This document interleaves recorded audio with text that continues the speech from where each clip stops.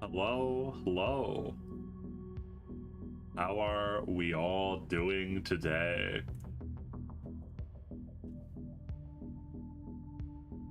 Oh, it's been 1 week. You and me. Currently dying due to being very sick. That is extremely rough. I was actually thinking to myself like a few days ago, I'm like, man, I have not been sick in a long time, and now I think I've jinxed it because my throat is starting to feel a little bit rough. It's like, oh no. Oh no. Should be fine. I feel like mostly fine though, so we'll see. We'll see how sick I end up getting in the next few days though. Man, I haven't been sick in a long time, but yeah. Oh, yes. Yes, Golem Gray. Welcome back to our favorite village in the mountains. Welcome back to Musuzeme. Hello, thank you, Joseph Windle. Welcome also, because I know that you don't get to catch the live sessions very often. Dio, Spice and Wolf thoughts. Very good. I love Spice and Wolf. I believe that you were probably talking about the new season of Spice and Wolf that is currently airing.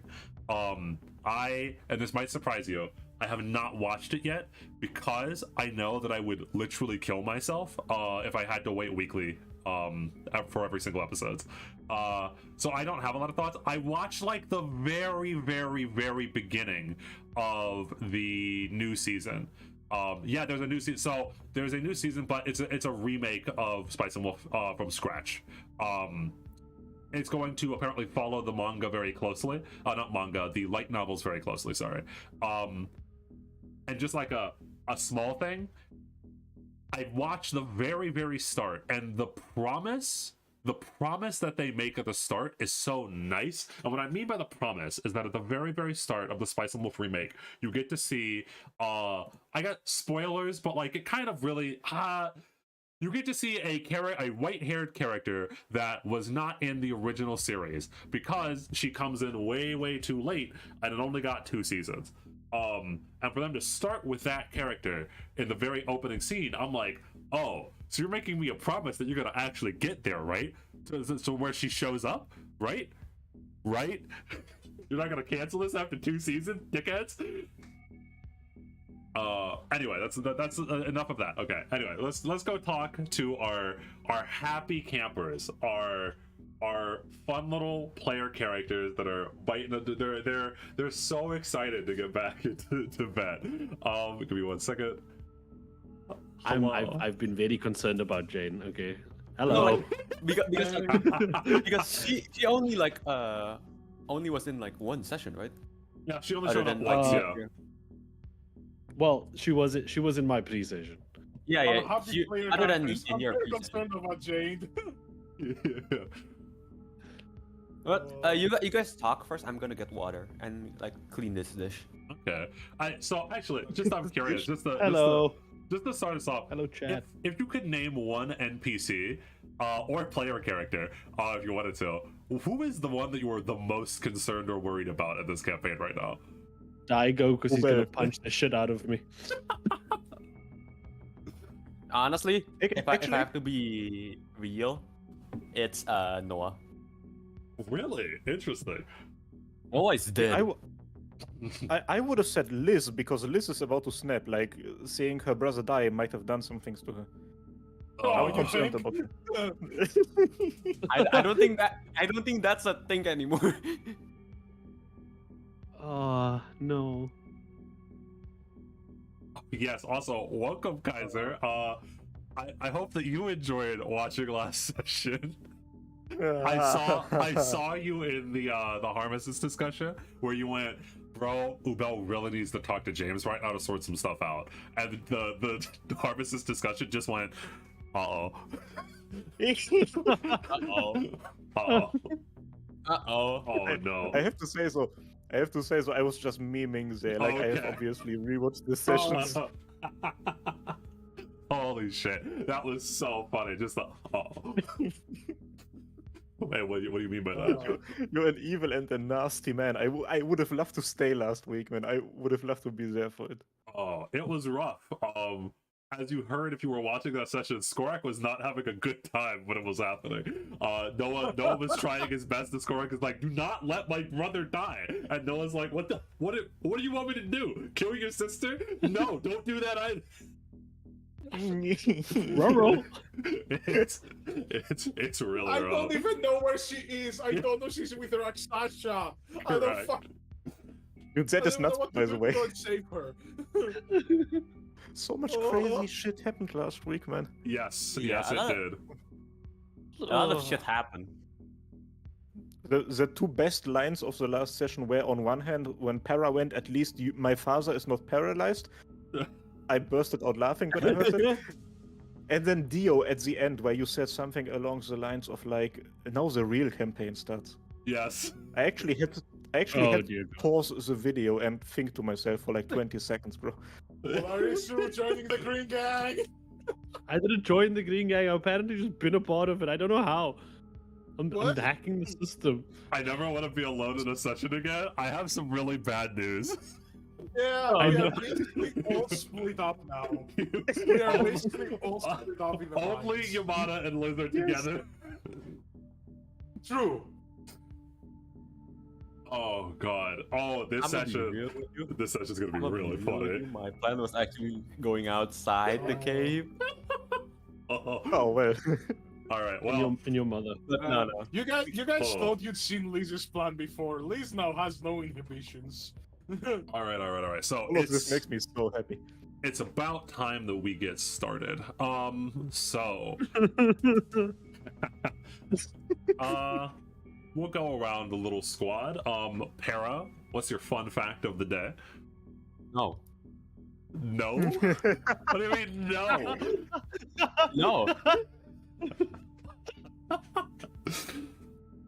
Thank you. That's my fun fact. No. All right. Man learned the true name of his fucking servant. He's gotten some Oh, yeah. fucking guts. Oh, yeah. Fun fact. I became 1% smarter because of Dio. Thank you, Dio. Yo, Manarine or Manarin, thank you very much for joining Green Gang. Thank you. Welcome. Oh, Now you're just like me for real, for real. first time here. Okay, Hello, let me get some Rafi. water. Hello, Rafi. Welcome here. It is session 7, and there's probably going to Nah, be a lot. that guy is that's- fake. Okay. Hold up. That guy is fake. I know Ralphie. I know you've been here for a while. Fuck you. It might be a little bit difficult to explain everything, but Your ass is not lying here. Fuck you. I know you from my stream. Your ass is not lying here. Yo, chill, It's bro. here for the first time, dude, like for this stream. oh, We're just like here. Oh, don't laugh, it's your first time here? Wow, I didn't know that. welcome all. Welcome one and all. Thank you all for watching. Thank you all again, specifically. Thank you all to. I almost said thank you to Polarisu for joining Greek. You know, I just did it. Thank you. My first time here. So Kaiser caught up onto the session. Hope you're looking forward to this. Your little journey with Ryder alone. Oh, fuck yeah, man. I think so just as a heads up, I think out of everyone, your decisions that you're gonna have to make because you're alone with Ryder and what you're gonna have to do, I think you are by far I look so forward to doing your part of this session because it is so funny. Yep. You It's gonna wanted be to really go- hard to do your part of the session with Ryder when I use a command seal to summon it to protect me. That's why, yes, bro. So I have to because I have to delay because even though technically yours is first, I have to do Risu's first just so I know if Ryder is even with you. Because oh dear fucking god, if Ryder's not even with you when you fight Hephaestus. Yes, sir. If like you start the fight with Hephaestus and Ryder get command sealed away, that shit's going to be so fun. Yes. They're just poofs. We had to take you on. Poof. Oh shit. Oh They're god. just like, And fucking Yubel's like, okay, maybe we can talk about this.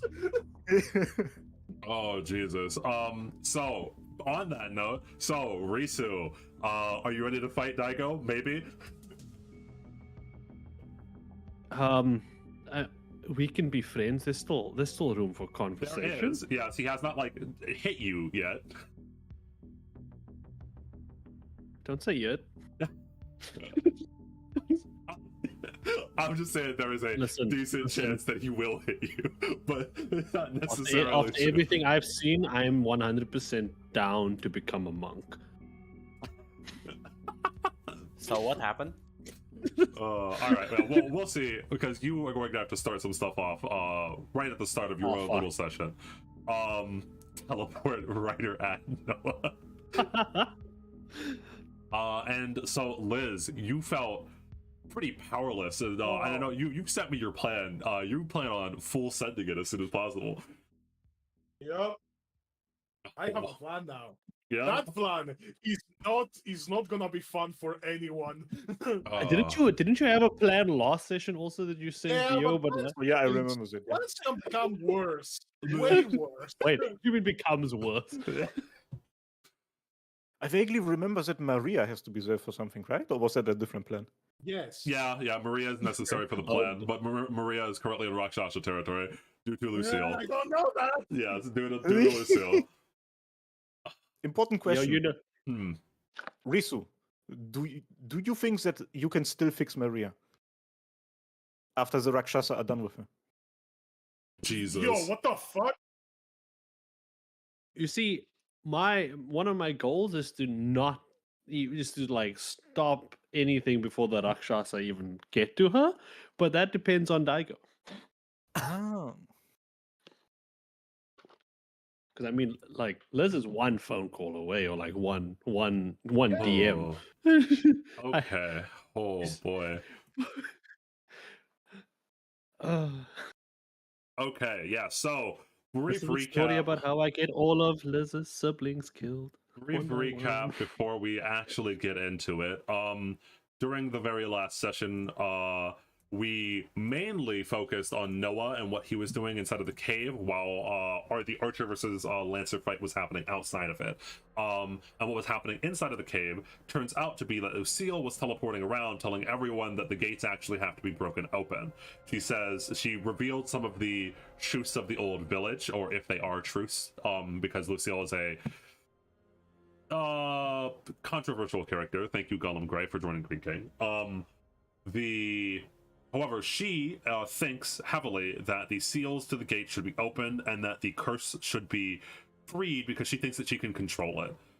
Because apparently, according to her, the curse is some sort of man-made entity that they use to work miracles inside of the village. But when those miracles stopped working, they sealed it away.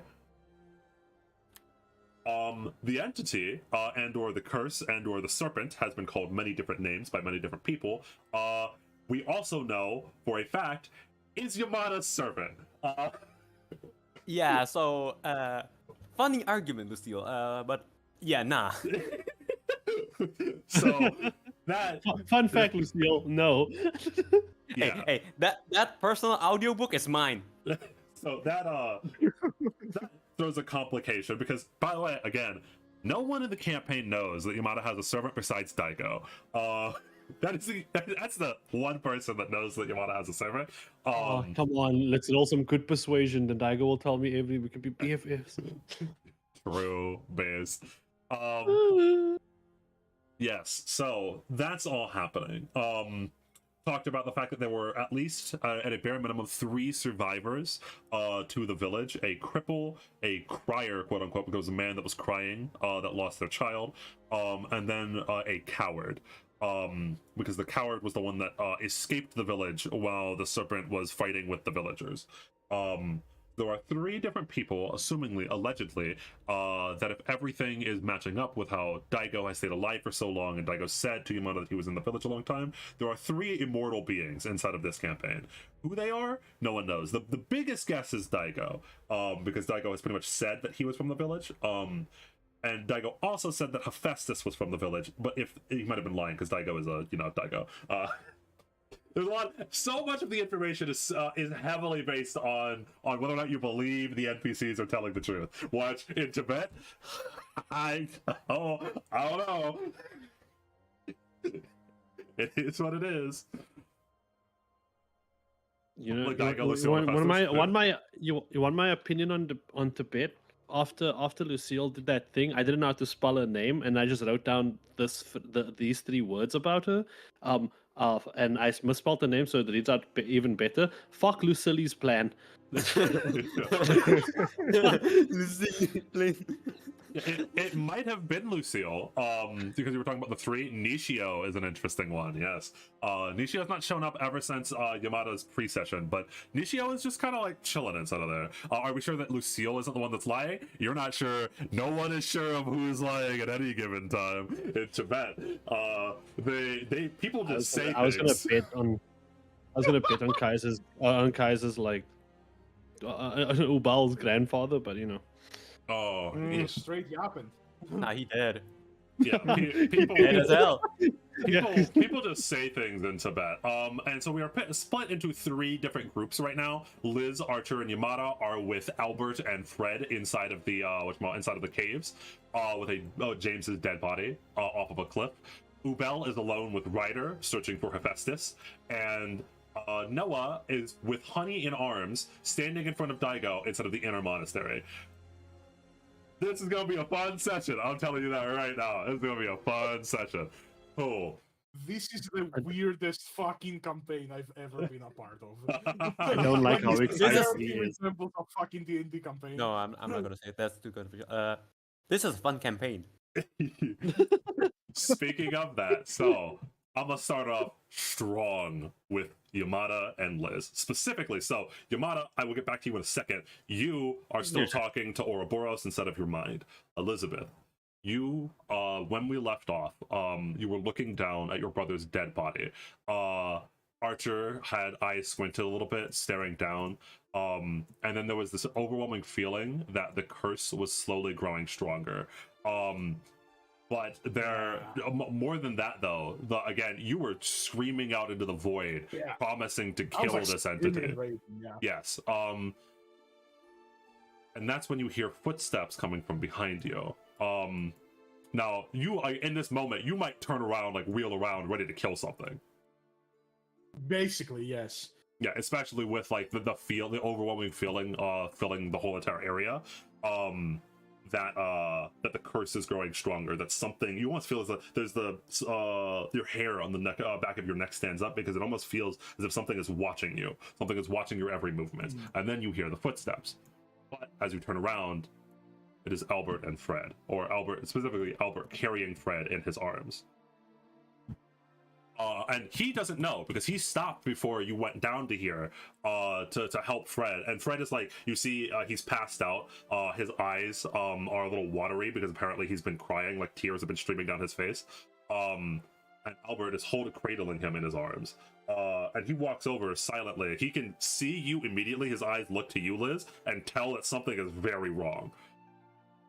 Oh, yeah. Is everything Like, all right? Liz was ready to just fucking, like, cut down something as soon as she, like, fucking turned around. Yeah. Is everything all right?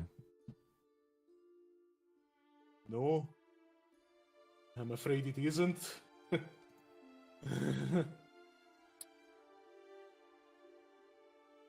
kind of, like, motions below. She kind of motions over the lip of the cliff. Yeah, so Albert looks at you. He slowly walks forward, his footsteps echoing through this like massive cavern that you guys are in. And when he looks down, he furrows his brow very deeply.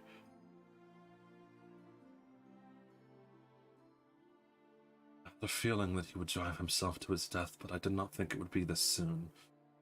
No, he can't die this early. Himself? I will just grab Albert by the fucking scruff. The curse! James was innocent, goddammit!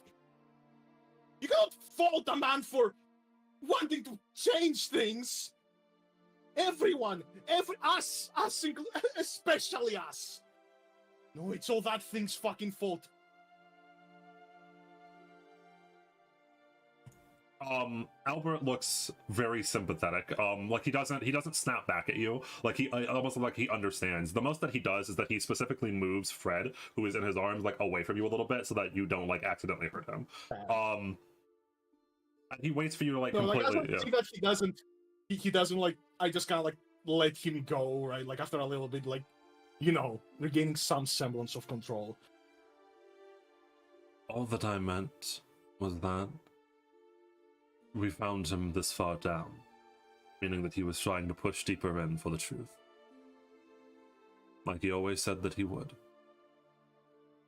I know that he did not take his own life literally, and I apologize for saying as much. No, it's... You know, Albert, it's just something I would have said a few weeks ago, so, you know. In any case, I still need to find Maria, so we should keep moving. I cannot... Wait. This cannot paralyze me. I cannot allow it to do it. So Albert, he's looking down, and he breathes a heavy sigh, and then he goes to hand you, well, so for a moment he turns around to Archer, and then he shakes his head, and then he moves over to you, and he slowly goes to put Fred inside of your arms. I nod and just hold Fred. Archer. I'm not particularly good at this, but I'm like not like, you know, Yeah. I'm trying to be as careful as But again, Fred is asleep. He's passed out as fuck. So as long as you're not like violently shaking him or something like that, it should be fine.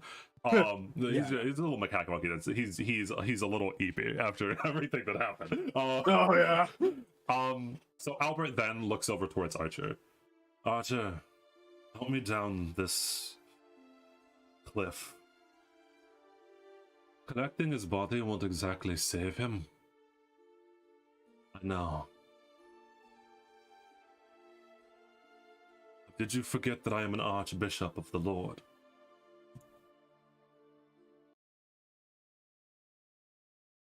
Archer narrows her eyes. I kind of just sound like, Archer, if it's not too much trouble, I would prefer if we didn't leave him down here. It may be too late. However, bringing back someone from the pale of death is not impossible for someone of my talents. I do not promise anything, other than that I will try. And like narrows her eyes. That wasn't a possibility in her mind until now. Yeah, Albert is a healer. He is a paladin.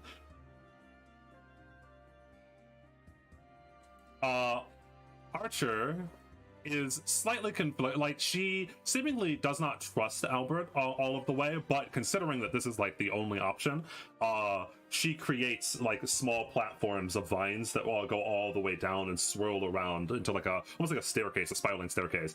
And Albert nods towards her, and then she looks back over towards Elizabeth. You can stay up here if you like, or you can follow me down. The choice is up to you. And Albert begins to descend the staircase of vines. You know, usually I would follow, but I have the monkey and I can see them from here, so like, Yeah. unless I need to go down there, I'll probably just stay here for now. All right. Archer also stays up. And so you see Albert slowly descending. And as he's gotten out of earshot, Archer looks over towards you. I won't lie to you. I don't trust him. He's always given me a weird vibe. Like, he's too kind, you know? Like, I get what you mean, but at this particular juncture, the options are either he does something or James stays dead.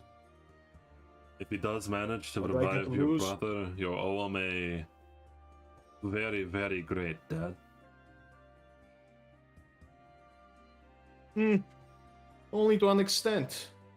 it is still his duty, you know. And then she again narrows her eyes. You say it's his duty. In the past, I've known these people, your people that stay inside of these grand buildings. I think they're called churches.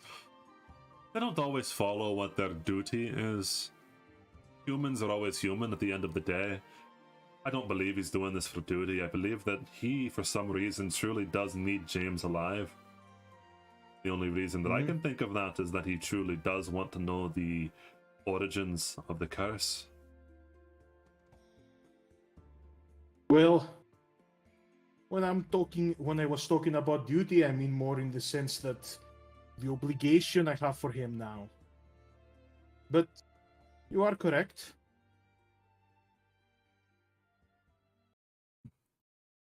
So, and then this is around the time that Albert gets actually down to James's body, and for a while he's just inspecting it. Like he's looking it over.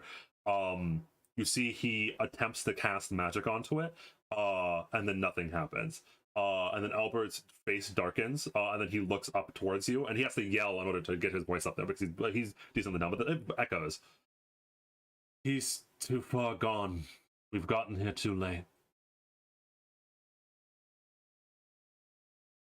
Kind of like at this point, I've already like semi-accepted it once, so like just solemnly nod.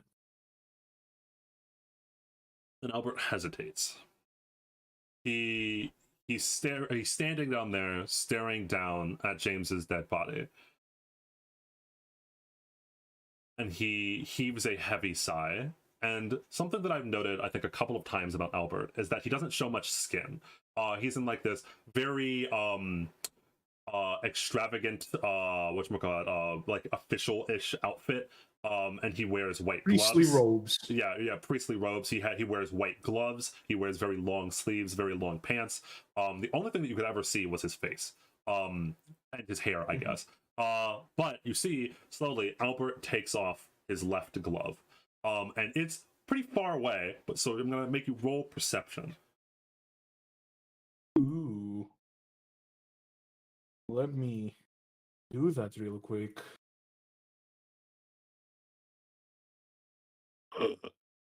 You see it. That's a pass. Oh. His hand is really messed up. And I mean that in a literal sense. His hand is like blackened in areas and gnarled as if there are like massive burn marks all over his hand. And Fascinating. he puts that hand above James's body and then pulls out his sword. Do you stop him? Like, what? You don't know. This does not seem like a normal priest ritual. It's like, Oi, Albert! Inform us before doing something rash.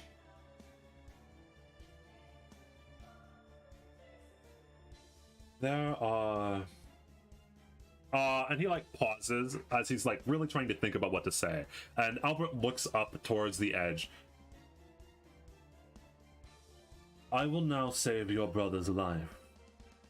But in return I ask you for a favor.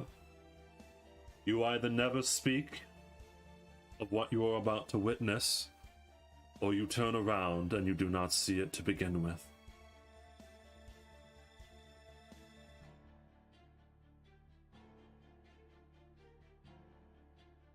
Ooh.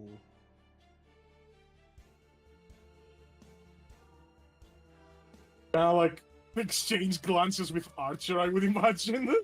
As soon as he had taken off the glove, Archer smirked a little bit. And that's exactly what I mean, Elizabeth. He's made a pact with an outsider of sorts. Why does this place keep gathering people like us? Yes. It's either gathering them, or someone has gathered them. Maybe the weird woman was right. Maybe that is a game master in this pulling all of the strings. It Well- was the Hephaestus, I believe the name was, that brought him here. Out of all the priests, the one that had a pact with an outsider. Well, speaking of something doesn't mean not acting upon it. I still think we should probably know what this is all about. Aye, go ahead. Oh. Albert nods, and for a moment you can't hear what he's saying because it's just mumbling to himself. But as he's doing that, you get this weird feeling. It's hard to describe, especially because it's you're inside of the depths of the cave where everything feels, especially right now, bad and wrong. But it's a different kind of bad and wrong. You would have, yeah, the save would be impossible for you to figure it out. I think Noah would be the only one that might be able to, but Noah's not here right now. So, you don't exactly know, but there is some evil entity that is not the curse. You can tell that it's not the curse at the very least, because it's distinctly different in the way that it feels, that is now emanating from Albert. And as he does that, he begins to speak in Abyssal. Or no, sorry, not Abyssal. Actually, no, not Abyssal. Do you know Infernal? The language of demons. God, that's the one I don't know. So you don't know what he says. So Albert begins to speak in Infernal, and neither you or whatchamacallit, Archer can assumingly tell what he's saying. As he slowly lowers his hand above James's body, and then I don't know if you stop him, and it's a very slow process, you can't stop him. He slowly lowers his sword through his hand and into James's body. I mean, he's already fucking dead. What else can he fucking do It with a is true, sword? but yeah, if he is being a little fucker, he is desecrating your brother's body.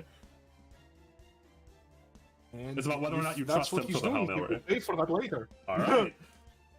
So you don't know what he's saying, but he is speaking in Infernal, and the way he's speaking, I'll say this, does not sound like he's chanting a spell, but more like he is having a conversation with something.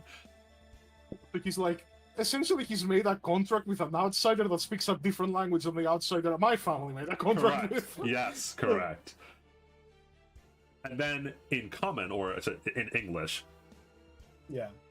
the price is the same as usual. And as he says that, your brother's body, there's almost like a breath or fire that fills his lungs as he breathes in, and his eyes open, but are stark white for a moment. Almost as if something is like possessing his body for a second, and his body, James's body, starts to convulse. Archer looks down. I don't know this ritual, actually. I'm not sure if he's reviving your brother or allowing a demon to possess him.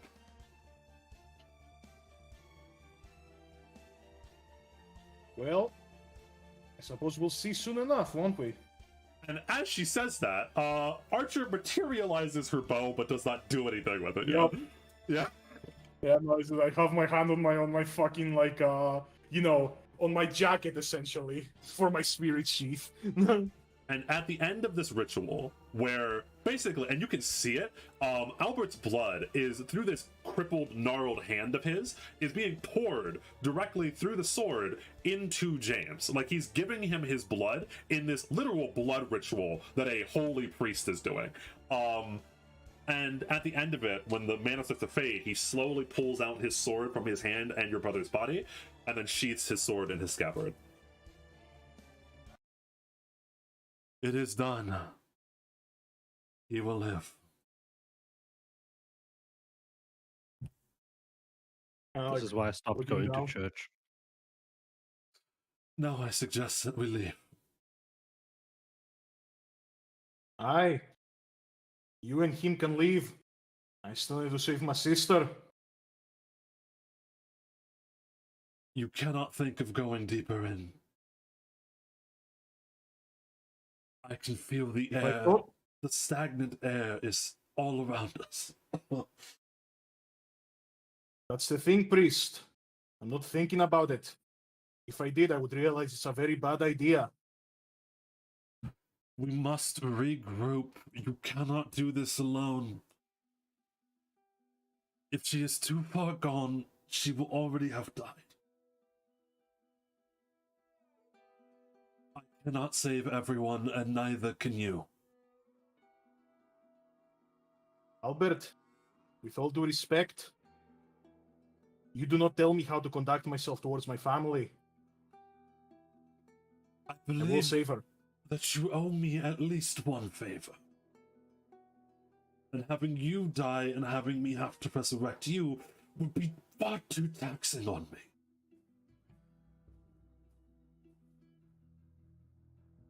All right. That's the favor he's asking of you, Elizabeth. Right now, he's calling it in immediately. And his favor is, get the fuck out of these mines.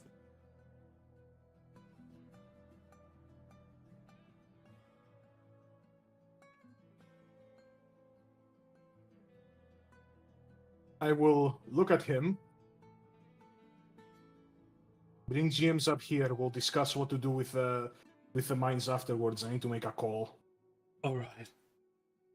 And he slowly, like, he is limping and trying his best to get up the staircase. Archer looks down, and then she narrows her eyes and looks over towards you. He's not lying. I believe life has actually returned to your brother's party. But there is a grave price to pay for something such as that. If he was too far gone for holy magic to save him, that means he had already gone way over to the other side. What exactly have you paid the price? And like Arthur seems extremely curious looking down at Albert as he's limping up. Anyway, who are you calling? Well, the one person I know for sure was with fucking James. Noah? I'm calling Noah. So, all right, that's a perfect transition. Yep. Hey, Noah. So, that was an awesome transition. This is why you always prepare in your head what your character's ringtone is. Perfect. You need you have this ahead of time. Oh, okay. Yeah. So for you, oh boy. As I had mentioned, you are inside of the inner sanctum, which looks like mostly, for the most part, the inner depths of a very old Buddhist monastery. However, and I assume that you don't really have time to look at it, there are like strange things around inside of here that wouldn't be normal for a Buddhist monastery. But that being said, no, we need like tense music, like tense music. Yeah, there we go. As Dear God. Daigo Izumo, a person that you've never met personally, but that you've heard talked of by a lot of different people. You know that he is the leader of the monastery. You know that Yamada trusts him a lot because he is a monk from the monastery. You know that Lucille said that he is apparently one of the 3 immortal survivors of the village and is trying to keep the curse in check. You've heard a lot of things about this man, but you've never met him personally, as he is in No one showed me his Instagram either. Yes, he is in all black monk robes. He appears to be kind of old, like 40s, maybe late 30s, but assumingly, if the rumors are to be true, he's been around for a very long time. He has a small white beard, white hair, and he has dark skin. I think that he'd left off with, "What are you doing inside of the inner monastery?" And then he raised a hand, not in like an extremely hostile motion, but kind of in like a martial arts stance. Honey looks up at you and then looks to Daigo. Honey thinks that this is a bad situation.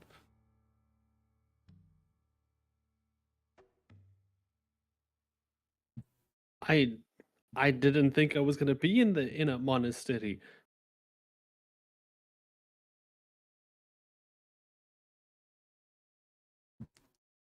Is that all that you said? I didn't think I'd be in the He's monastery. gonna. I would. I don't think I would be in a monastery. Yeah, and he's gonna just slowly put down honey, just like raise his hand.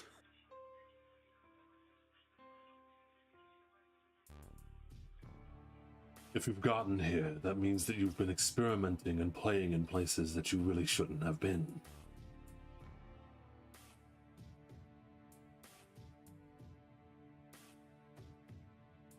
Okay.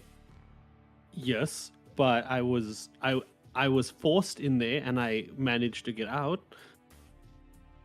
Did you wander here or were you led here?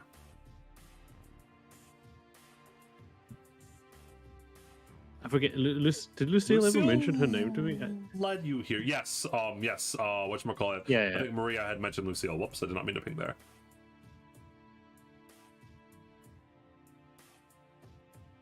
Wondered. Yeah, I thought I was getting out at the Blair Manor where I got stuck in this place. Isn't the monastery on the other side? There are only two options.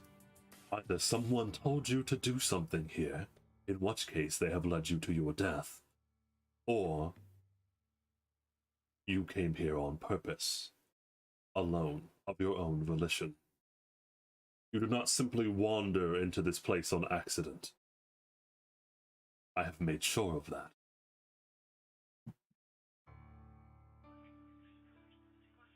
Was it the Blairs? Noah's gonna look him up and down. This man looks like he's ready to, like, he can throw hands, right? He looks like he looks like he can throw hands. Yes, he is. He's kind of old, so but like if Lucille is right, Daigo Isamo is an immortal warrior monk from hundreds of years ago. Of course, his immortality, we don't know if it's true, and two, what are the actual terms of that. He could just be aging forever. You could be killable. You are unsure. Oh, dear God. I was sent here against my will. I mean, do you really think someone would come in here Yes. injured like this? I've had many different relic seekers, assassins, and morons come in here, trying to find treasure or truth. And I have dealt with all of them the same way.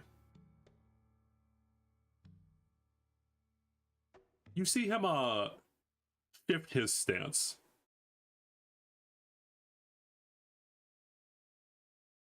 Don't worry about it. Okay. Yeah, I'm not worrying about it.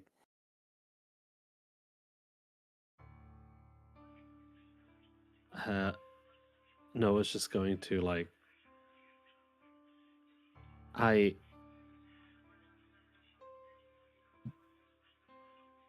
my friend died in there.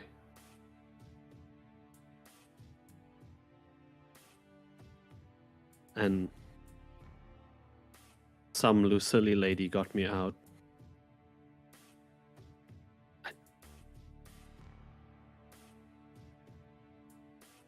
That's all I know. I didn't know I was coming here. Some lady? You would have known if it was Grace Blair. You're in her manor. Daigo, like, thinks about this for a moment. What woman are you talking about? Like, it's like, fucking Grace. It's fucking Grace. She's behind everything. That was assuming that Daigo's initial. Daigo thought that for some reason that Grace Blair had led you here, but that's not true. Yeah. No, I was gonna look to Honey. Lucille? Maria calls her Lucille. And when that name is answered, Daigo's mood shifts to one that is a lot more hostile towards you. Dear God. So you're in leagues with her. I thought she'd left. She was hiding. In leagues with her? No. What did she offer you?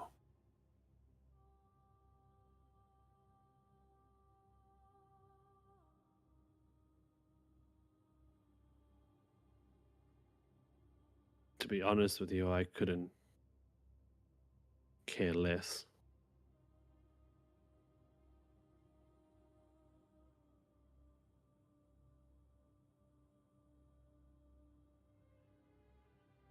She's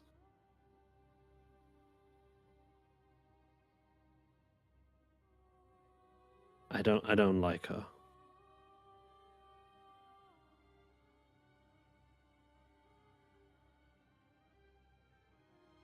Daigo narrows his eyes as if he's thinking, and then he slowly walks like around you. So like you're in the center of this massive whatchamacallit, this massive room, let's say. Like it looks like the center room of a of like what would be a massive building. Like the monastery goes deeper and deeper. You see pathways leading off in every way, and you were like dead smack in the center of the center room. And Daigo starts slowly walking around you in a circle.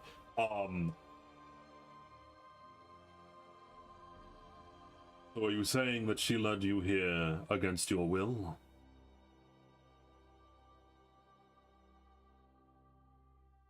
She told me I'd be going somewhere else if I walked through the door she gave me. And she didn't tell you where you'd end up? No. Last thing she said was something like rook to e something. Or no stupid chess metaphors. Right?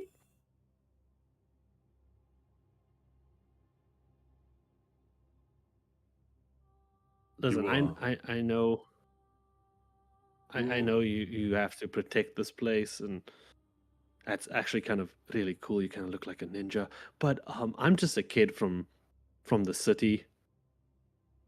New Yorker calls Tibetan monk a ninja. That's the most New Yorker thing I've ever heard. That's very, Honestly realistic. Honestly yeah, realistic. very realistic. And Daigo does not flinch, by the way. He doesn't. He just keeps staring dead ass at you, walking around you in circles. And then he slowly nods.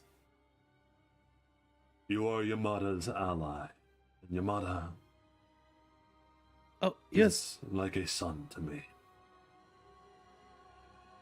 So I will give you one chance to answer this truthfully. I mean anything. And then he go ahead. He stops walking, and as he does, he stops in front of a door. Now you don't know the way out of here. There are like pathways everywhere, but there is a door, and now he is standing directly in between you and it. His arms go behind his back, and he's spread out, like stanced up. Almost like a soldier would be, right in front of the door, and he narrows his eyes at you. Are you a master in the Holy Grail War?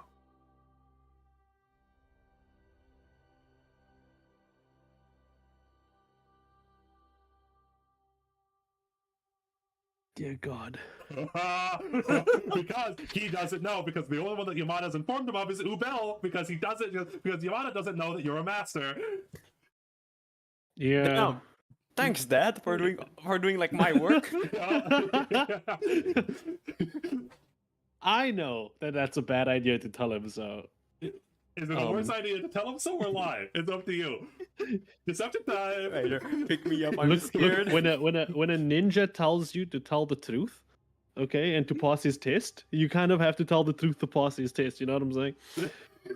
But the problem is that if you tell him, Noah doesn't know that. Correct. Noah does not know that Daigo is aiming to win this girl war, that he's the one that started the girl war. Yeah. Noah does not know any of that shit. The Grail War, you know of?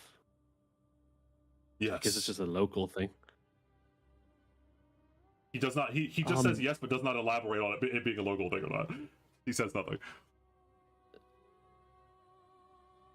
What's a Grail War? I'm a stupid tourist. I will tell you, Yeah. if you do deception roll, it is a very important deception roll. This is a very important deception roll. Let me play the role. remember, you have reroll. You Remember, do you have have your reroll. hero point. Yeah, you do have your hero point. Reroll once. Remember. Reminder, you have your hero point, and also, Honey will aid you on this, by the way. Which at most will give you a +2. I say lie to him, and if it doesn't work, command seal teleport yourself out of here to me. Chill. Easy. We're taking that's on a good Hephaestus idea. together. Yeah. Isn't he just your servant to you, though? Can you teleport to your servant? You can. So they never use it instead of fate this way. But what command seals are is just massive amounts of mana. That's why you can command your servants, is because you can basically encode the spell. It would require you to pass an Arcana check because that's not usually what they're used for, but you can use them for whatever. That's why Kirei uses them in Fate Zero as basically just a mana source to fight Kiritsugu. But anyway, yeah. Fantastic. So you would have to pass an Arcana check to teleport yourself out. You wouldn't have to do anything. You can at any point command your servant to come to you, but you can use command seals for kind of whatever you want. But you're gonna have to pass a check to do it. Screw the rules. I have mana. Yeah, because you can just eat those things for mana yourself, in theory. Which is also why assassin can in theory use them, because again they're just massive amounts of mana. Oh, is that what they call a ninja master? Oh, the lying seems like the obvious choice, but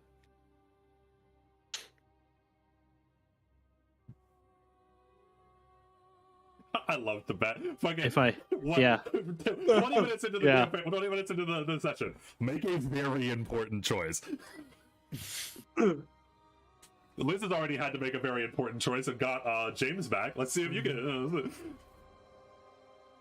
Yeah, you know, I got James back, so if you get any lesser result than resurrecting someone, you're gonna make the wrong choice. Oh, God. Make choices. Make very extremely difficult Yeah. choices. he's gonna say, would you kill me if I was? No.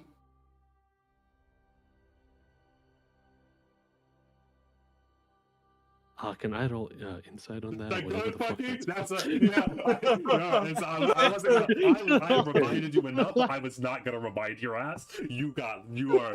Ooh, okay. It's either perception or society, whichever one is higher.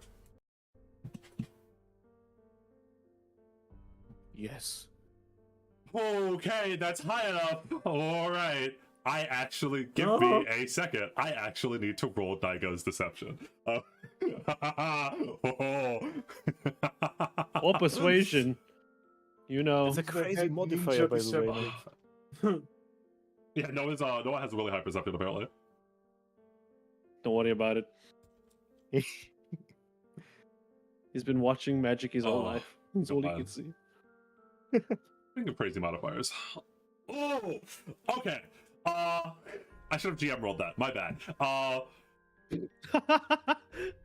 You get like the slightest hint that like maybe he's not fully telling the truth, but you do believe that he's probably not going to kill you. Like at least not full out kill you, but he might. There's like a vague hostility that he has towards you, or when he says the word master. But like that's just like a hostility. I should have GM rolled that. Damn. Yeah. It's my bad. You have plus 20 modifier to Yeah. his fucking Hey. deception? Yes. Motherfucker. Why the fuck They- does he have 20? Why is Daigo good at lying? No comment. It's not his highest. It's not his highest skill. I don't know what you mean. He's a bot. He's just been playing everyone for a sham. Yeah, so hearing that and getting that feeling, Noah just says, do they not teach compassion and understanding in Tibet? I just watched my friend die. I've been here for 2 days and everything's going wrong, and you just, instead of trying to understand, you're just another person that wants me dead, aren't you? You're just another one. I have compassion. But you are a potential threat. I need to know if you were dangerous to me and my monastery before I can show you said compassion.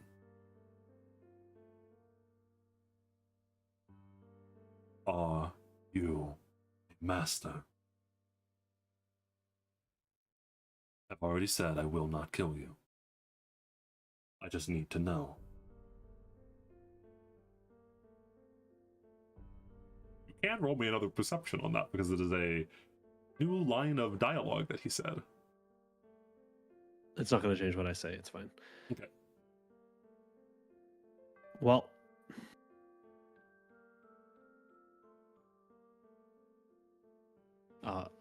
there, I lost the trail. Wait.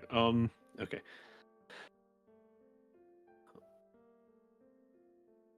Well, I can promise you that I'm no threat. I didn't even want to be a part of this war. You say that you want compassion from me. You must understand that I have attacked on sight almost every person that has ever broken into this monastery. The fact that you are not lying dead on the ground shows my mercy. I will ask one more time. Are you a master in the Holy Grail War?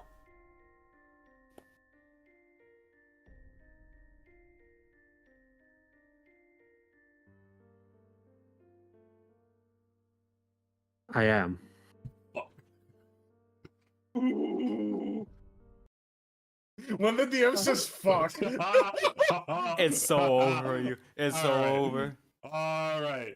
So I don't have a specific battle sheet for this, battle map for this, because it won't be necessary because it's just you, Honey, and Daigo. There aren't going to be any like whatchamacallits. You can vaguely tell the room itself is like 60 feet wide and 60 in either direction. There are other pathways that lead deeper in. Daigo is blocking a door. You do not know that that's the exit, but you know that he is blocking a door. He specifically walked all the way around you and then stood in front of it. And he is about this far away from you. God, is it command seal time? It is about 25 feet away from you. And he, as you say yes, Daigo breathes in and breathes out. I thank you for being honest with me. Honesty is something that is rare these days. And he stands there for a moment. There is a palpable silence inside of the room. Not a sound is made. Even Honey is just like sitting there on the ground, like barely, not even blinking. However, you must unfortunately die. Roll initiative. While they're rolling, pray for bro. Yeah, pray for Risu, man. Oh, It's so over. The hood lost the The real only one. way Can you fucking TP die out? here is to straight up either summon Rider to you, which would fuck over Kaiser, or just try to teleport away. Yeah, can't you TP out? maybe he has to I have pass an plenty Arcana of. check. I have plenty of plans. Oh. Oh man.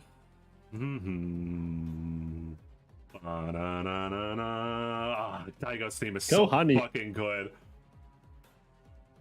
And you get to use it. Yes.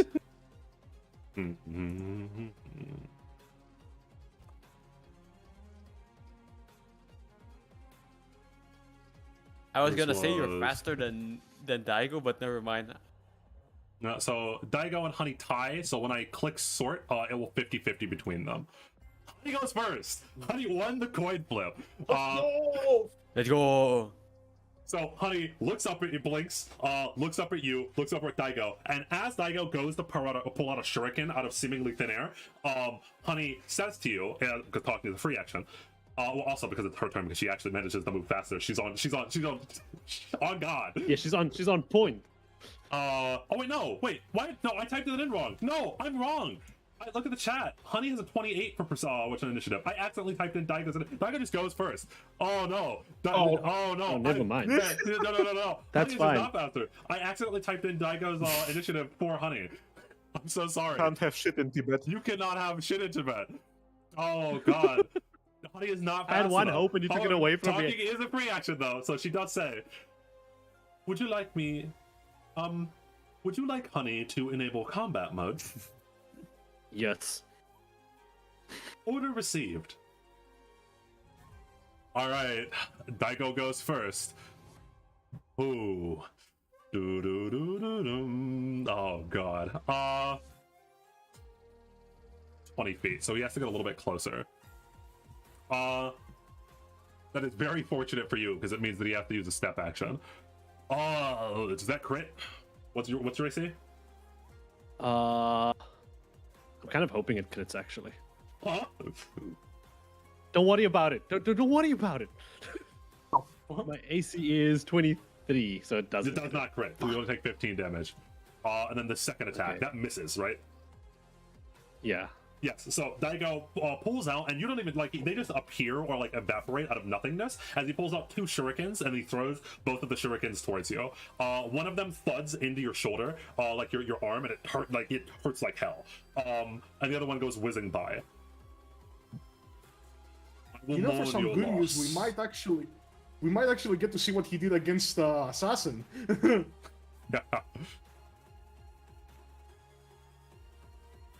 Oh, fuck me.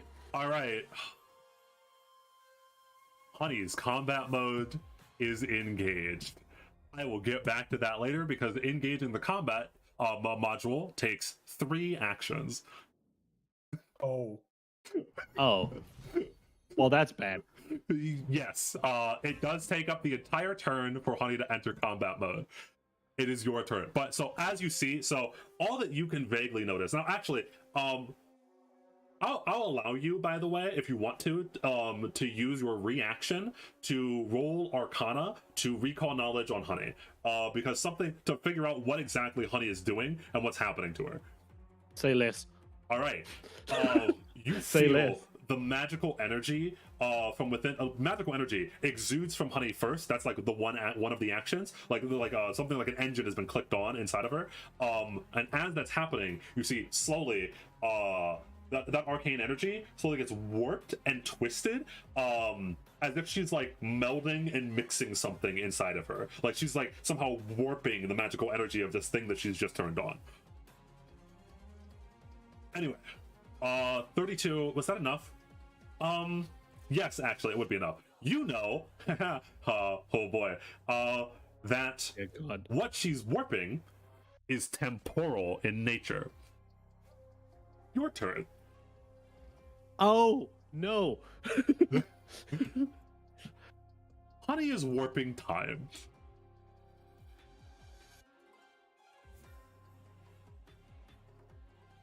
Okay, so I don't actually want to fight Daigo. My plan was to leave. I just wanted Honey to distract her. I didn't think she was going to take a whole turn to do this.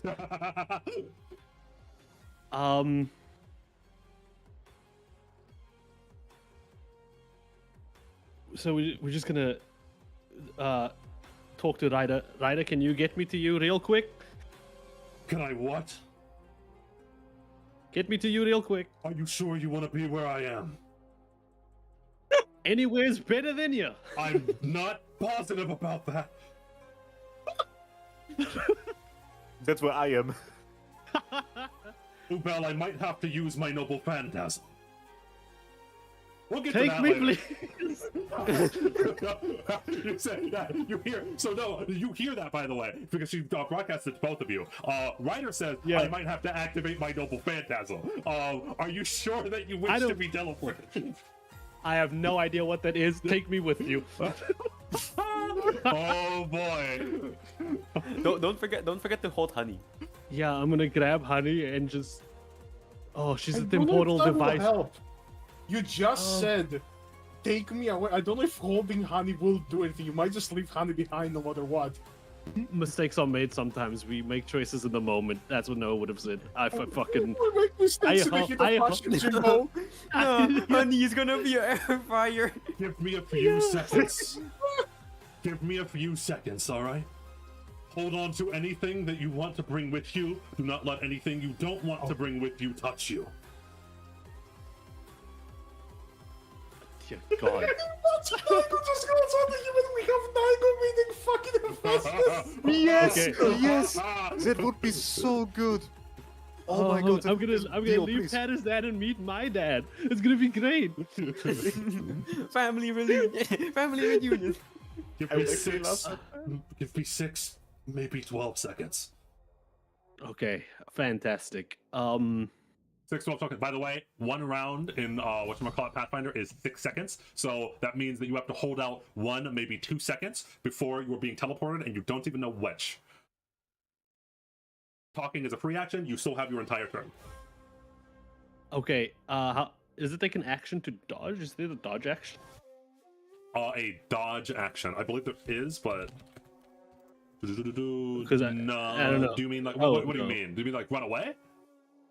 No, like I don't know if there's something like this in D&D. You can like the dodge action, so like all attacks against you have disadvantages. You like dodge it and shit. Oh Like, no! brace yourself for an attack. Yeah, I do not think there is. Well, there are, but you have to take them through feats. It's not like a generic action that everyone gets available. Oh, to. okay, I see. Yeah, like nimble dodge. Yeah, so that's what I was saying, because like rogues get nimble dodge, bards get another thing that's like that. You can take them as class feats, but they're not. It's not a thing that everyone can do. With the same way that like in 2e, not everyone gets attack of opportunity. Only certain classes get it, or you can take it as a feat.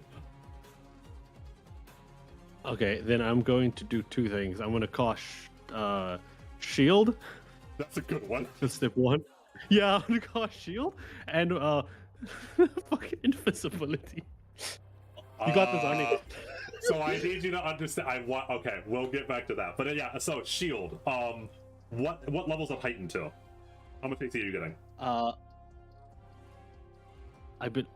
Shield's hardness is heightened. It's heightened to. Oh, it's +2. Its hardness is increased by 5. It has a hardness of 5, so it has a hardness of 10 and +1 to circumstance AC. I don't know what those words mean, Dio. I trust you. So when you are going to be attacked, you can use your reaction to actually pull up the shield. It doesn't just give you AC. You can use the shield to that 10 hardness means that it will eat 10 damage for you. Fantastic. And those are all of your actions. Yeah, 2 and 1. Yeah. Yep. So you cast the shield on yourself. You go invisible. You're like, peace. I'm out. Honey's got this. She's a mechanized device created by the greatest wizard of all time. True. Oh God. So, do you remember?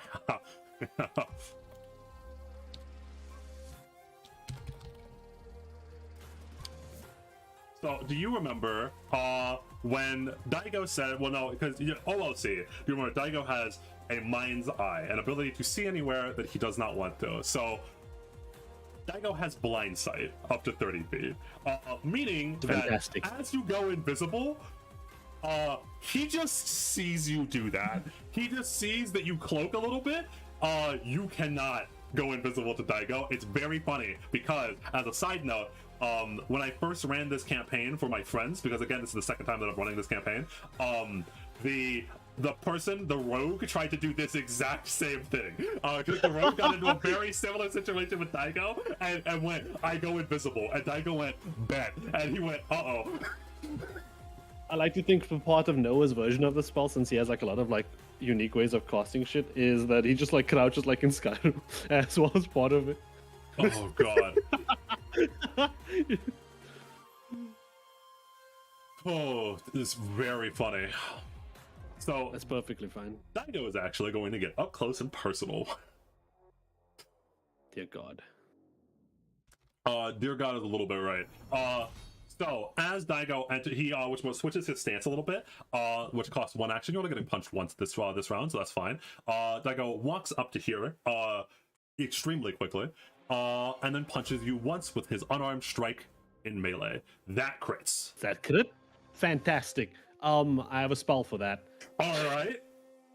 And remember, the shield, you can activate the shield block as a reaction if you're not. So notably, you only have 1 reaction per turn, so you can either do the shield or this if it's a reaction. I'm gonna use this. All right, wooden double. I'm gonna use wooden double. A wooden double appears It's out of nowhere basically to take your- substitution jutsu from Naruto. Oh my god, you have the it substitution jutsu. And it absorbs 20 points of damage, at least. That's so actually, funny. it's- You it's take the item XX before 'cause damage, Yeah, yeah. So it takes 30 yeah. because it's item to 4. Yeah, you're still taking damage. Oh god. So that's oh my god, was that the max damage that he could have done? No, not the Dear max. God. No, that was a lot of fucking damage. So you still take 8 plus 19 damage. So you it does. You take a step back, right? So as you take a step, Yeah, so I'm gonna move to the yeah. opposite side of Honey. Yeah. So you take a step back, and this clone of you appears. Daigo obliterates it. He punches this wooden clone, and the shards go flying everywhere. So now you have that shuriken embedded in your shoulder, and pieces of your own wooden clone stab into you, dealing 19 plus 8 damage. Oh god. 22. Okay. All right. I'm gonna move this way. Oh boy. Yeah. Honey's gonna do some shit. Yeah. Let me actually change the theme to Honey's theme real quick. Oh. So you have chosen death. You feel the temporal energies around you, around Daigo and Noah. It's powerful. Whatever she has activated inside of herself is extremely strong as she starts to overclock her system. Now, notably, this doesn't really help you. It's very unfortunate that the overclock doesn't help you right now, but if you read this, the more that Honey is in combat, the more dangerous that she becomes. Because every single round, at the end of every single one of her, at the start of every single one of her rounds, she gets an additional action that stacks infinitely. She's the What? best servant. The trigger reads, "What have you done?" And if you read the very last sentence, but comes at an unknown cost. Yep. Oh boy. That costs 4.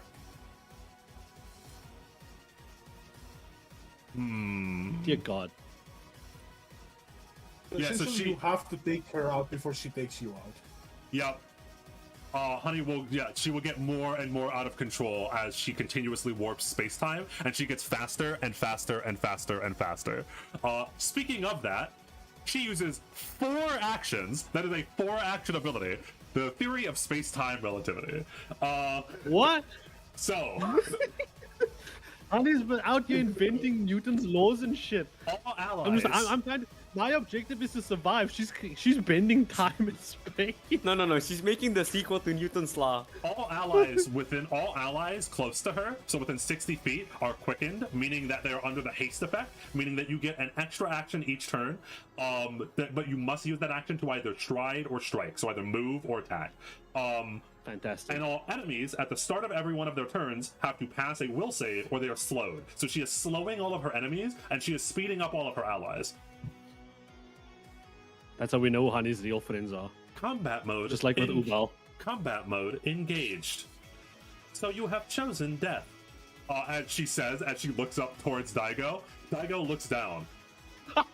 And he says something that might, so like when she says jokingly, kind of jokingly, she would have chosen death, Daigo looks down at her. I wish that I could. Oh. The start of his. So, yeah. Daigo's will is very high. I don't think it's possible for him to fail this, but it's really hard. No, meets beats, right? Yes, meets beats. He almost failed it. That's crazy. So you see, he almost fails the slow, but he is not slowed. So he still has all 3 of his actions. He switched to the melee stance, so he's actually going to start punching Honey. And also, because he's in P-Fel stance, okay. Bro, could Okay, only so- this so- aura a natural one. What the fuck? Yeah. Okay, I just want to ask. This is like turn 3. Is anything happening yet? No, it's so she said that it would be from the moment you mentioned her, Yeah. that it would be the end of this round. So, assumingly, at the end of your turn, the teleport is going to happen if, for some reason, Ryder is not delayed. If she was right on her judgment. Yep. That being said, this goes at Honey. Why did it not roll the attack roll? Oh no, it did. Okay, yeah, damage. So that does not crit. So Honey takes whatchamacallit, 26 damage. Let me think. What? He's trying to get to heal because he doesn't actually want to be punching Honey.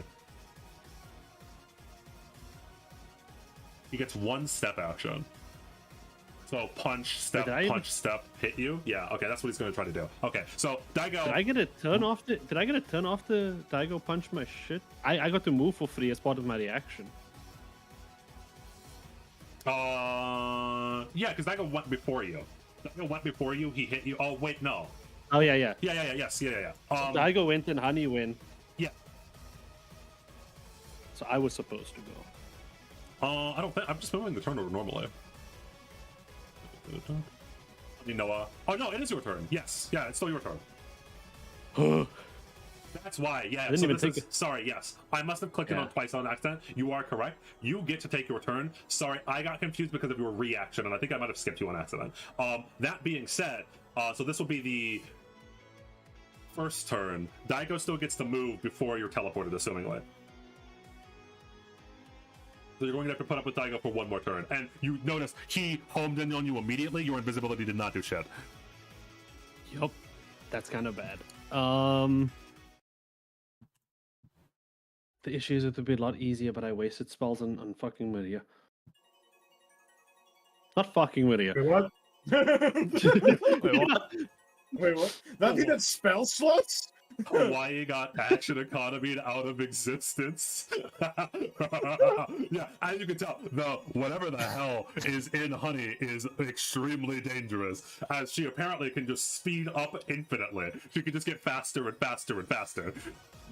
Also, a great thing about Honey is, I'm just gonna read out, this aura lasts until combat mode is disabled or Honey ceases to exist. Yes. Not when Honey is defeated or dies, when she ceases to exist. Yes. I was very careful with that wording. I'll scroll up for you. Okay, that's my last second level that I got. Yes, this aura mode is disabled until Honey ceases to exist.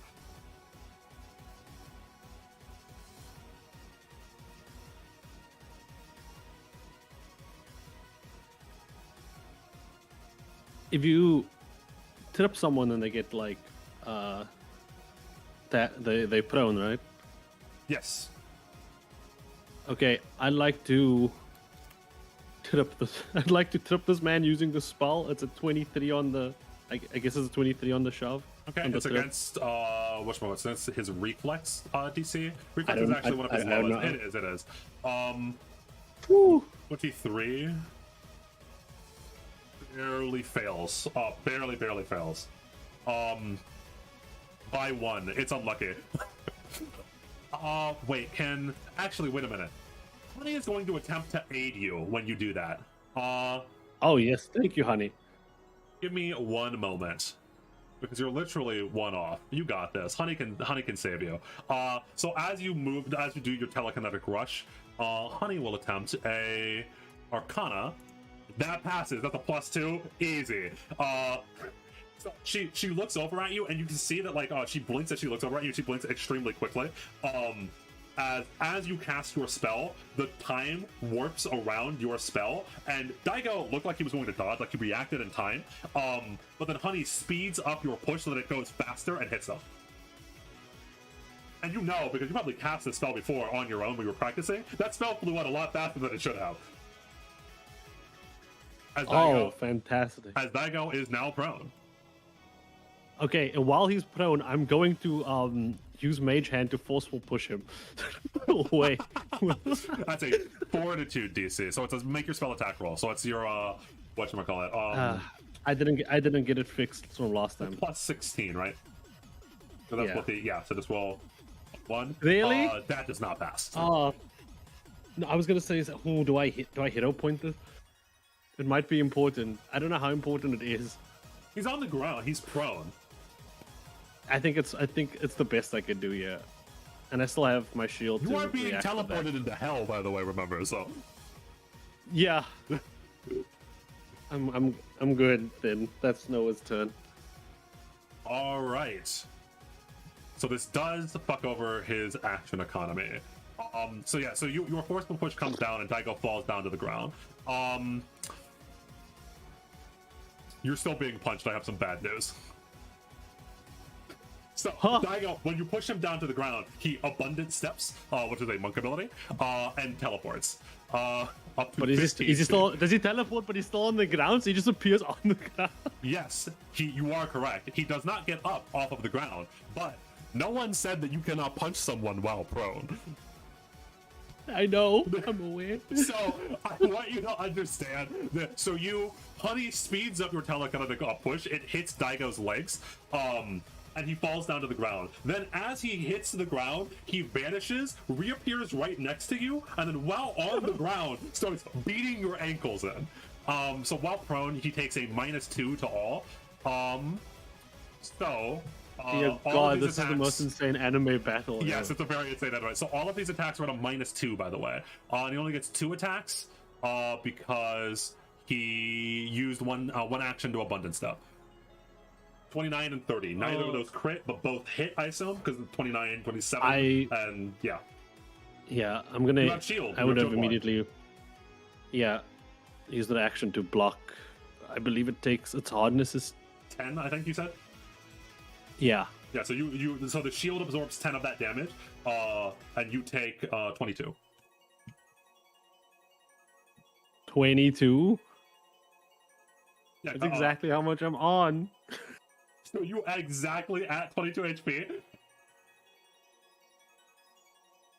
Yes. Oh God! All right, you fall unconscious. Oh, so you didn't even know. So and with that, that's one of these perfect fucking transitions. Wait, so you got teleported, but Honey didn't. I don't know. Oh boy, this is so at the very last, that was a close fucking fight too. Holy shit, that was close. Yeah, he fucking breakdanced on your ass. You knocked him prone and he went bet as he teleported over you. Okay. Oh, and with that, so moving back, Liz, you call. Noah does not answer. Oh boy, that can only mean good things, right?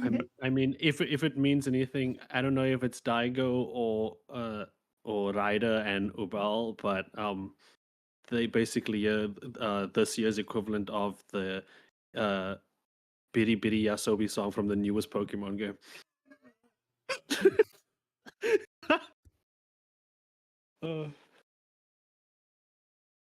Which we can't play for legal. Yeah. We can't play for legal reasons. Oh. Exactly 0 HP. That's just crazy. I just want to do my fly. So Elizabeth, so your call goes through, no one answers, and Albert finally reaches the top of the the vine staircase, which eventually evaporates into nothingness as he gets up here. And as he does, I don't know how you react to this, but Albert just like drops James's body kind of roughly onto the ground.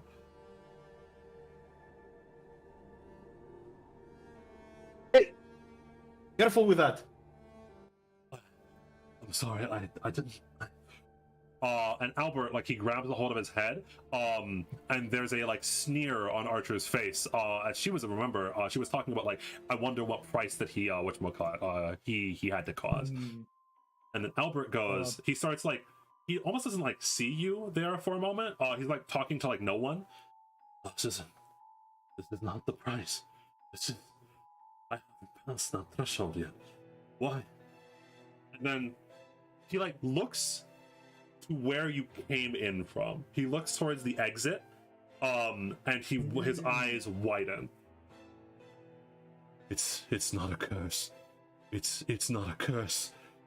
It's not a fucking curse. And as he says that, he groan, this awful groan, like this almost squeal or scream, as you see that hand that is burned and blackened slowly turns more and more black as it fades, just turns to ash, just crumbles. You see a man's hand and more effectively his arm crumbling into nothingness as Albert then looks over to you in terror. You have to cut it off. Yep, honestly, Dio, I was literally going to do that before he even asked me to. I was gonna do it for free. You have when he goes, when he says you have to, and when he gets to the 2, immediately. Roll me the hit. Oh dear God, you're just gonna hit his head and fucking kill him. I was literally about to fucking do that. Albert, no. Well, at least James is all right. No fucking hesitation, no nothing. Hey, 31. Yes, you're entirely able to do that. So you bring down your great sword appears out of nowhere as you quickly slash down and just chop off the arm that's like seemingly was like going to eat him alive. Like it was like disappearing into ash as like his hand, and then slowly like you can't see his arm because it's covered in that long sleeve, but his sleeve was like getting like flimsy as like the thing inside of it was disappearing. And you see more and more of this pitch black ash flowing out from where his arm used to be, and then you chop it off at the shoulder and he screams in pain because he just got his fucking arm chopped off. Thank you. I'm just gonna like rip like one of my like shirt sleeves and just fucking like wrap the arm so he doesn't fucking bleed out.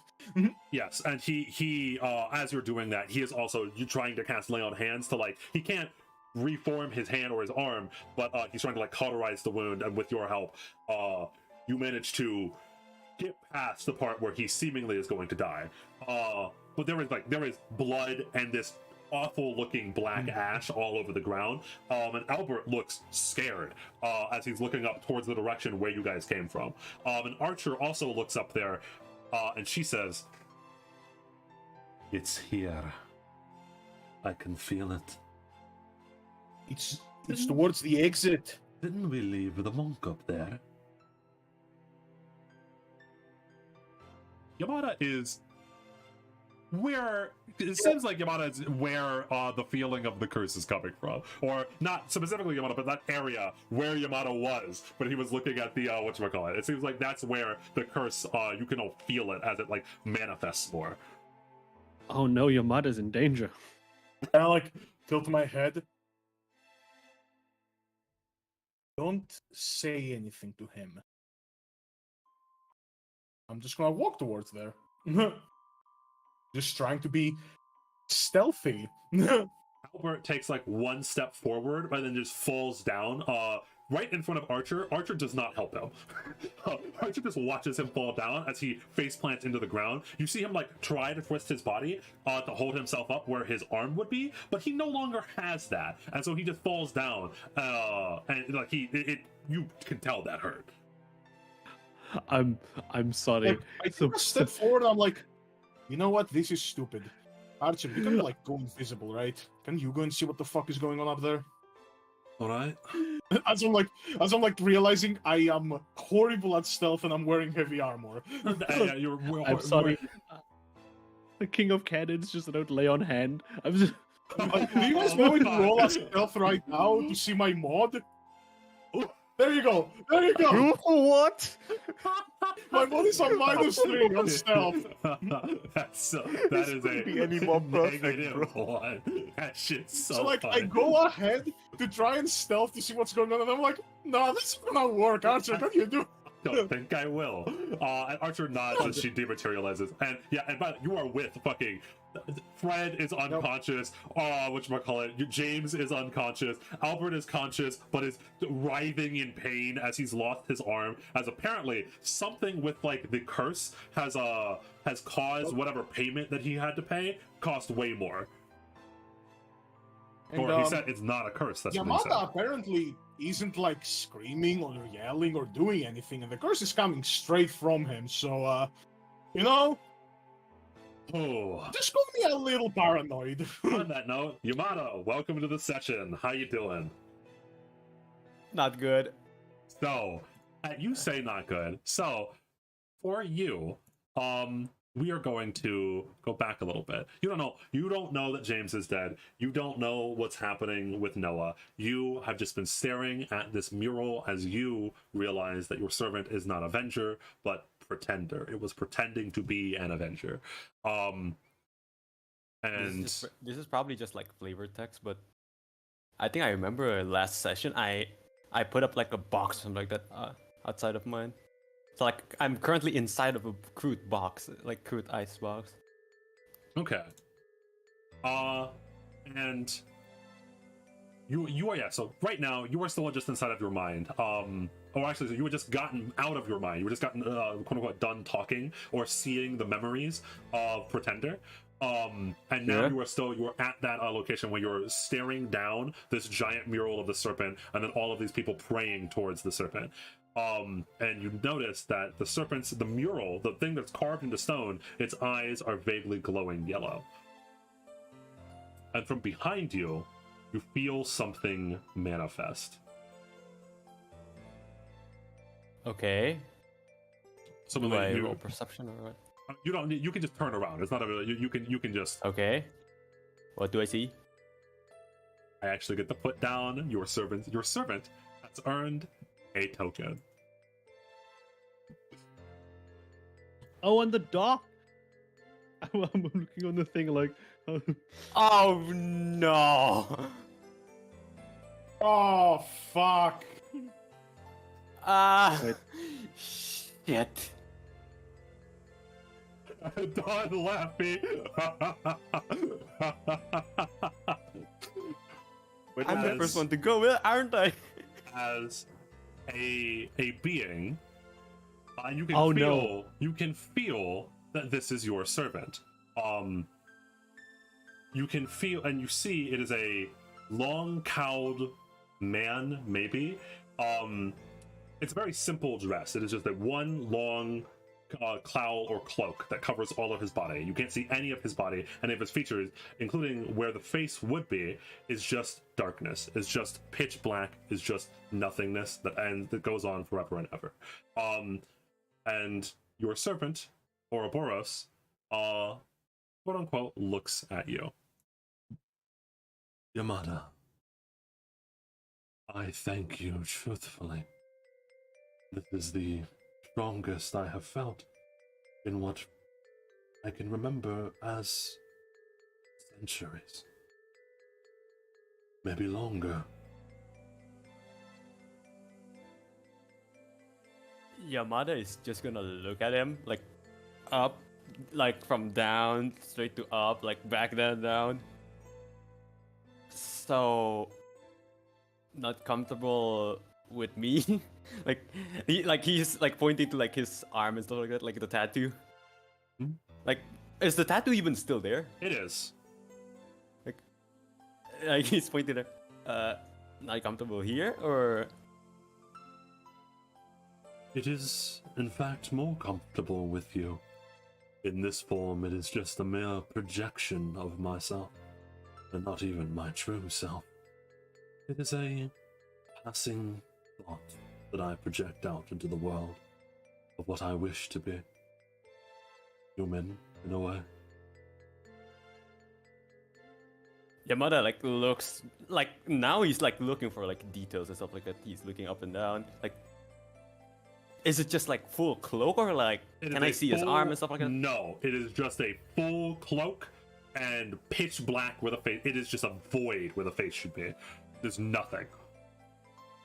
Can I even touch him, or like is it just like a projection? So yeah, if you walk over to try to move your hand through, your hand just moves through him. It is literally a mental projection. Like he's not there. It's like a hologram, a hallucination. For you. Wait, am I talking like outside or like in my mind? Skorak, you can see it. Either. Oh, you can't see he who brings the dark token right here. No, Skorak, you can see it. It's just always been there. Oh, okay, it's the he who brings the dark token. Okay. Yeah, sorry. Yes, yeah. Yeah. Yep. I thought you added Um, like how he looks like in the human form on the like Oh, dock. no, on the Google Doc, no, it still looks like He Yeah. Who Brings the Dark. If you scroll Okay, cool. all the way down, that's what I was talking about. It's a long cloak. When I say human, quote unquote, it's because it's a humanoid shape. It looks like a quote unquote human was just like had this long cloak that covered literally all of their body, and then just had a pitch black void where their face should be. That's why. And again, if you looked at the Google Doc, that's what it looks like. When I say human, Okay, air okay, quotes, fine. there is no, there's not. It's just the shape of a human. Okay, so am I talking like in my mind or like am I talking like You can do it either. It's up to you. I'm probably gonna talk in my mind because and Yamada's head is probably thinking like Albert's still up there, like Yep, Albert and the rest of them went you could dive deeper. probably- Yeah. yeah. Like he looks up and down like for like any details and all that. We need to update your, I guess first of all, you need a face first of all.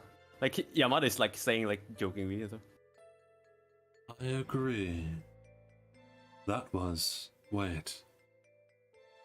That was an attempt at humor, wasn't it? as your servant looks over towards you.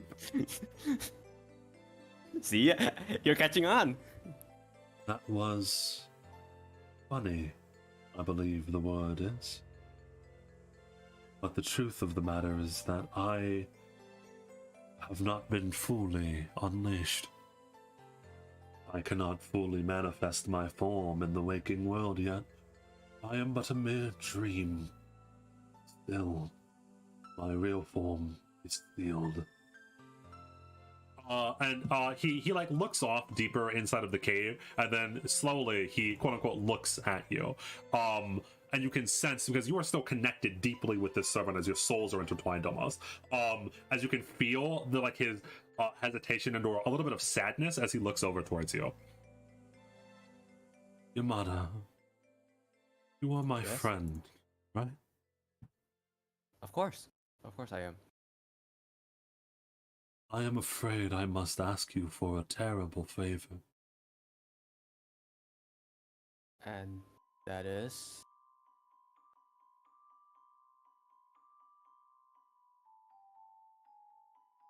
I realize now that the Grail is not necessary for me to become real.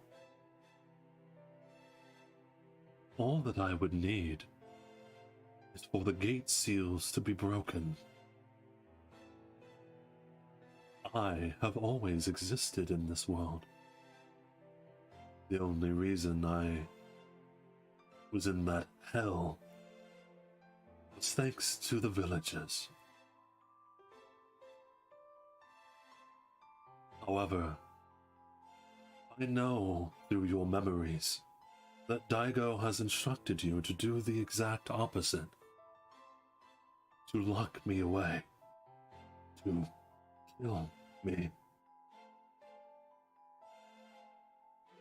I am afraid that I must ask you, Yamada.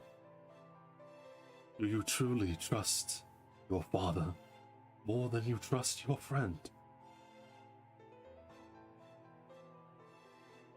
Alright, Para, it's Look- your turn to make tough decisions. Fuck. That's rough, buddy. Daigo has Okay. specifically instructed you that you are to everything you're doing here is to kill and stop the curse, but he has made it entirely clear that the curse is your servant and that the curse only wants to be set free. Yep. Yamada is like silent for a bit, like he's thinking, he's like connecting all the pieces and stuff like that. Like, can Ouroboros read my like thoughts and stuff like that? You can Or, like, hide what? them from him if you really want to, but yes, not passively, he can just do it. You can Okay, so roll I me don't every- have to like say it to him. So I don't have to say it to him. He Yeah. can listen to it. Yep.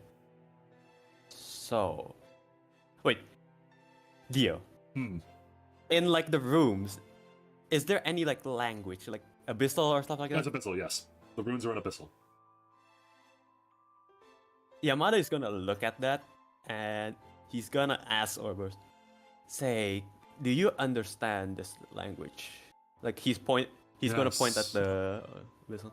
Yes, I do. Oh, good then. Like he's gonna like pull out the paper like he had for like a few sessions now. Yes, yeah, the papers that you had gotten from the inner monastery. Yes. Like he doesn't understand it, so like he's gonna look towards the projection and like, do you understand this?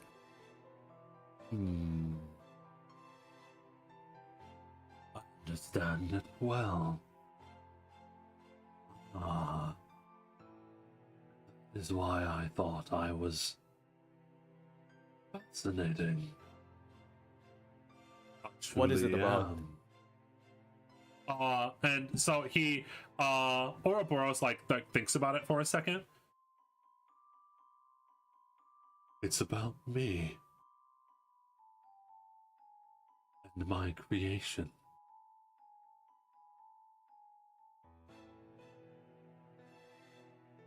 So they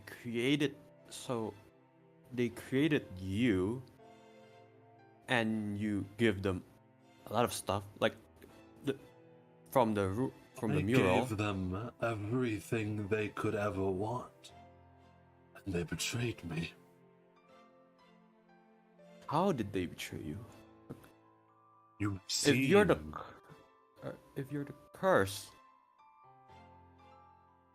and like he's starting to remember, like some of the people in the monastery like got sick and stuff. Yes.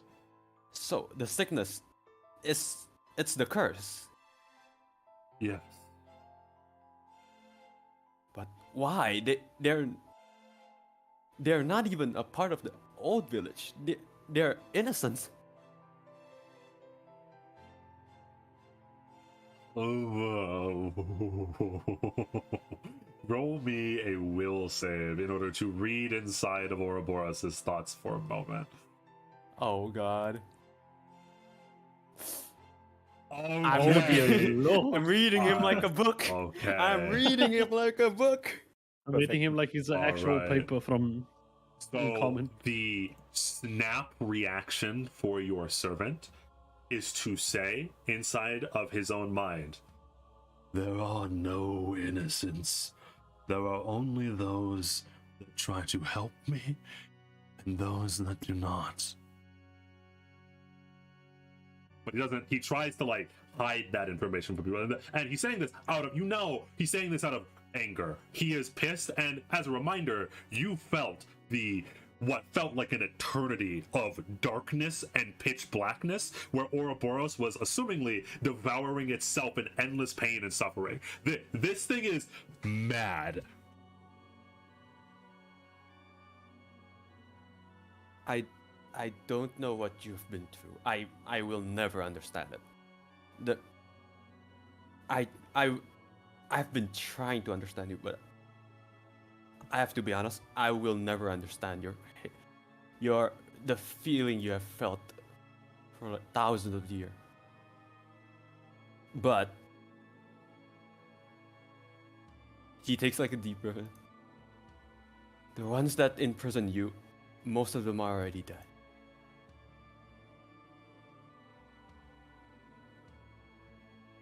The ones that alive right now, most of them don't even know you exist. This hatred you're holding, you need to let it go. It doesn't have to. You don't have to let it go, all of it. But please, I don't want to see my friends suffer from endless cycle of hatred. I understand. But in my current form, I cannot stop it. I am too weak. A shard of my former self. If you wish me to undo this curse on the land, you must free me. I know. I know what it feels like to be powerless. I know. That's why I will help you. And before, fuck. Okay, this one is like really random. This line like, no. I was gonna say something else before that, but like, fuck. Okay, this is gonna be like really random. But Fuck. Okay, what did I already say? What did I already told? Okay, the paper I already read. Yes. Okay, I'm gonna ask him one more something. You can read my memories, right? I can.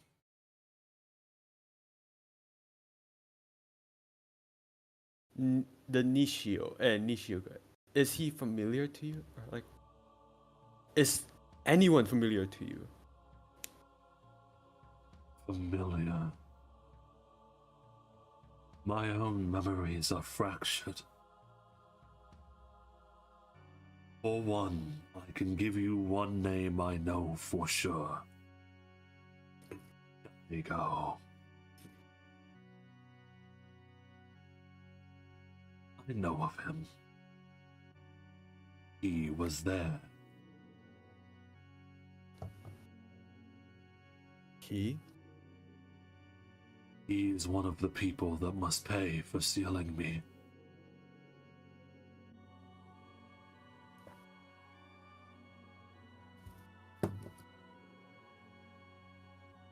If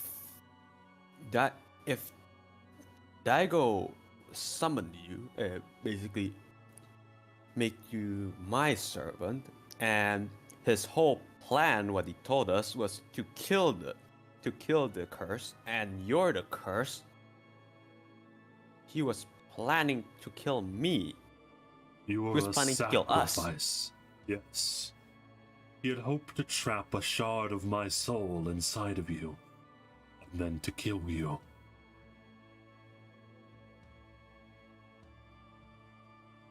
A cunning plan, I must say. He was always intelligent. He is not your father, Yamada.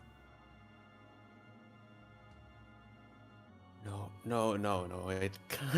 It can't be. No. The same hatred that flows through my veins flows through his. There can be no peace between us.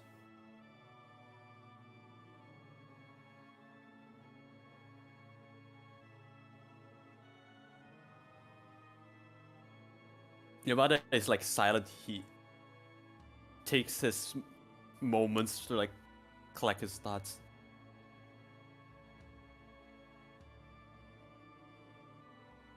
Okay, time out. Give me a minute. Fuck. Give me a minute.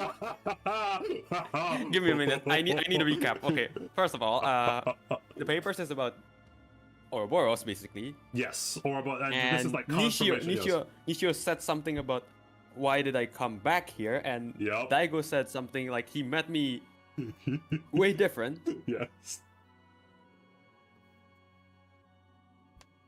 Dum-dums, right? Daigo is planning to kill me, basically to kill the curse, basically. Mm-hmm. Daigo has said it multiple times he just wants to kill the curse because the curse had took his family from him. The curse took his wife Okay. and child. Curse. Okay.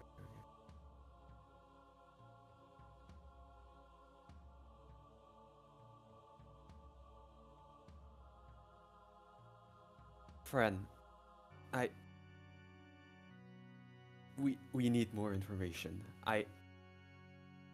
As we are currently standing right now, we can't fight anyone. We need more information. So let us collect our thought first, and like you start to remember. Wait, or friend, can you use the memory thing on me? I don't remember anything. My memories is like jumbled. Can you use it on me? It will take time to heal your fractured past. But I can. Yes. I am a being of memories and thoughts. Eventually, I will be able to show you who you really are. Why you were made. Yeah, because like Yamada's like he's like gonna ramble around like about like the thing I just said before, like Yeah, like yep.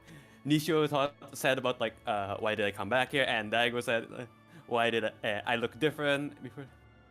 So, all of this is a plan to kill the curse by sacrificing me, Yes. by sacrificing us. Yes.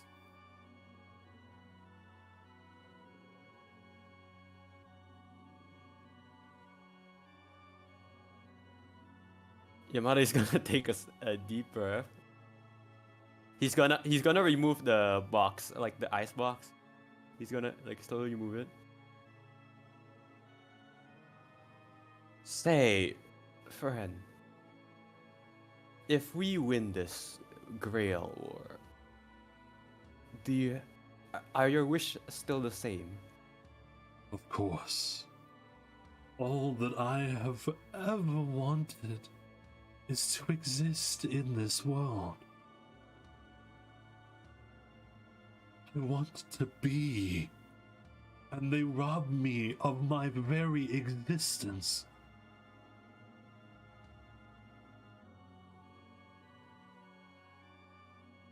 Okay. I have an idea. Tell me some of the gates location and how do I break them? But we need to pretend we still follow Daigo. You see the projection nod. And we can't fight all of them at once. Like but Yamada looks again at like Ouroboros. Unless you have any power, unless you have new powers or something like that you want to tell me? I do not know. I am certainly stronger, but again, my memory is fractured. I will be more and more powerful the more that you unseal, and eventually, if I return to my full form, I will be able to do anything that you think I can.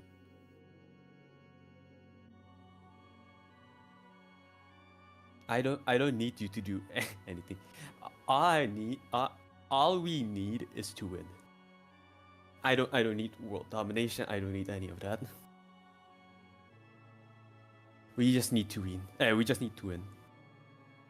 But before that, like Yamada is trying to like lighten up the mood. Like before that, you need to learn personality. You need to learn emotion and stuff like that. So while we were still pretending, I guess you need information, right? You like information, right?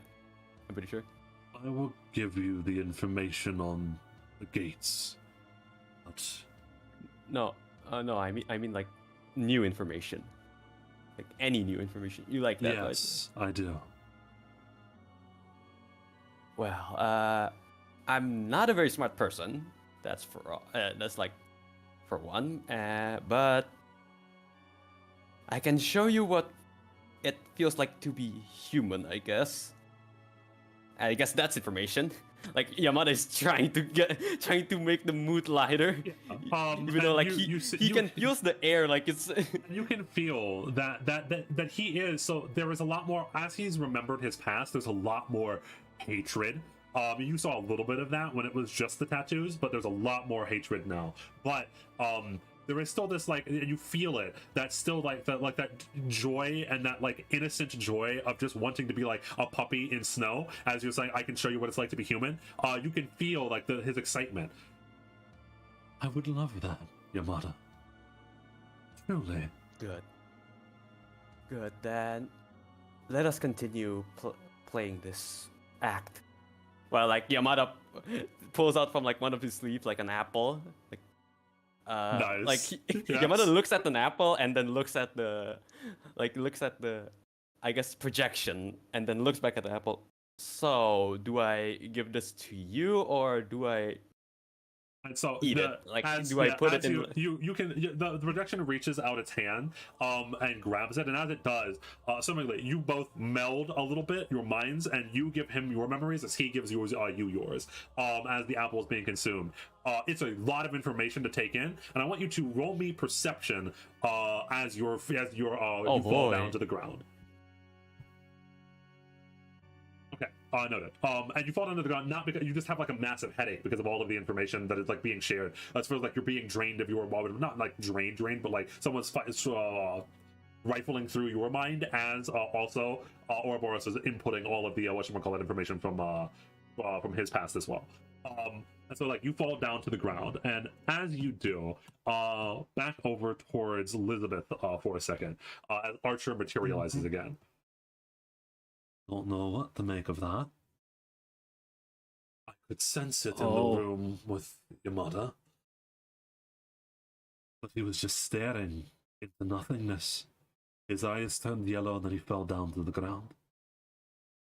I believe he made some little contact with the being. He might be dead. She couldn't see the projection. Not gonna lie.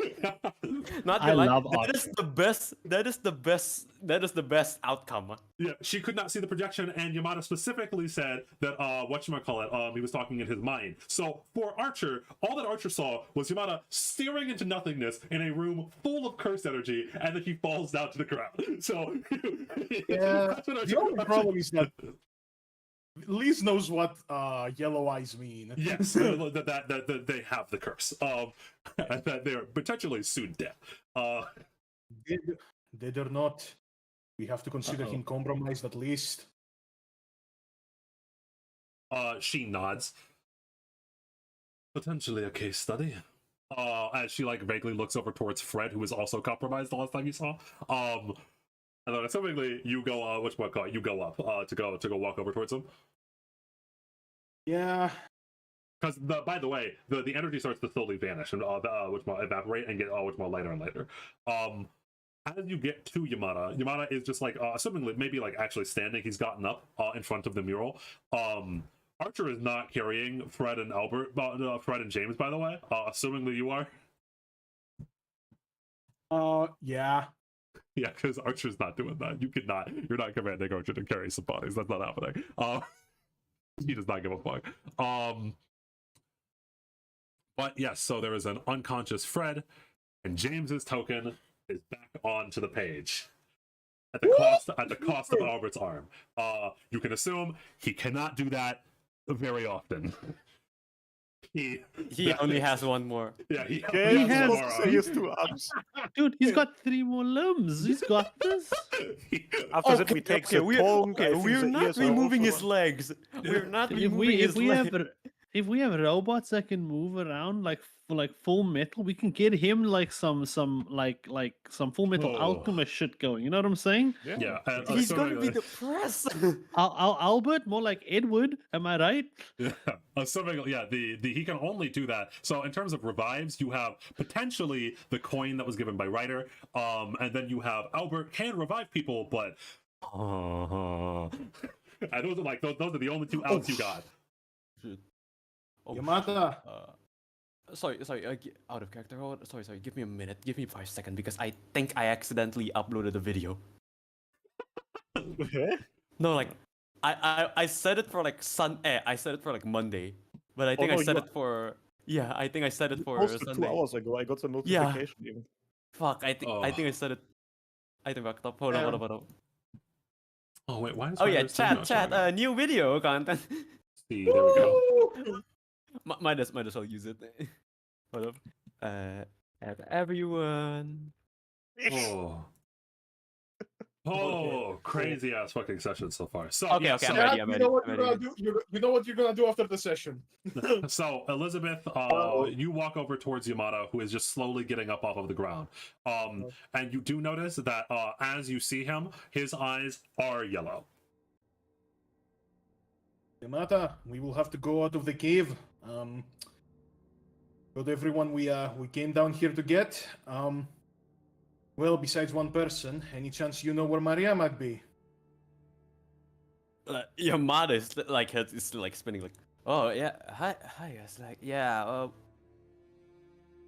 Oh, so your guys are done?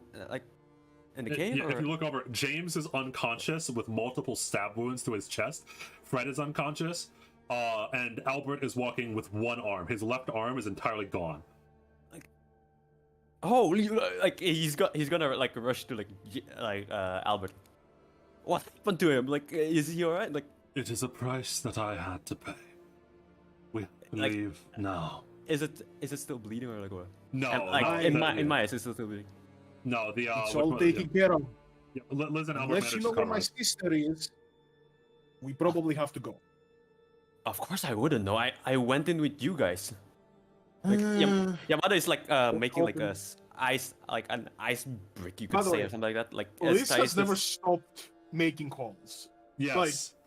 Every now and then she will just make a call Okay. and just be like, okay, doesn't pick up, Yes. makes another call. As you make a call, you hear a click as someone answers. Hi, Noah, are you there? No one says anything. Do you say anything else? Look, whoever it is, can you kindly respond?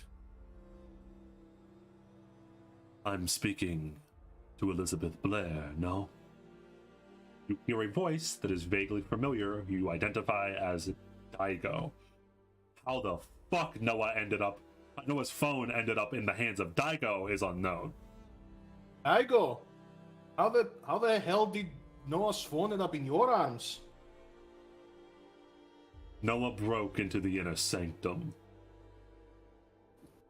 Noah broke into the inner sanctum? That pushover? No, there's no way.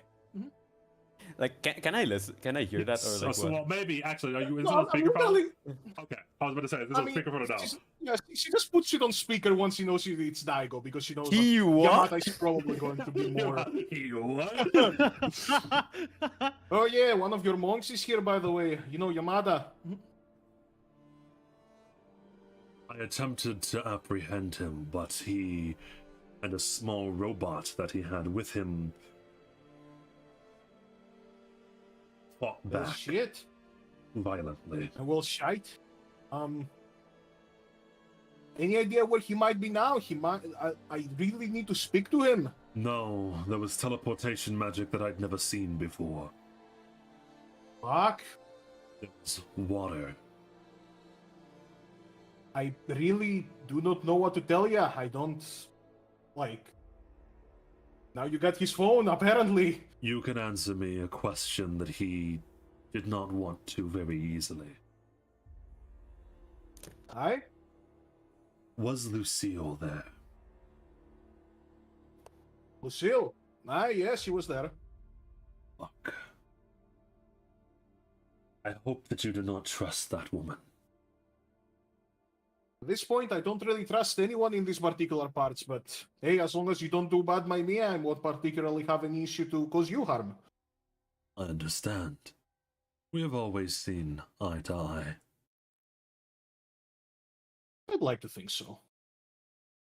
If you see your friend, tell him that he may return to the monastery for his phone whenever he wishes. Oh, and then Daigo ends the Fair call. enough. I end the call, and well, I guess I'm gonna call you Bell because I know that these two have a psychic link. I don't own. Yeah, God. Your brother does not have a phone, yeah. Transitions. I do not have a phone. Bell Yeah. doesn't have a phone, like at No, all. No. That's No. that's why I gave you my contact information, but we never gave you his because you just. Well, does not He have a doesn't phone. have Oh, one. Christ. I remember when I had to use James's phone once, and I spent an engineering role in order to figure out how it works, bro. Like, please don't forget that we are in this part of Super. Yeah, Bro, it's- I hate you, Dio. You literally fucking all of this, Lucille just fucking, and I have no fucking way of knowing. Yeah. Hey, no, yeah, it's crazy right now. There's some fucking crazy ass shit going on. To your perspective, after the massive Archer Lancer fight, you walked into these caves. Your brother was dead. Barely manages to get revived by Albert's whatchamacallit. You have no idea what's happening with Yamada other than the fact that he just gets cursed somehow. And then apparently Noah wound up in the monastery, which by the way, makes no sense in terms of just time-wise. There's no fucking way you can just walk into here and then in minutes be all the way at the monastery, all the way on the other side of Musuzume. That shit, that doesn't work. What's happening? I don't understand. There's probably a feeling for Liz, like, what the fuck is going on? What is ever since Wait until Lucille- she sees Noah's new contact Point lenses, baby. Ever She's since a little Lucille showed up. desperate. I will make one more call. All right. I will make a call to my good friend Ishan. Ooh, okay, interesting. Ishan answers almost immediately. Yeah.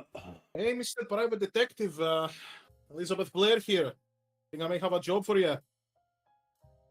That sounds wonderful right about now because this job is shite. Sure, shit. How much would it cost me if you were to find my sister? She got lost somewhere around the mines around here, and I have no clue where the fuck she is. How hard do you think it would be to find your sister? I'll be honest, I don't exactly have frame of reference. She could kind of be anywhere.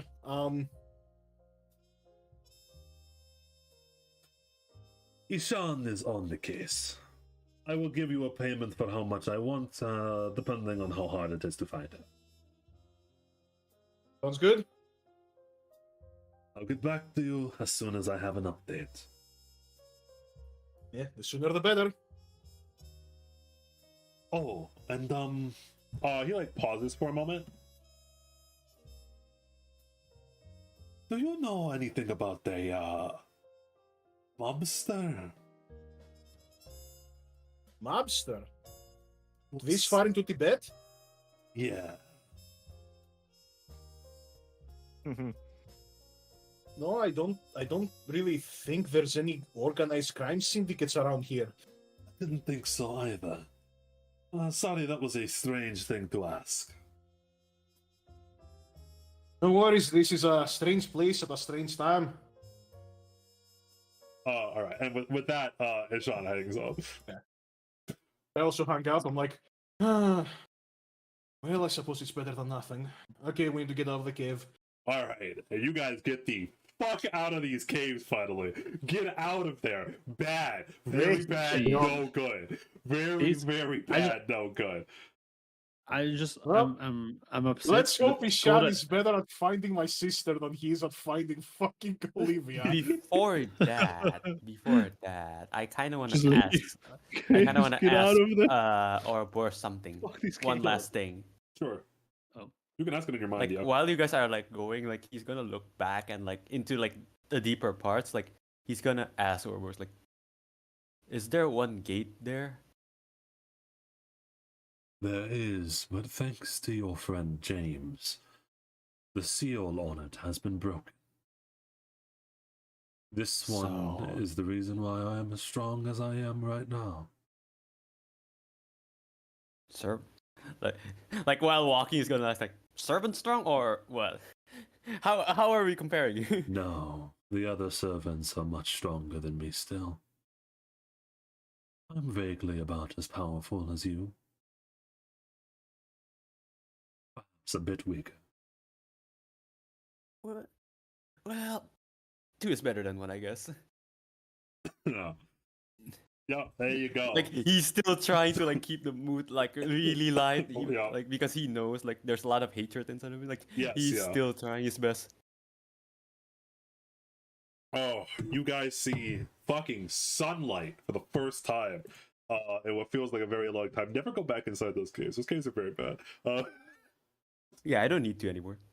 I told you Oh. not to go in the session 1, you go went in. Caves are great. There's all contact lenses in there.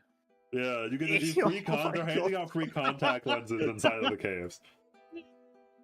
So Everyone gets noted. The end. Liz and Yamada, where are the first places that you go when you exit? I just want to know where you headed. So, can I make an intelligence first for Liz just connecting some dots in her head? Okay. Oh my fucking god. You have Yes, a hero point. I do. I think I'm gonna use it. What is he doing? What is she doing? You are the intelligence. least. You could get into combat actually if your plan goes well. I could. But Maria is instrumental.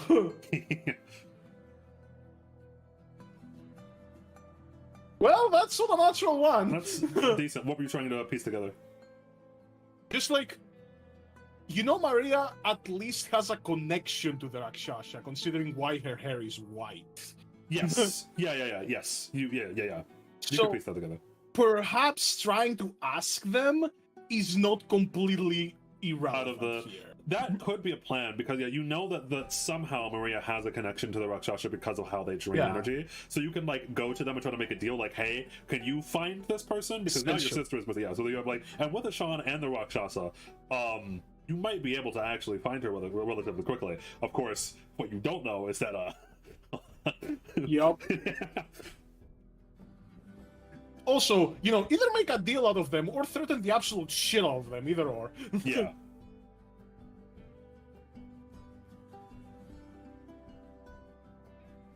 I think that's probably where she goes. All right, Albert's going back to the fucking manor for a little bit. As Yup. is James and Fred, but neither of which have woken up yet. So Albert slowly takes James and Fred back to the manor to rest after the hell. Oh no, that's so mean. He has one arm. For now, Yamada is probably still gonna like help Albert. Okay, so you're going back to the manor with Albert? For now. As you're doing it, he's trying to like to his best of his ability, like he's holding James in one arm, and then he's like trying to put Fred over his shoulder. He looks over towards you, Yamada. I look bad, but I should be fine. Are you sure you do not want to help Liz? What is she gonna do anyway? Like he's still like putting like some ice in the like part of the wound. Like he's still. She saw her brother's dead body, and her sister is missing. I do not know what she's going to do, but I feel like it's going to be potentially very rash. Like Yamada takes a step back. Like, so James is dead, but he's still alive. He died. I brought him back at the cost of an arm. Oh yeah. I definitely need to help her. Yeah, I definitely need to help her. Like he's gonna go like run straight back to Liz. Oh, by the way, I never got to tell her this. Inform Elizabeth that the curse did not kill James. I inspected his body. A sword was plunged through his heart. A sword. So a person. Yes. I see. Well, be careful out there. Like, wait, can I even like help him or something like that? Like You can I help him, don't know. like help him with James's body and stuff as you're going towards the manor, and then run out towards Elizabeth, who's walking. Kind of give him like a, I don't know, a box or something like that, just put them like both of them or something like that. Sure. Yeah, You want to give the man with one hand a wheelbarrow. Yeah. He's probably gonna make like a really small one for like I don't know, just for like to drag or something like that. Okay, yeah, you help whatchamacallit Albert in some way because he needs a. You could say he needs a hand. But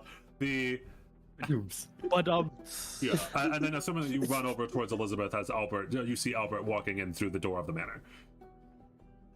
Yeah. Yamada is probably gonna like run straight to like Liz.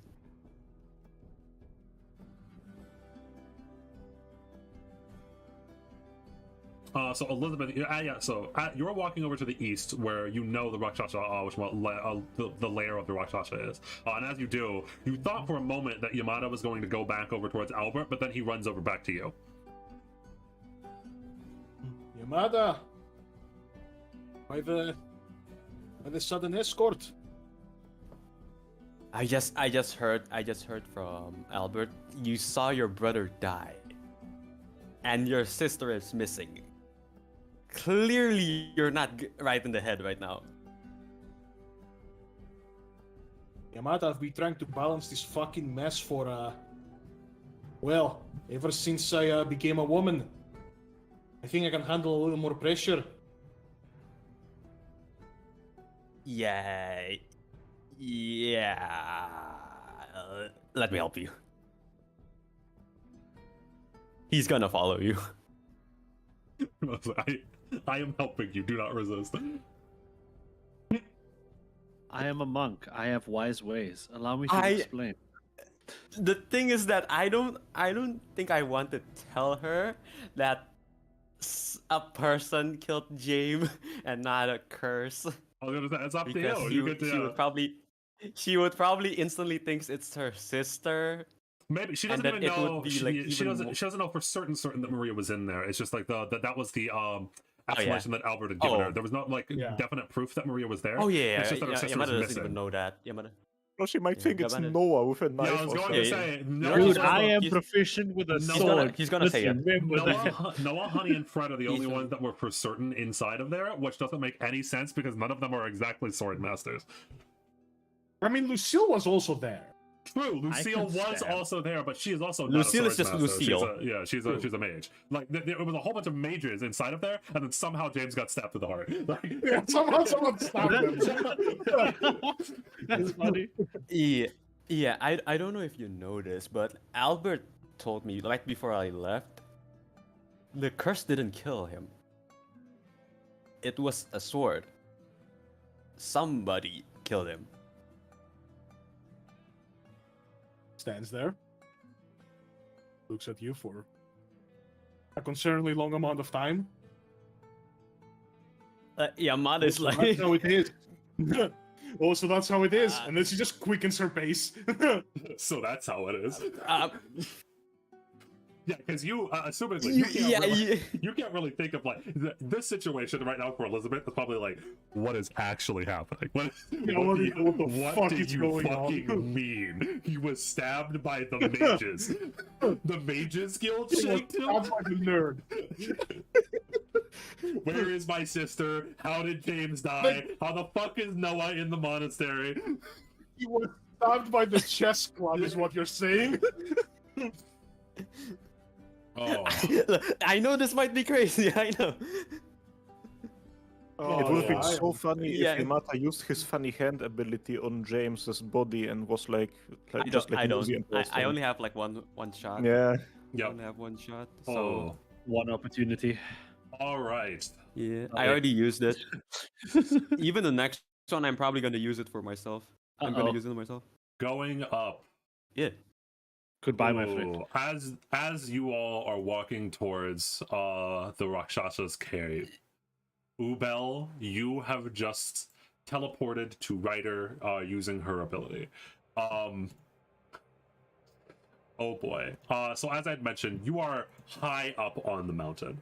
As you're looking down, and you can see this beautiful view of basically the whole entire campaign.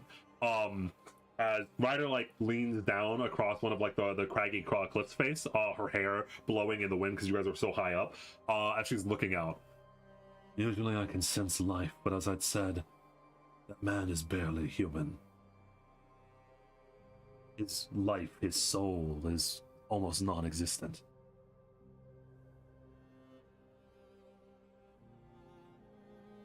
If there is something in these forests, then I'm gonna be capable of finding it. But if he is not alive, how are we going to kill him? Ryder kind of looks like off into the distance, like towards the village, towards everything. All things die, Ubel. People, objects, ideas. Existence is temporary. Entropy will eventually find him. In terms of an actual battle, I have an idea. I fought him once after all. As she says it, how does she look? In what state is she in? So I mentioned She look messed up? it looks it's difficult because roll me perception. We'll see. Yes.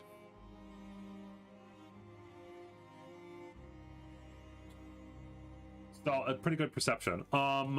It seems like there are slight areas where she has like wounds, like slash wounds and or singe marks, but she is very rapidly like regenerating that. Like you see like she has a gash on the side, like on the side of her like arm or something like that. That gash just melds together as her body. And you know this when you first summon Ryder, this form of hers is just kind of like a thing that she wants you to see, because she is just made of shadow.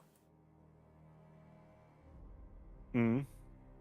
Yeah, so she's like just repairing her form, like the shadows just melding any cuts and bruises that she had. Although it did look like she was like decently injured.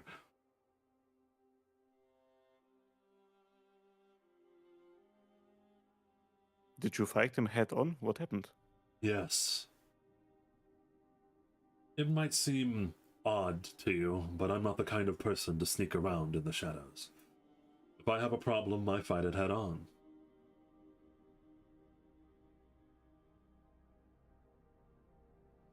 And the result of that are broken bones and damages that you have to fix?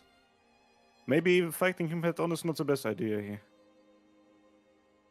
It was a bad matchup, but as I said, all things die.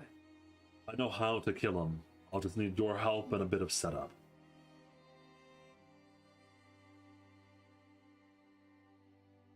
Bit of... What exactly are you planning to do? Are you gonna banish him to the weird realm that we enter when you teleport us? That might be difficult. In order to banish someone unwilling there, I'd have to use my noble phantasm, which would require an enormous amount of mana from you and or one of your command seals. If it ends up coming to that, then it comes to that. But before that, he teleports a lot. And you guys are like starting to make your way down the cliff face as like just roll me a survival to track. Whatchamacallit. Oh, 100%. I'm an expert now after I took a nice little feat. Yeah. Woo! Sheesh! Yeah, survival man. Survival Sheesh! man. This is what you were made for. Hell yeah. Bear man. Grylls just gets the accent. Now we're hunting Hephaestus. I'm gold grills. Yeah, Not here we Bear can Grylls, see I'm Gold where a Grylls. wizard teleported from this spot to that spot over there. He's extremely slippery. He can teleport almost at will in response to things. However, I'm going to set up a bounded field, a dimensional anchor, as it were, locking anything within a certain radius inside of this plane of existence. That cuts off his legs, as it were.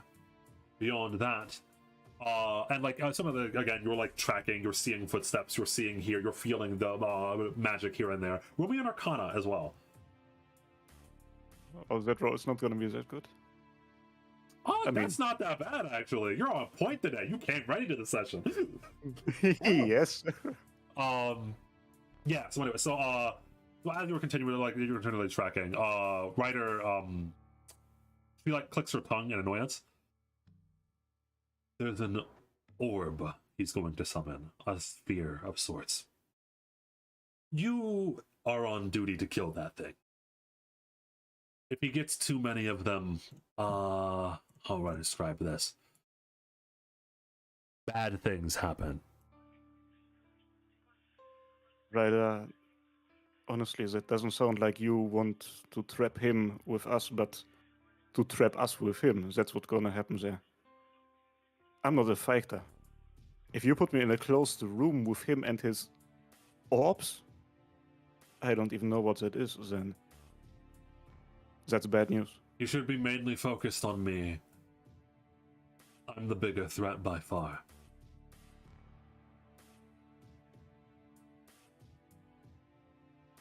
A threat for me? No, I'm the bigger threat to him, so he should be focused on me. And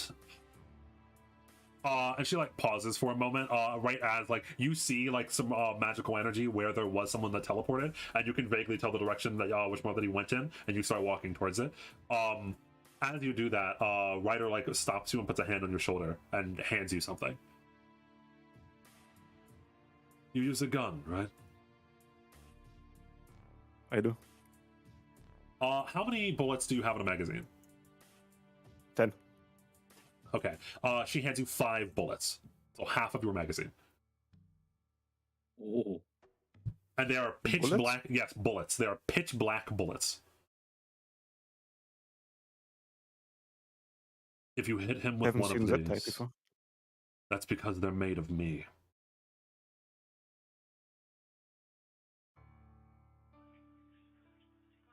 It's a piece of myself. I believe the term is origin bullet. Actually, Wishmore continues to follow you afterwards.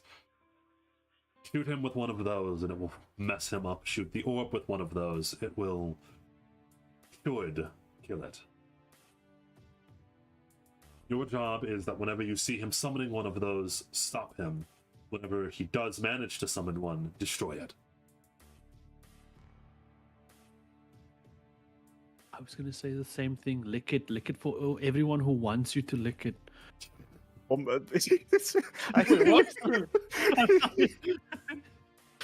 I am so proud of this community. And by the way, when when you saw her materialize, they literally like came out of her. She just like she opened the palm of her hand, and then they materialized out of the shadows of her hand. Like her hand like got wrapped in shadows and then materialized. She literally gave you a part of her. She's like, here are my fingers. Yeah. Shoot them at him. Yeah, those are my nail clippings. Use them. So Ubel lets out a sigh and he like squats down, opens his magazine, starts to put exchange the bullets or whatever. As he does that, he goes like, Ryder, what are you even? I don't understand this whole thing. Archer described herself as a queen. That Lancer guy gave himself a name that I can't even pronounce correctly. Xylus? And you can make bullets out of yourself. Servants don't follow the normal logic of this world. We're heroes and legends. Anything that our legend entails, we can accomplish in our form. Achilles once fought the ocean. If he was summoned as a servant, not fear for any bodies of water. She like obviously tell like a joke a little bit. Like she smirks a little bit as she looks on. I am not a queen nor a king. I am a myth that is better left forgotten. Those that have memories of me, those that have met me, are often none too pleased.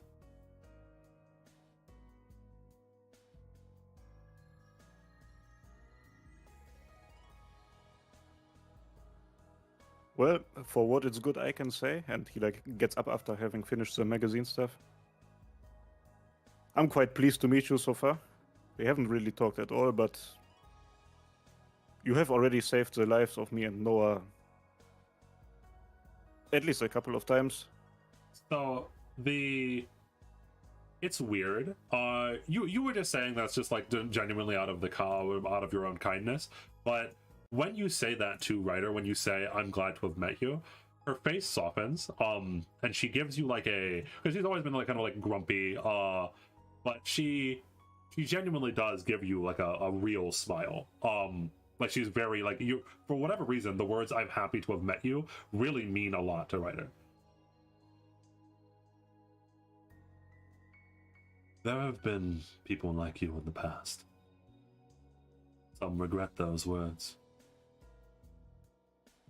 I'm a harbinger of death, Ubel.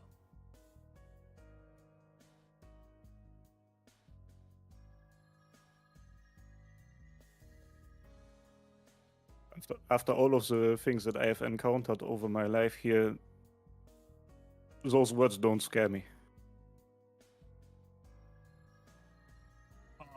That means nothing to me. Ryder again, you can again. Beautiful view from where you are, way up here. He looks kind of like nostalgically out towards like the endless expanse. In my opinion, it shouldn't be a bad thing to meet me. As I'd said, it's a fundamental law of this world that all things must end. All things must eventually meet me. However, those that do meet me don't see it that way. I am the thing that harbins them. I am the thing that moves them from this life, where they earned glory and had loved ones on to their next. Souls can be angry. Regrets linger onto them. But it is my job nonetheless.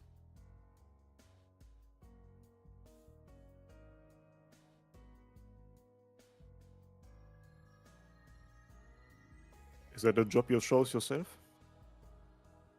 It is a job that I was created for.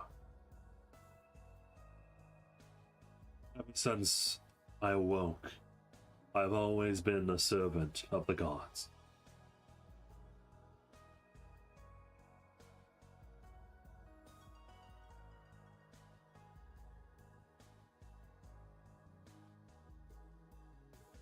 That sounds horrible, honestly. Being created for one single purpose, being bestowed with a duty that you don't even want to fulfill, and the entire world around you telling you you have to do it. It's not that bad. You get to meet a lot of different people, hear a lot of different stories. And my favorite part, she almost exudes the same, that you get this feeling of that strange eerie calmness that you do whenever Ryder teleports you. As if, as I mentioned, as if you are floating on water, as if you are just like there leaning back, your head out of the water, the rest of your body suspended. The view is wonderful. And then Ryder turns around to you. I am the undead boatman Charon. I am the owner of the river Styx.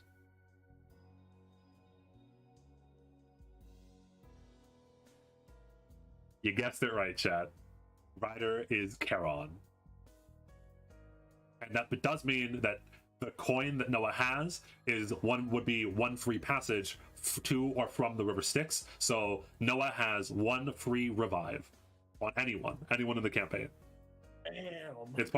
She has two noble phantasms. She has the coin, and then she has the funny one. So Wait, the coin that revives people is not the funny one? There's a reason why Ryder had to have two masters. Charon is not something that would normally be summoned into a holy grail. Because Charon is not Vroom, necessarily a vroom, heroic spirit. motherfuckers. And she's a writer because obviously she's a boatman. Yeah. She's doing wheelies with a boat.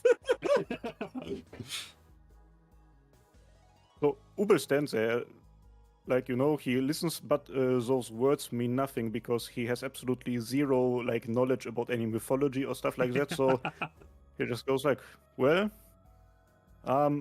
Ubel, hunter, goat herderer, and apparently a master now too. I don't know what any of these titles means, but hey, I gotta say, for a boatman, you're quite cute. And then he continues walking down the mountain. And she, as you say that, she smirks at you like a little bit impressed. You know I'm a creature of undeath, right? I chose this form out of my own whims.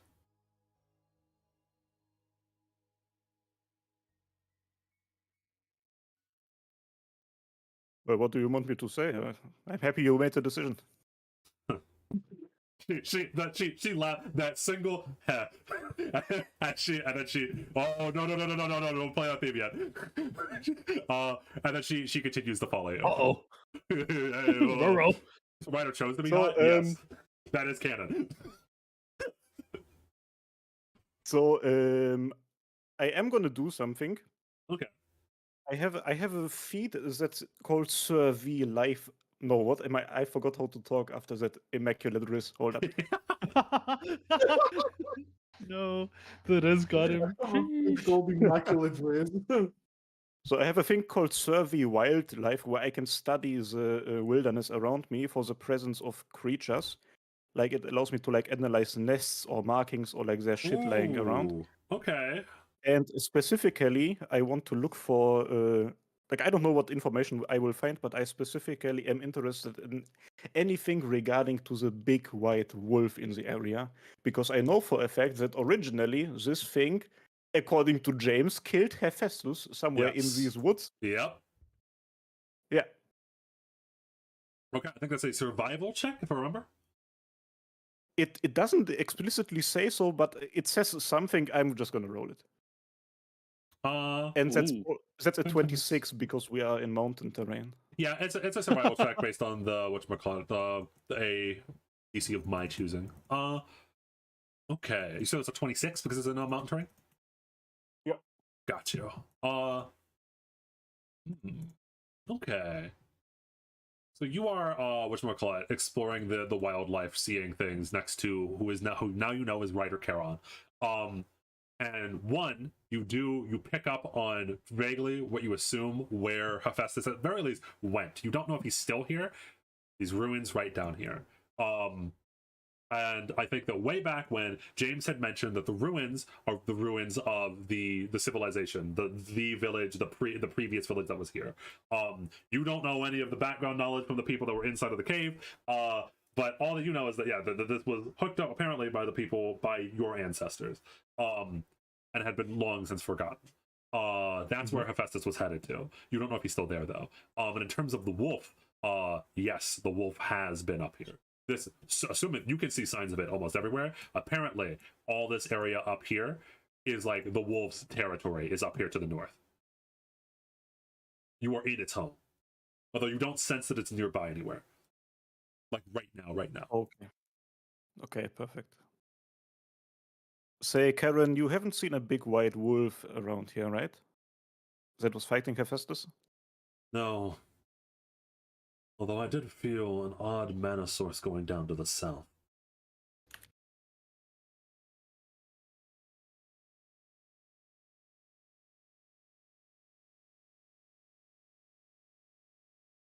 Interesting.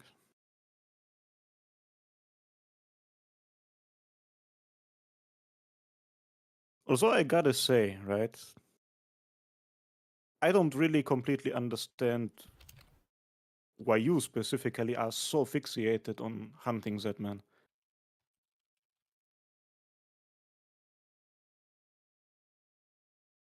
She kind of her whatchamacallit. So she was like kind of happy for a while now. As like you were just like we were like bantering back and forth. And then you're like, I don't understand why you hate him so much. She like frowns back into her normal moody self. He goes against everything that I stand for.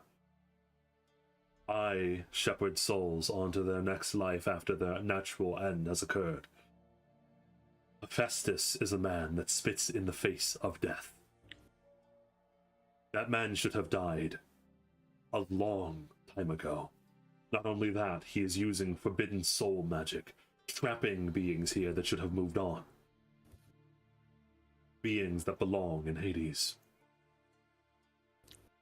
That robot, Honey, I believe her name was.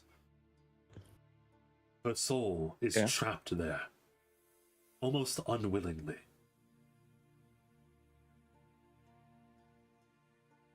I know not what else this man has done, but his experiments with souls and life itself need to be put to an end. They go against my very core.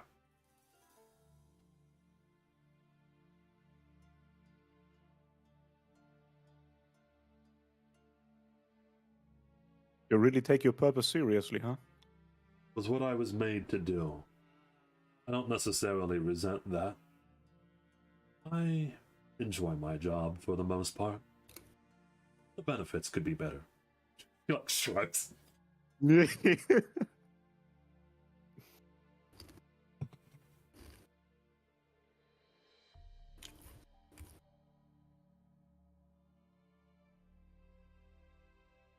Fair enough. I, for my part, do not understand a lot of these things about souls and whatnot, but for my part, I am looking forward to that man being gone. All right, then. Ryder says, and you can feel like almost like her form shivers a little bit. Like you see like the shadows twist and twirl around her. As she looks down at the ruins. It's going to take me a bit to set up a bounded field. It's very faint, but I think that he's still here. Somewhere. I need you to...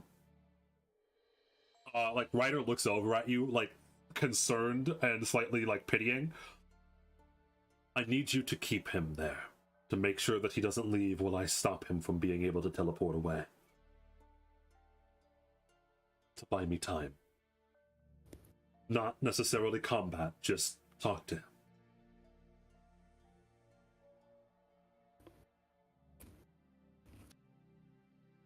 Lovely, talking to old people. Hey, you know what? I'm pretty good at that, actually.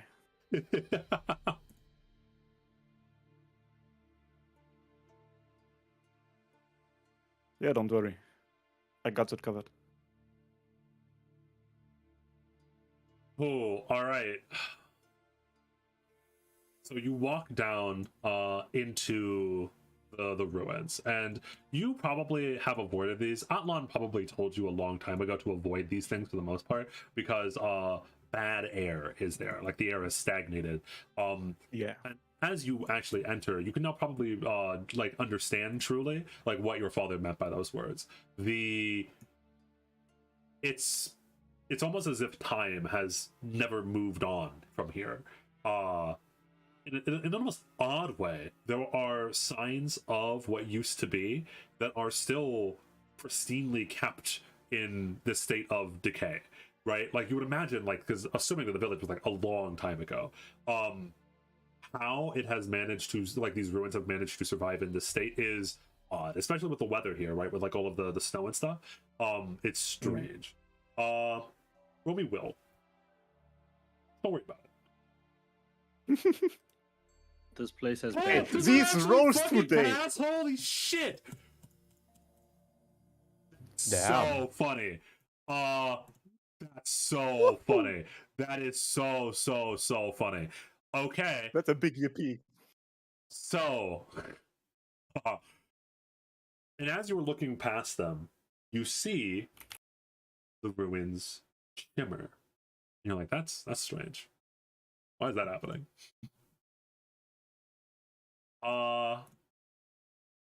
As slowly you look around you, and what you thought were just ruins, what most people had thought were just ruins that had been here for a very long time. As I mentioned, it's weird that they managed to stay in this same form seemingly forever here. But because you pass the save, as you get close, you disbelieve the hallucinatory terrain. As all of these ruins slowly you see around you in a whirl of magical energy, you can see, you cut through the illusion. They haven't been here for forever. It was strange because it was all an illusion spell that had been kept here for who knows how long. As you look, and you are inside of a genuine, still working factory, like a modern factory. Oh. It was an illusion. The Is whole that thing where is they make hallucinatory. Nike? It's a sweatshop. Okay. Oh no! Like a ceiling It's just a appears, yeah. factory. Yeah, so like a ceiling appears above you, like you are inside. You walked inside. It was all an illusion. You've been walking down the hallways of what you thought were just an abandoned ruin, but no, you were in this thing is still here. And by the way, a thing goes off in your mind. How many other of the other ruins and/or towers that have been here from the ancient civilization are still here?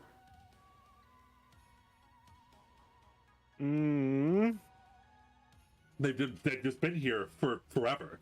Like you went to the tower where like the abyssal runes carved in, like that. That tower was used for like was some sort of like part of some magical spell and whatnot. But people just avoided these areas because they had assumed that they were very bad because the quote unquote era was stagnant here because something was wrong with these areas. When you say working factory, Is it actively working? Are there like machines running and stuff? No, there is the so yes but no. It seems like it is somewhat in a state of disrepair, like someone had not been here for a very long time. But you can hear, especially underneath you, you can hear like the click, click, click, or like and it sounds like massive gears turning, machines activating. But you don't see any of that up here because it seems like everything that is on the floor level where you are right now, is mostly in a state of disrepair, but underneath you, you can hear the sounds of machinery. Oh, fuck me, okay.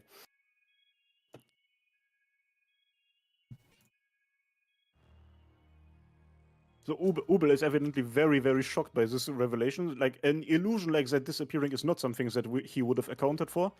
His heart starts pounding and he does what his first instinct tells him to do. He readies his gun. And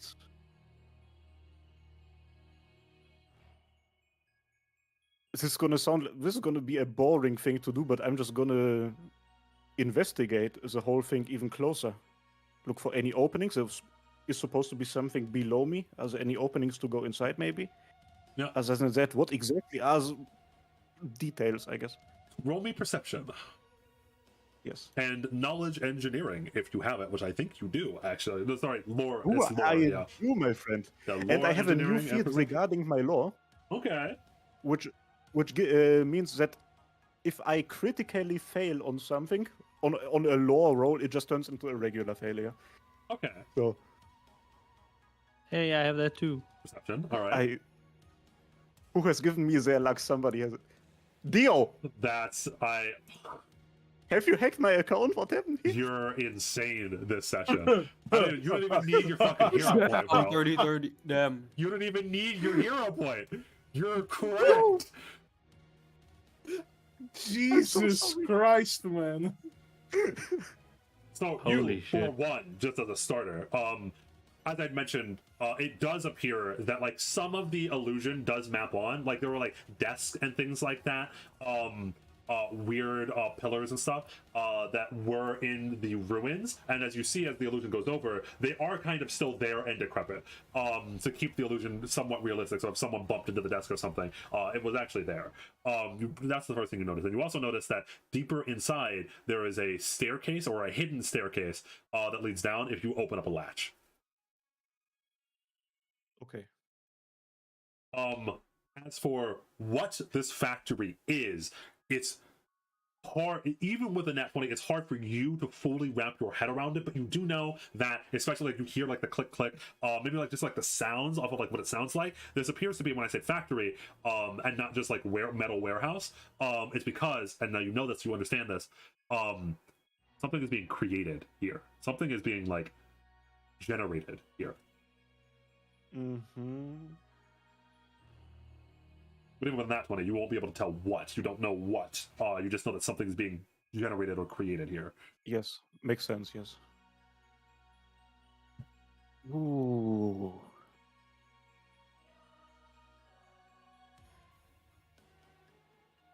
Okay, so let's wrap our heads around here. My job here is to stall out Hephaestus. Yep. Do I take the risk and investigate the thing? Ooh. First things first, I go mental communication. I go, Karen, the ruins were an illusion. Somebody set up a modern factory in here. A modern factory? No doubt Hephaestus. So he has been here before. There is a hidden staircase here. Should I try to investigate it? You need to find him. He could sense my presence and teleport away at any time. He does not know that you are my master. Just stall him there. Very well. Okay. Yeah, deal. I enter the thing. All right. You slowly descend into... So it's hard for me because you, again, are a goat herder from Tibet. You may have, maybe, from some of the villagers that were that moved here, had heard of some of the things from the outside world, but when you go down, I can only describe this as a metal hellscape to you, right? As you see, there are these. So for one, there are like it is like the inside of a metal factory. Like there are massive metal pipes everywhere. There are these canisters everywhere. Things are being produced. It's hot because there's like a lot of steam. But beyond that, you can see like these glass tubes that are like some are stretched across the ceiling, some across the floor, some are going into these canisters where this blackish dark blue liquid is being moved from place to place. Roll me Arcana. Yes, will do. This, you don't know where it's coming from, but you know that it is raw mana. Raw arcane energy is being, if not produced here, then something is being used to produce something. Man's just cracking the plot wide open with his rolls. Yeah, I'm so sorry, Dio. Dio, I'd like to know the plot, Just please. listen. Next point. No, if he's not generating it here, so King of Canyon said it in chat, where would he be getting all of that mana? Yeah, that's exactly what goes through Ubel's mind. Like he said, this is insanity, huh? Wasn't the whole special thing about this region that only the Blairs have the mines, and now there's also mana here, and this is kind of fucking with him. Like, it's odd. No, it is because again, you walked into these ruins, and I can't believe you fucking passed that out with my hallucinatory terrain. That was so funny. It is as if like your world as you know it is being like ripped apart, and like the veil is being ripped over your eyes. Like they're apparently, assumingly, if this is Hephaestus's lab, and it mean like all of the things point towards it being Hephaestus's lab. He has been working here for you don't know how long, siphoning mana from your ley line to do something. You don't know what. You don't know why the fuck this man is doing anything that he's doing. You talked to him like once.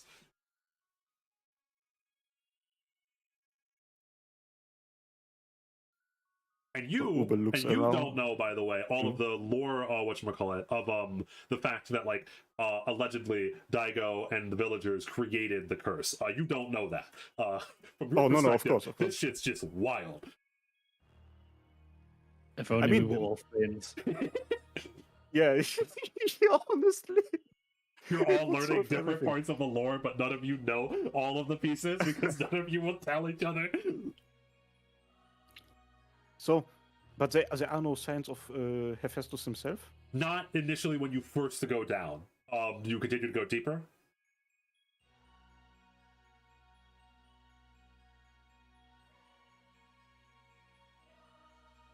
Yes. All right. You can continue to go down, and you can, as you actually enter the area, you can just feel the magical energy radiating off of this. It feels.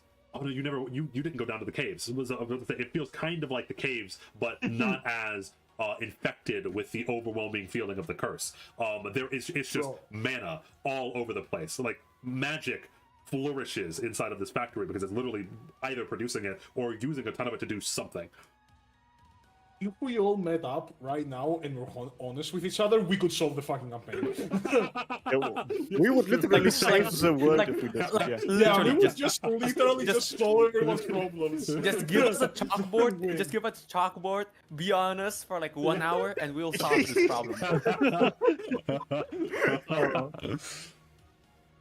Oh god. And as you're doing that, as you walk through, you finally get to not the end. It apparently goes deeper and goes farther, but you get to an older man in a cloak. As he is standing there and he is checking one of these canisters. And assuming he does not, when you see him before he sees you. Okay. It seems like he's like messing with like the wiring and or whatnot of one of these like massive metal containers. Mm-hmm. Let me think for a moment.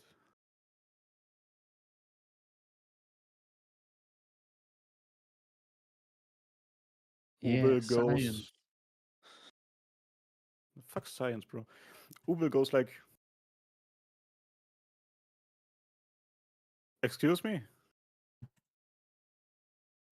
Hephaestus looks over at you, like his eyes snap over towards you, and for a moment you think you see something weird happening with his eyes, but you're not close enough to actually see what's going on. And as he slowly and fully turns around towards you, and again, he has a kind of similarly, vaguely to what he who brings the dark looks like. He has a long black cloak over most of his body. Or you can't actually see his face. He's an older man, and you can see his hands as well. He's an older man with a very long white beard. Always kind of vaguely looks like that grumpy older man expression. And that is the grumpy expression that he's giving you. Well, or not supposed to be here. So Ubel was still like holding his gun in front of him the entire time, of course. As the conversation starts, he just kind of like, he still holds in his hand, but like not pointing forward, but just kind of like in his hands, like a bit of a de-escalating move, and he goes like, well, what can I say? I didn't expect a factory like that to be in the wilderness of our forests. Let's talk for a bit, shall we?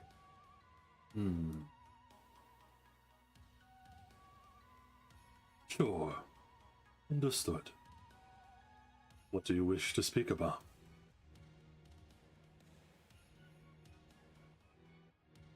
I would like to hear some answers, Hephaestus. Ask a question and I shall answer.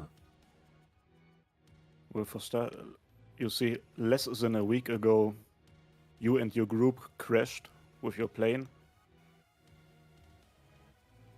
And ever since then, everything has been very, very odd.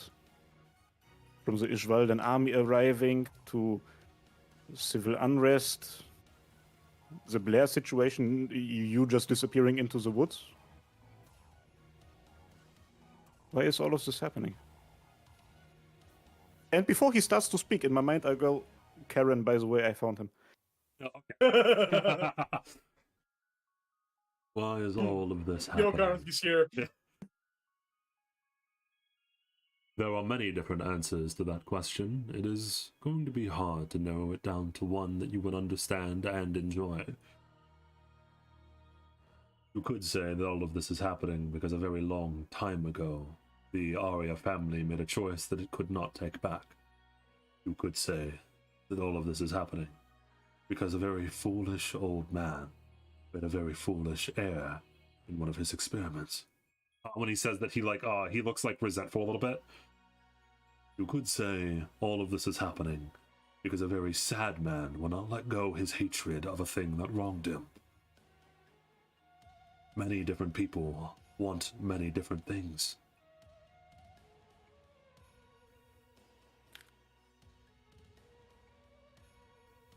Many people want many different things, and that's why you crashed your plane into my village, you built a factory in the forest, and went out hunting a white wolf. Like Ubel, like kind of like gives like a smile in the sense of like, come on, that's The wolf that's is not the full story. Tell me what you want. The wolf is not a beast, it is a guardian. A guardian to a thing that I needed to gain access to, but failed.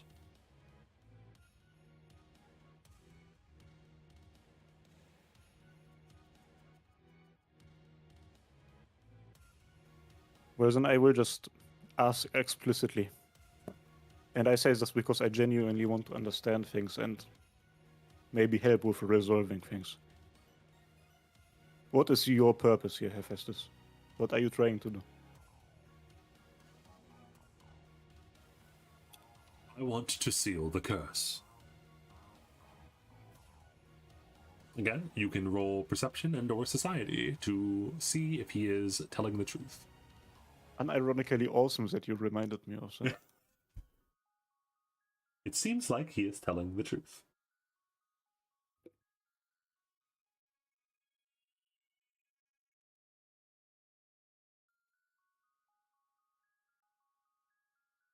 Is that the same story that you told to James and all of the other science people? I have a bad habit of not telling others my plans. My mind is full of information. It is hard to process it all and expel it to people when I am not having a conversation like this.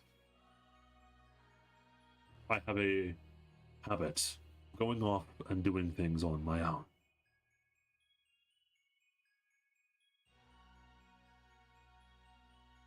And I have one more question. What is your relationship to my family and my extended family? Specifically my father, my grandfather, but also my technically owned Lucille. Different answers for different questions. Your ancestors were my friends. Together we sought to elevate humanity. Lucille is my student. She is a protege that I taught everything that she knows.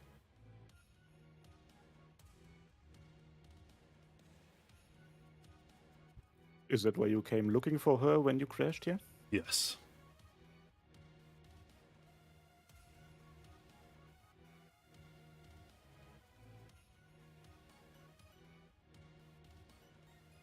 Hephaestus, who is Honey? Oh! Oh! Oh! So Whoa, he- I was like chilling, laying back over here, just enjoying the vibes. And then, whoa. We are uncovering everything today. I don't care anymore, bro. Session 7, baby. So when he starts rolling badly. I had to wait for 2 hours, bro. I'm doing everything now. Oh, so Hephaestus, you see, he winces, and he has, similar to Daigo, has been is usually rather emotionless. He doesn't show a lot of emotion on his face for the brief amount of time that you've known him. But he does. He winces when you ask him who Honey is. Honey was a failed experiment. On the road to immortality, I tried to save someone's life. And I failed.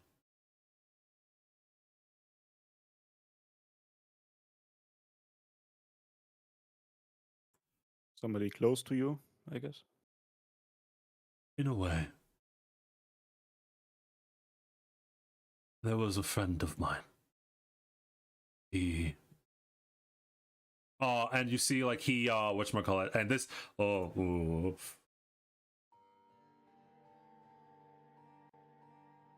he had a child. The child got sick. And at the time, we were figuring out a way to defeat immortality, to truly evolve past humanity, and I thought that I could save his child. I failed.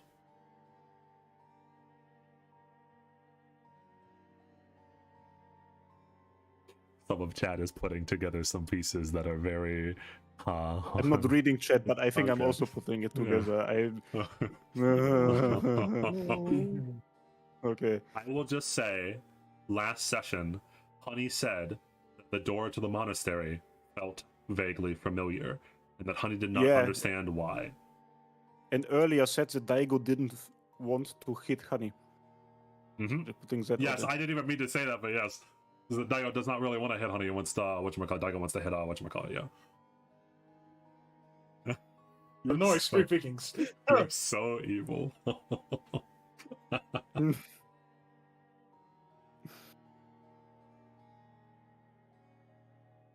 I could tell that you do a lot of like inventing and tinkering, but defeating immortality. Oh, I succeeded in What that. made you think?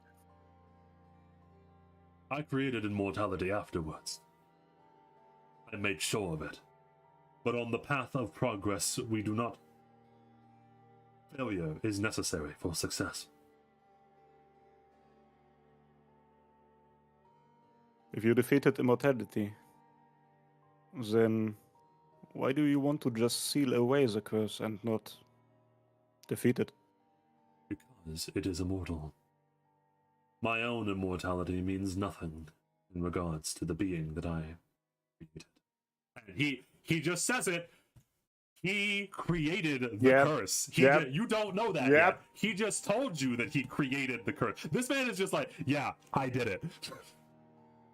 It was me. Dio, it was me. Dio. Ubel is like in the conversation, right? As this is going on, he's like kind of like sizing him up, and he was about to ask the next question, like, oh, so you're saying that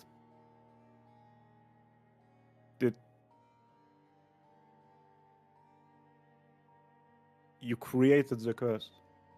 Yes, it was an error of mine.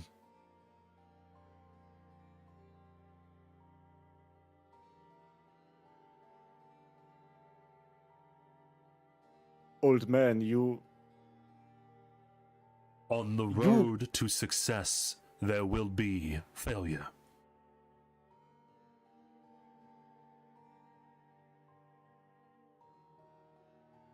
He shows no remorse, by the way. The only thing that he showed remorse for I was able Honey. to tell, Yes. He showed vague remorse for Honey, but nothing for creating the curse. Yes, he is the one that killed you. He killed Atlan because he killed your grandfather and Atlan. He killed so many of your friends. He is destroying the village. Oh, you don't right say. Now. Yeah. Help. What kind of success were you building towards to? Killing the world? Saving the world. Right. We play the Hephaestus theme. Not the boss theme, not yet. We'll see. We're likely playing the boss theme. We're likely playing the boss theme, but we'll get to that. Oh boy. I put something in the Harmacists this sketch. Nah, not like that. That's dirty. That's... I'm gonna check on it. Oh no.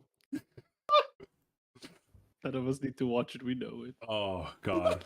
We know it too well. All right. I'll do it again. Oh. That is basically him, yes. That is basically Hephaestus, the character. As a whole bunch of pieces are being put together. Yes, and so, I'm trying to save the world. Old man, No, I'm talking. You...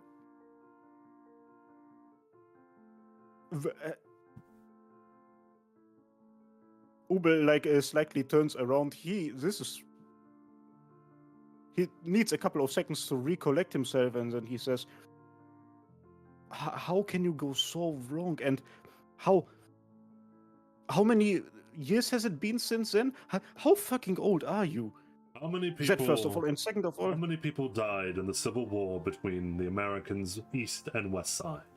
I do not know if you know of who I am, but I have killed many more people than what you will ever know. I am aware of the cost of what I do, but I must do it. The creation of that thing went leaps and bounds to creating magic and science beyond your wildest imaginations. Things like war, famine, everything negative of the human experience. The experiments here were to create something beyond all of that. Was to create a being made of thought itself. The most powerful thing on this earth is not mana. It is the human imagination. I sought to harness human thought itself. And I succeeded.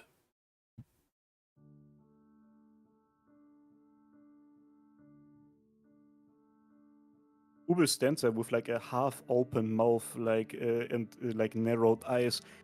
This is completely fucking with his head. So everything that kind of went wrong in his life, the fact that he didn't get a nice childhood, the fact that his family is gone, the fact that his ancestors, everything comes down to the fact that this man was like, yeah, let's do some experimenting, let's have some fun in the science lab. It was all just, as Lucille had kind of said, you were all just pawns in someone's game. And you ask him, and he goes, yes, you were all just pawns. I have killed an endless amount of people, but on the road to success, there will be failure.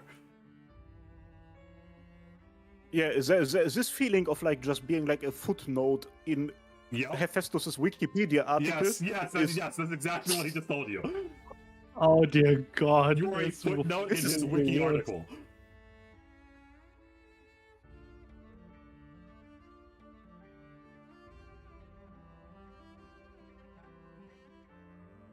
If the cute girl with the black hair in the wind wouldn't have told him to stall, he would have just shot him at this point. Yeah, I think are you able to resist shooting him? It's up to you. it's rough. Is Yeah, there a role that could decide that? I mean, it would be your will. Is there a mental right? health role? It would be will, because will is all of the mental resistances. The higher, the better, because you'll be able to resist your baser urges to shoot this man right now. I'll leave the DC up to you, though. You can just roll me will, and then if you want to leave it up to the dice, you can decide after you roll. I love that. Mission talk difficulty insane. Mission talk difficulty insane. This is beyond fucked. The way you talk about you do not value human life at all, do you? Of course I do. I love But humanity. how can you speak that way? Because, unlike you, I am not ruled by emotion. By killing 2, you can save thousands.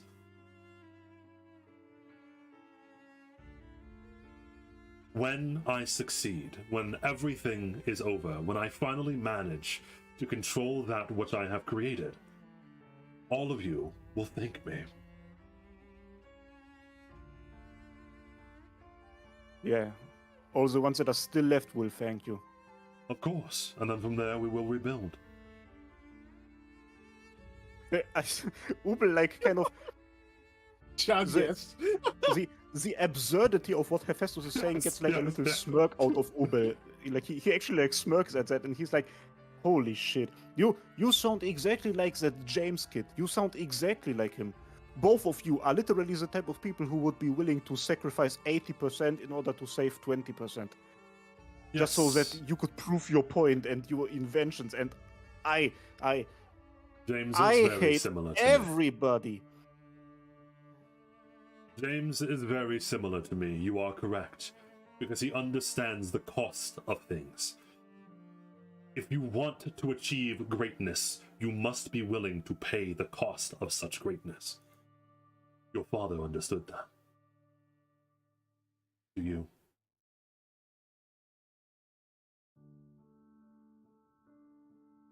Ubel gets like lightheaded for a second. He like has to hold the wall.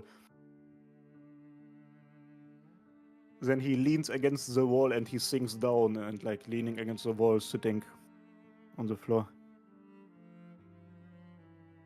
Why the fuck could I not have been born into a normal life?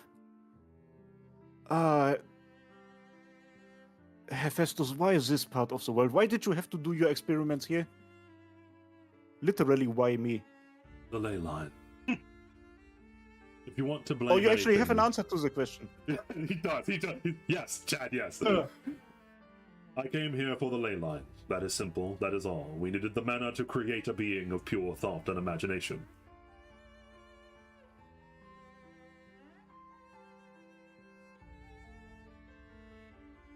He said it so casually. Yes. This fucking Yeah. guy, bro. And if you must curse your fate, also know that you have a wonderful chance. And he kind of slowly reaches out his arm to you, his hand to you. Join me.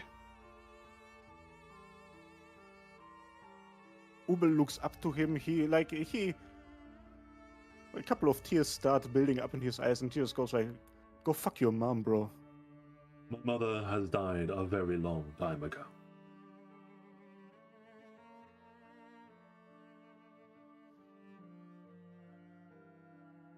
I am not joining anybody.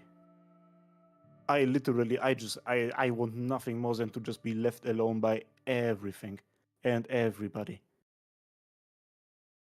And I can assure didn't you even know that your if- plan existed an hour ago. I'm not gonna join you in your journey for finding the ultimate perfect human being with mana involved. I ask you to join me because I can achieve anything that you want.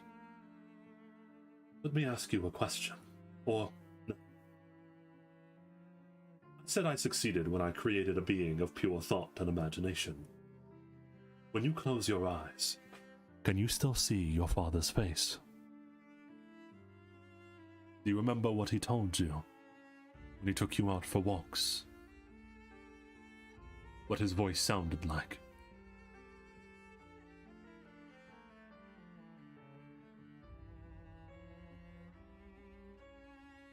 What kind of response do you want to hear from me, man? I already know the answer. If you can imagine that, then my creation can bring to life your imagination. You do not understand why this cost is necessary. I understand that. But just think. Use your imagination. Imagine your father being right here, right now, in front of you. I can make it so.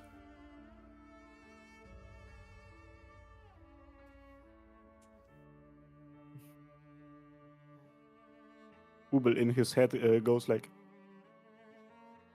Karen, girl, how much longer do you need, man? I'm almost done. Just a few more seconds.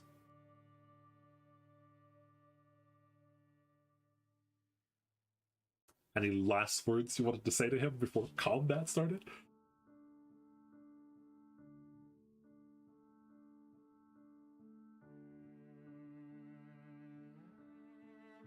Hephaestus,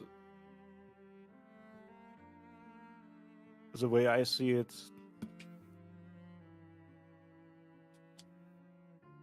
even if you were to, let's say, bring back everybody,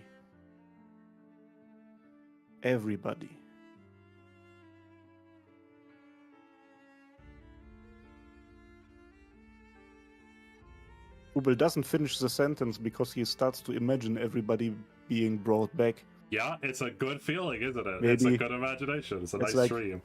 You know, dad is back, grandpa back, maybe even mom back. I never met mom. Mm-hmm. Dad always liked mom. Aka and Amir gets their family back.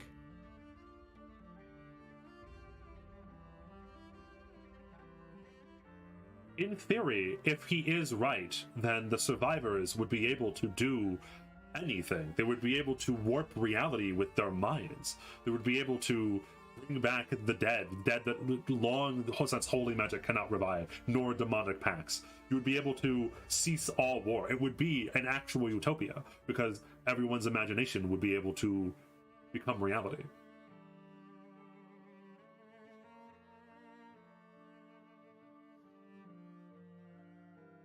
This completely breaks the mind of the little farm boy. He reaches into his jacket, pulls out a metal flask, opens it, and takes a sip of the Musuzeme moonshine inside.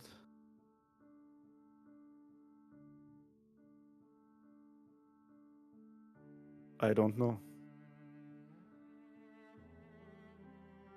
I don't know whether I want to join you. That is fine. It is understandable. Learning the truth is often hard, but the truth is what I will always answer with. I am not one of lies and deception. I'm a straightforward person. I do want you to know, though, through me and through magic, through imaginations, anything is possible, but anything comes at a price. Have some time to think on it. And he says that as he, kind of abruptly, nonchalantly goes to go over back towards the, whatchamacallit, to work on his thing after he broke your fucking mind. As you feel around you, a bounded field activates as the air kind of grows stale here. As slowly, Ryder comes up from the ground the same way she did when you first summoned her, as she takes form. Hey, bastard. As Hephaestus turns around, looks at you, and then looks at Ryder. You're back. And you notice, you hear inside of your mind, the Charon makes the mental link to you. Don't let him know you're with me yet. Remember, the orbs. Are you okay?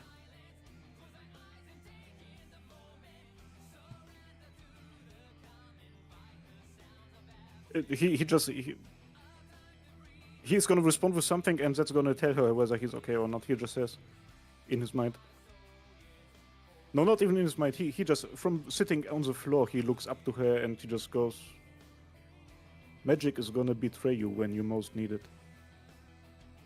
Are you kidding? No.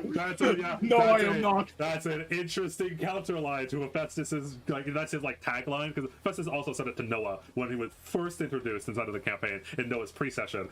Through magic, all things are possible. That's his thing, is that Hephaestus says that. And then it's the your family line, Ubel, is that when you need it most, magic will betray you. And as you say that, oh boy, I'm not going to. We'll get back to this because combat's going to take a while, but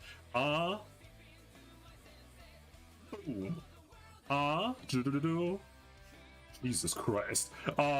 As Ryder out of nothingness. Damage, yeah, yes. It did. As Ryder, and that crit, Holy. Ryder forms a gun, a pistol out of shadows itself, as Charon gets a gun and shoots an old man. And we're going to hard pivot. Yes, boy. Oh my god, bro. Oh, Great heavens. So, I've never felt so blue balled. yeah. So Elizabeth, you get to the cave of the Rakshasa. Mm-hmm. You have probably never been inside of these caves specifically, because they are, as you can imagine, no fucking good. But as you get closer, and you probably have known this for a while, vaguely when you pass this place, the whispers, you can hear them almost inside of your mind. You do know that they do speak in a way. And Yamada also, you can also hear more these whispers in the air because you are with Elizabeth at the moment. Okay. Yup. And I also know Abyssal, so I can presumably just speak to them. Yes. Although if you try to speak to them in their mind, again, they're not speaking towards you. It almost feels like they're just the whispers are passing, passing through you. So they're just through the air. Like the comments on a Bully video. Yeah. A little bit. Yeah, that's what they're kind of. Yeah. Kind of like that. Yeah.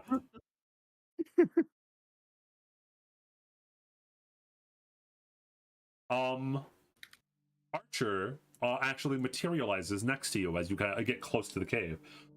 Yup. A friendly face of sorts. I must admit, they're very similar indeed to me. You're in luck, Elizabeth. As these beings' queen, I can command them to do whatever they want, whatever I want them to. Elizabeth tilts her head. However, they'll resent you forever. We don't like being commanded, as you could imagine. Try what you wish and use me as a fallback. And with that, she dematerializes again. We'll see if it comes to that. All right, so you and Yamada go deeper inside. Yeah. Yamada. I'm gonna use my servant as an audio translator. So Yamada. that's That's super funny. Anyway, Yamada. Inside of your mind, an image flashes to you. You know, Okay. there is a gate deep inside of this cave with a seal still on it. It is the one that Atlan and his line, Ubel and his line, always guarded with the Rakshasa. So you literally went from one gate to another. You're going to there. There it is. There it is. You're right here already. Yeah, I'm not opening this one with like. First of all, did Archer say it like out loud or like what? Yeah, she said that out loud. Yeah. Yeah, with like their queen and like, I'm only one guy here, so like we're just gonna pretend. No, you're one guy and his best friendo. Yeah, I don't think Self Revive can do things here. Okay, so yeah, assumingly Elizabeth is taking the lead then, right? She's like walking in. Yep. Yeah. So as you go deeper and deeper, the caves do look very, very similar to the ones in whatchamacallit, near the Blair Manor, the mines. They are different, obviously. These ones are a lot less signs that like people have been here for what you would imagine obvious things, but the whispers that are in the air get thicker, and it is like they're not talking. You know now, especially with both of you quote unquote understanding Abyssal as Yamada is being translated by Ouroboros, but they're not talking to you. It seems like they're talking to each other. Not through you, but like you're just in the way, right? Almost as if like they're yelling and you're just hearing it, because you can see like almost as if they have a mental connection, but it's not a strong connection to each other. It's just that they communicate through their minds, right? And so they're like blasting out message, and you're just hearing that. That's what the whispers are, and you could fully understand that as you're standing in the middle of the cave, and they're like you hear them talk, hey Jim, how's the weather, or something like that, but not obviously like not that. Yeah.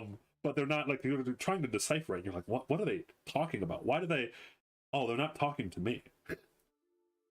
And in fact, none of them seemingly come out to you for a little bit. As you like go deeper and deeper inside, you can see their eyes faintly glowing in the distance, and this might send a shiver specifically down your spine, Elizabeth, because the last time that you saw one of these creatures was bad. As they're lurking in the shadows. So there are a decent amount of them here. Like the rage and the fear are kind of like fighting for dominance. Yeah. As finally you get deep enough, and both of you can feel this actually, because both of you have actually been to something that's similar. There is a seal. You get to vaguely. You can see it off in the distance. There are glowing abyssal runes, and there is a very powerful magic seal, very, very similar to the same exact one that James broke. And deeper down, a little bit past it, is a door. And in front of that is it's like massive Rakshasa. you've never allowed me to go this deep in.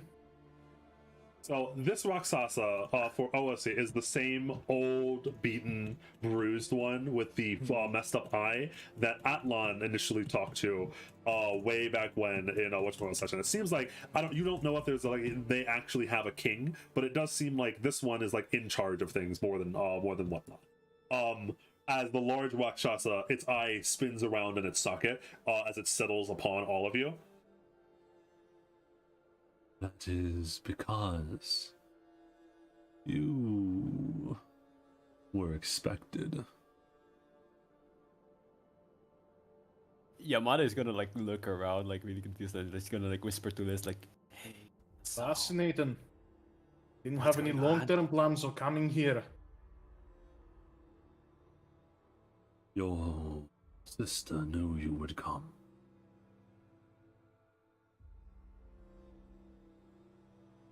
Cool. cool. You know there are a lot of these things in this game. Maybe you can fight the chief before they all descend on you, but like if you look around, it's like literally a scene where like you're in a dark cave and you can see off in the distance on all of like these tunnels there are like glowing purple eyes staring down at you as you're having this conversation with this like large scarred Rakshasa. Dio, quick question. Is he like speaking in language I can understand, or like no? You have to be translated through Ouroboros. I'm probably gonna like talk to like Ouroboros, like, you understand what he's saying? Yes, I do. Okay, good. Can you translate it for me? Not a problem. Okay, so Well, I think I can now I can understand it. Your in that case, I suppose sister was here, is here in a way. Well, my sister doesn't exactly have the best memories of this place, so I would like to take her if that's not too much of an issue. Of course it is not. We do not want her here any more than you do. He Good. does not move out of the way. Will you bring her to me then? I don't think you'll allow me to go any deeper. Will you pay the price?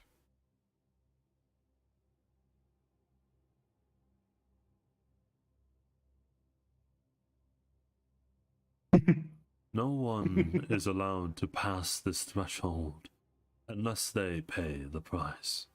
That is the pact we made with your people long ago. A pact should be remembered. Your sister broke said Aye. pact.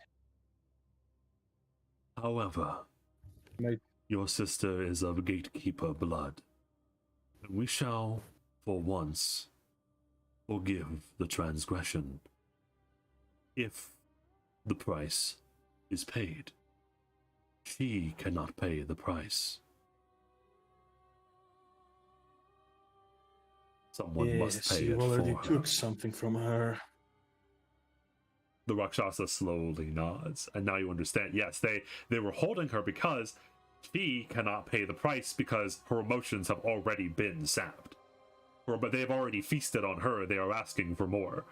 Yup. They're asking for someone else's. Rakshasa. I believe since you all know each other, and you all can talk to each other, that you know what happened that day.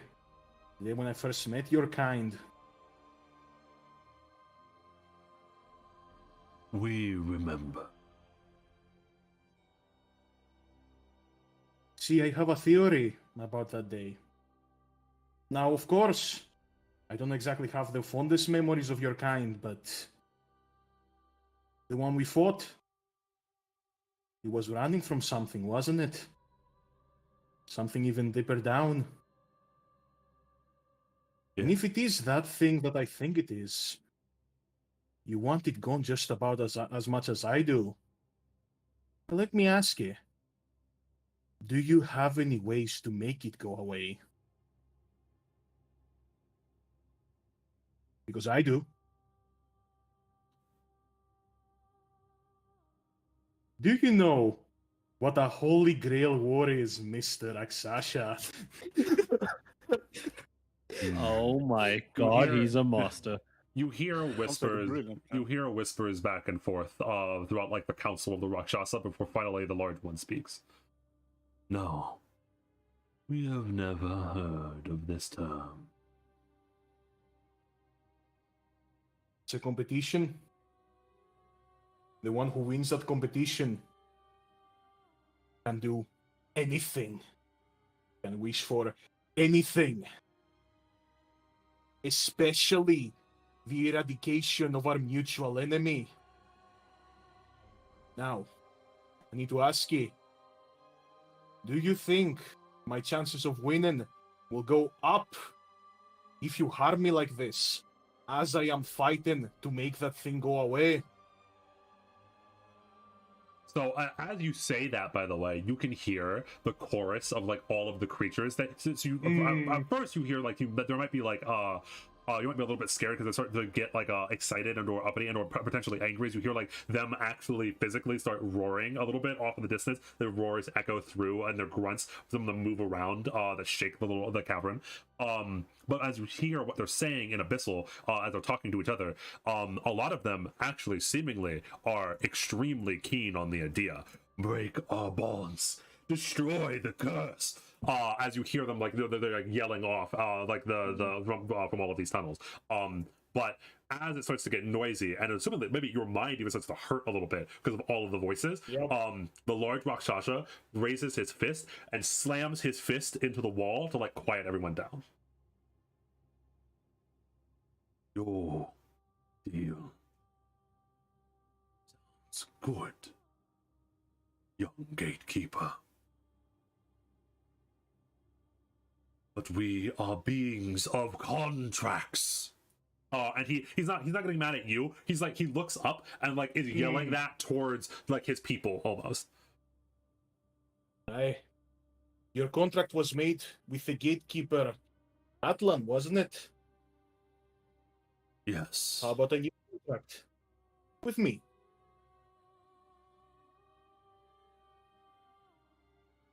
I will kill this thing. Or you can take everything.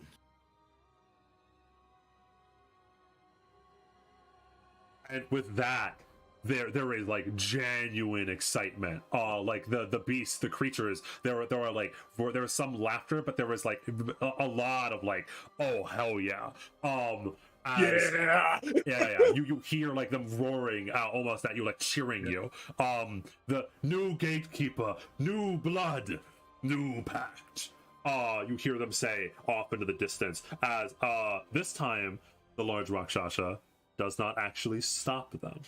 He allows this cacophony to continuously yell at each other as the big one looks down at you. You offer your all, gatekeeper. If I cannot protect my family, if I cannot protect this land, I didn't deserve it in the first place.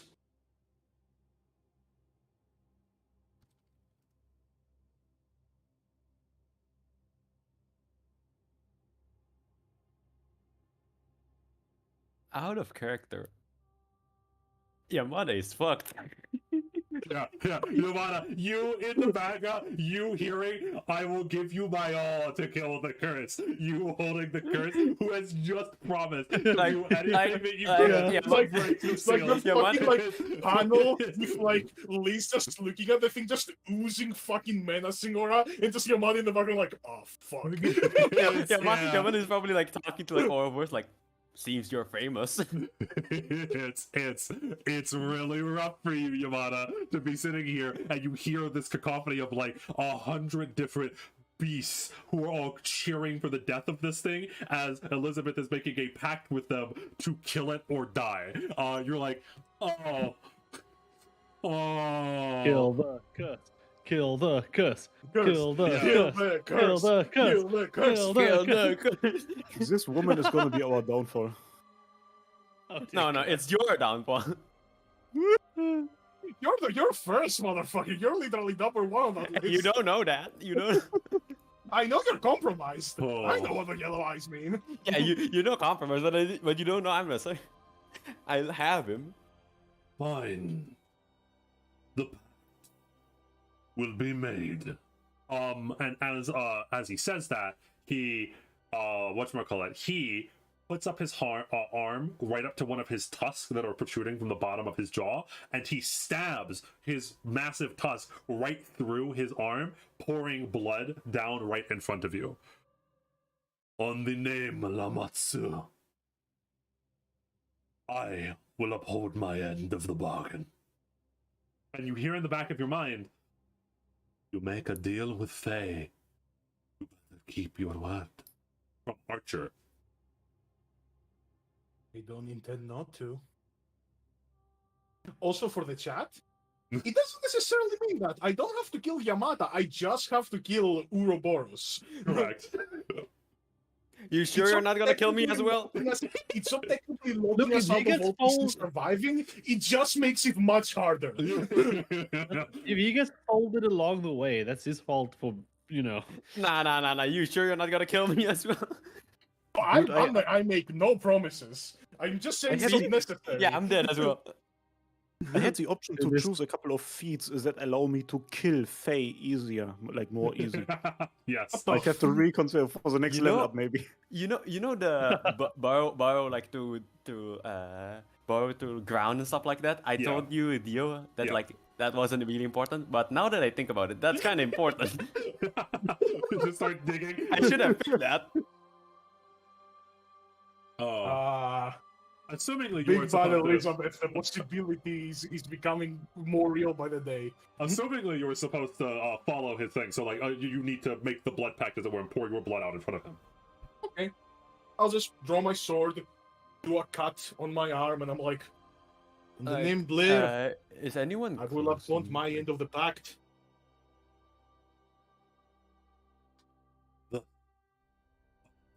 He's made gatekeeper.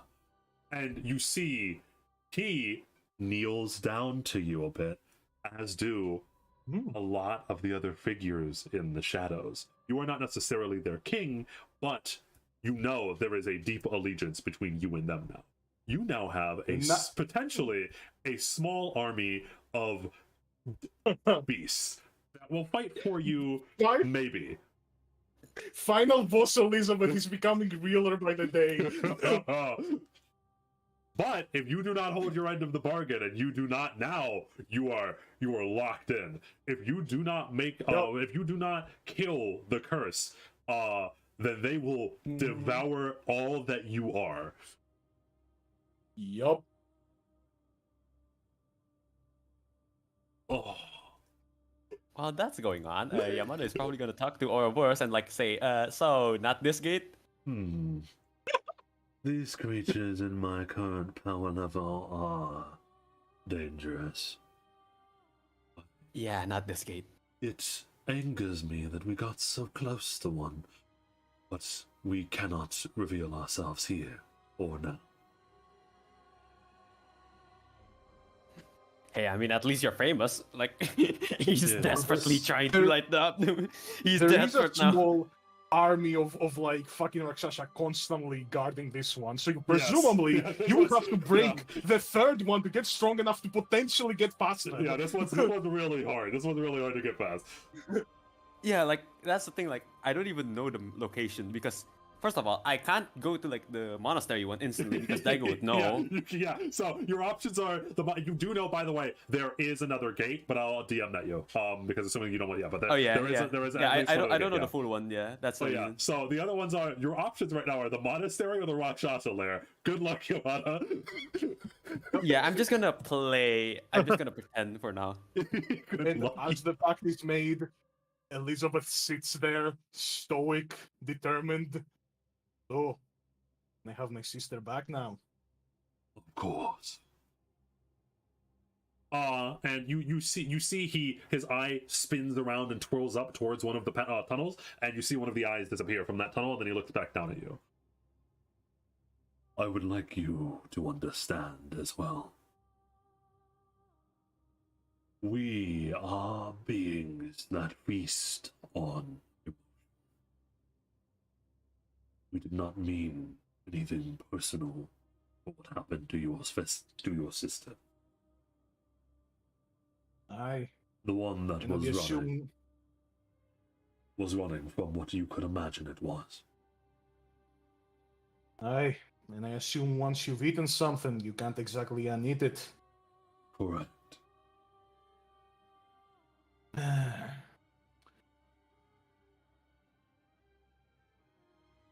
You know, as the saying goes, the enemy of my enemy. Yes. If you need us. And Lamatsu slowly reaches down and behind him. And his hand is massive. So like when he puts a fist towards you and then uncurls it, there's a small horn. Like a actual like bugle, like a horn that you would blow into and call something. As he presents it to you. I will take it. Normal beings cannot hear this. Only beings that know how to speak with their minds, God. We are not your servants. But if you are in dire need, some of us may help you. Potentially. If we feel like it. Nods. And I will put it in one of the pockets of my jacket, which connects to my demiplane. I give my sword. Yes, Yeah. They basically ticked maybe on the invitation. Yup. There you go. So now you have a horn that makes no noise and only calls those beings that can only get that can hear thoughts. Which, by the way, as you hear that, Ouroboros says, "Oh, I should be able to hear that when it is called." Yeah. So I yes, so think you, we yeah, should. so you know that Ouroboros will also hear it whatever you call that wherever you are. So that's a note. You don't know that, of course, but Ouroboros and the Rakshasa are the beings that will be called over whenever you blow that horn. Of course, you don't know about the Ouroboros being right next to you, but Yamada is probably gonna tell Orbus like, I guess we need a new plan. Oh my god. Like, if she knew, she would turn to the right so fast and beat the living ever crap out of this man. Oh no. oh, She's like, I'm God. gonna destroy this thing. It's standing right there. Oh, No. it's literally skulking right the fuck behind her as she vows to kill it. You know, while all that happens, Yamada is probably gonna talk to Orbus like, see, this is the emotion called fear. That's how that feels. This right now, this is fear. The design is very human. Oh God. Holy shit. God, Yamada is trying so hard to like lighten up the mood. It's actually gonna be. As eventually, from one of the tunnels, your sister, she does look a little bit beaten up and bruised, but she did break the pact. It's up to you about how pissed you are at that, but she is alive. One of her arms seems to be like twisted at a slightly weird angle, but she is in one piece. I kind of like look at Lamatsu, like eyes narrowing a little. You didn't take anything else from him, correct? There was nothing else to take. It would have been a bite of a snack. There was no purpose. Like, continue to hold eye contact with him for a little bit, just absolutely like ready to like do something. Mm-hmm. Then just runs up to Maria and just hugs her. I was so worried. Not worry. Things I wish to tell you, though. It is fine. Come. We will speak in the manner. Maria nods, and there is not much left to Maria's emotions outside of her, as you didn't see, but outside of her hatred towards James, and affection towards the rest of her family. And as you hug her, she does get like this sentimental, slightly happy expression, which for her is a lot for someone that has had their emotions devoured by the beings that are around you that are now working for you, ? The slightest of her smile, as her eyes light up just a little bit, can tell you that she is genuinely very happy to see you again. It is very strange times we live in, indeed. Yep, I will just gently lead her back to the manor. So as you get out, I know someone like she collects her her sword from the ground, because the Rakshasa just threw it right next to her. You notice there is blood stained on her sword. As she pulls it up, puts it into her scabbard, and then you begin to walk outside of the caves. Yeah, and I kind of like, as I see that, I look at Lamatsu and I'm like, yeah, seems you weren't the only ones that, did a little bit of beat up, I suppose. Yeah, eye for an eye. She thinks that Maria attacked the Rakshasa. The Rakshasa does not say anything. Lamatsu does not say anything. And as you guys finally leave the caves again, Maria actually stops you. There is something that I think that you should know, sister. I finally held strong to the promise I made you.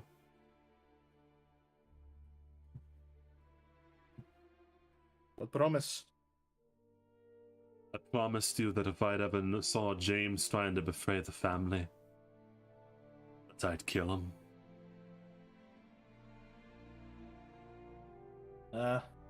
It was you, wasn't it?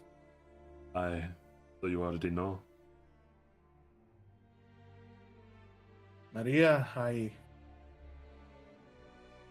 hope you understand. Father entrusted me to protect this family. What he did, that was not my intention. Ooh. So, as you say, it's not my intention. She pauses for a moment.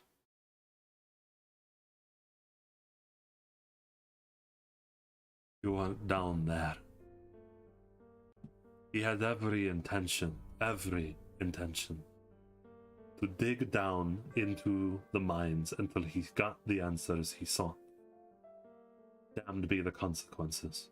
He did not care if his eyes turned yellow. He did not care if it would endanger us all. He used the opportunity of the mines being sealed for us being able to see what he was doing to get all of the answers that he wanted. You remember what happened the last time that he did something like that? Aye, he broke a seal. That particular seal cannot be rebroken, Maria. And what if he got down to the You ley either line? come-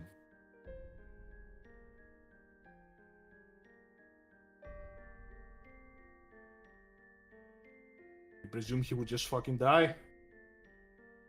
Or worse. It would have been better off if he had died back then when he broke the seal. But instead, Father paid the price. Aye, that he did. Maria, I want you to know. No, sorry, you continue. I am not angry. I understand why you did it. But as the head of the family, I have to protect the whole family.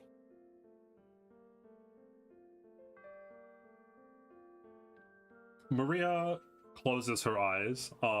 Again, her expression doesn't really shift. She just closes her eyes, and she exhales.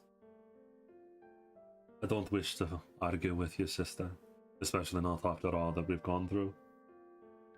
If you say it so, then you are the leader of the family. Good. But if you let him in your life again, he will betray you. Even if he doesn't mean to. He is a failure, Elizabeth. He's not a failure. Not any more than me or you are. He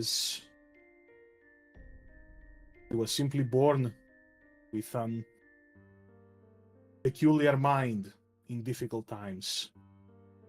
You can't Aye. hate a man for that. You can. Stares off.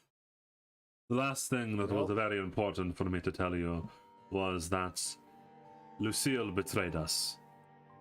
And Yamada, the next part might be very interesting to you. Lucille is trying to break the seals in order to free the serpent. Free the serpent? She thinks she can control it. But isn't breaking the seal letting the curse out? Yes, Isn't that a bad thing? she's insane. Do I have permission to kill her the next time I see her, sister? Did you try to kill her? It's how I ended up in this predicament. There she looks behind it towards the cave. Then no. I don't doubt your abilities, but if she can do that, then I don't want her sending you anywhere even more precarious the next time. The last time I saw her, she was with Noah.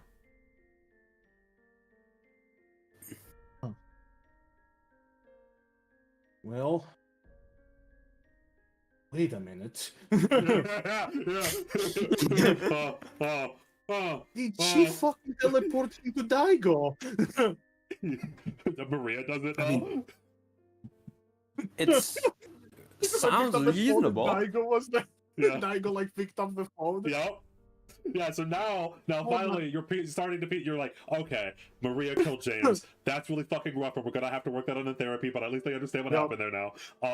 Okay, I understand. Lucille's a psychopath, and she teleported my sister into the Rakshasa cave, and then also teleported Noah, assumingly teleported Noah into the whatchamacallit, into the monastery. Yeah, into the monastery. Yeah. If I could, I would come back with Daigo's right eye just to piss Lucille off.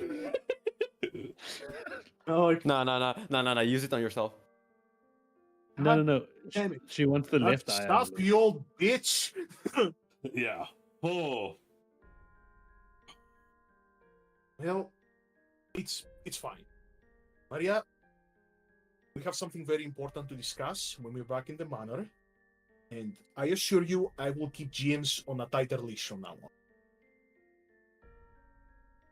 All right. Might also have to keep her on a short leash, apparently. Your Also- siblings are wilding out. Also, you cannot try to kill him again. Is that a direct command? Oh, Maria, you know I don't want to do that. So Maria looks at you dead on. You may have to. Then I will. And with that, she again closes her eyes and does a deeper, it's not just a nod, but it's like a half of a bow. I understand. Maria, when I kill this thing, there will be no more madness for James as well. The source of his paranoia will be gone. We can work on mending things then. Now then. And she she shuffles a bit, fully puts on the moves around the blade that had stabbed James through the heart, and looks up towards the sky. First step towards killing a god. There is only one step to killing a god. Make a wish. Now come. We have a Grail war to win. Yes. So, I ask of you, specifically of, this should be Risu and Kaiser that this affects the most. The Hello. Hephaestus fight is going to happen. Do you want to do that this session or next session? I'm down with both. It depends on you, brother. I'm fine. I'm chilling. I'm okay for either. I'm good. Chat, do you want I'm to just- do the Hephaestus fight right now? Because I promise you, it's really funny. It's Do it. I Do it. kind of want to And do it Chad- right now because this fight is And wild. Chad, remember, when he says it's gonna be funny, he means for him and you guys, not for me. I'm not gonna have fun. For any of the players.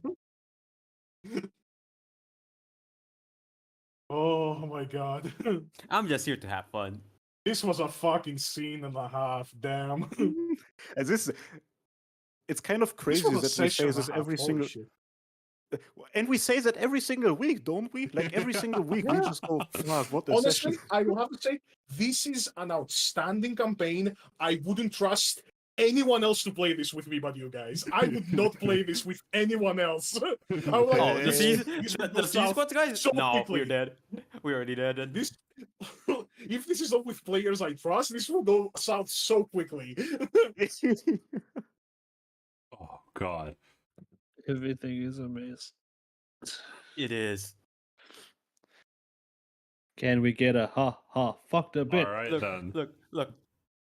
Oh, sorry. Yeah, continue. No, so I was sorry. gonna say something. You can say something. You can say something. When I talk, Okay, we're look, moving on. look. Chat, hear me out, chat. This is already like a brain fuck. Listen, if we have a break next week, we're reaching lobotomy Kaizen. bro. Now we just need a break next week, and we can create the same chemical reaction. Oh god. It's rough. It had to be Hephaestus, because Hephaestus is not the type of person to lie. You ask that man questions, he'll probably just tell you, especially now that everyone that he's gotten everyone that he needs to inside of the town. Oh boy, it is a rough one. Before anything big happens, I did not heal, did I? I'm still at the same HP that I was when I. Correct. Yes, teleported, yes, right? yes. Okay. Oh, that's fucking sick, bro. Yeah. I love it. You did gain, because you leveled up And- between last session and this session, you did gain that HP, whatever Gunslinger's HP Oh. is. Yeah, because that's just And- added in Oh, full to nice. your I HP. heal yeah. by 9 HP. Isn't Yes. that sick? Well, at well, some and remember, point in it's the Gunslinger fight- plus your con mod, so At Wait, we some point in gained the that? fight, Noah's just Oh gonna my plop God, in cool. unconscious at 0 HP. yeah. Wait, did you gain that? Yeah, did you? Yes, you gained that. So actually, are you actually awake when you get teleported in? I didn't add the little bit I gained. Okay, so you're not at 0 I HP just when you added get it. I teleported in. added it to the You're at, max like, of the cutter. 9. Nice. You're at like you're at like the fucking 2 HP. Wonderful. We'll get to Worth that. it. I'll take it. Oh boy. All right then. All right then. Let me open up some sheets real quick. Let me get things started. We're so continuing. Oh yeah, combat. This is the second combat of this session. Get me away from this immortal man. Oh shit, another immortal man. The other immortal guy. Wait a minute. Please. How give me many one- immortal aren't- men aren't are you- there? Aren't you like unconscious because like?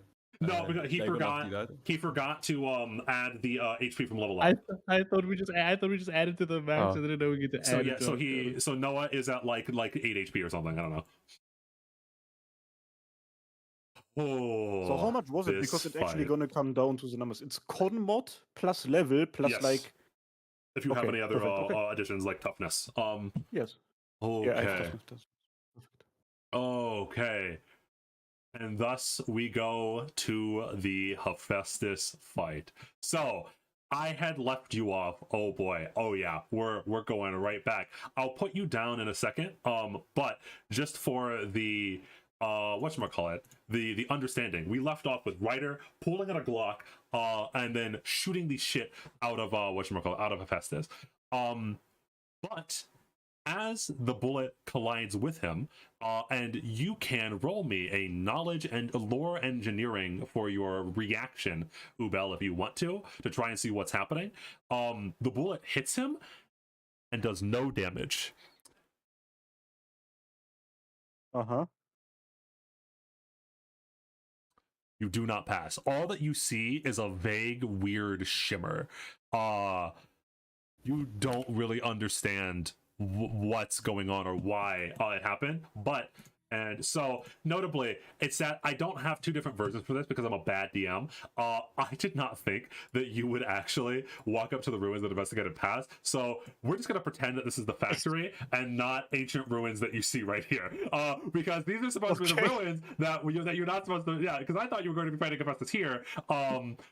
I did not think that you'd be fighting Hephaestus in the actual factory, but just so the note, there's not grass and everything here. You are in a factory, but for the purposes of everything like that, we'll just pretend that this is a factory. We'll pretend like these are like the factory walls and the canisters and stuff like that, because I didn't think that you'd actually manage to pass the TC, but you know, it is what it is. But yes, so, you know, it's great. It's great for the illusion. It's great for how other people would see it. You know what I'm yes, saying? yeah, to other Yeah, people, exactly. to other people, yes. The yeah, audience didn't pass the safe. True, yeah. Exactly. Yeah. What do you guys? What did you guys know in the Whoops. chat? No, Shot no. still They not in the have one minus one gun. perception. Exactly. All right Ooh, then. speaking of perception, if Ryder rolls initiative with perception, then she gets a Yes. +2. Nice. I will add the +2 with 32 for Ryder. Yeah.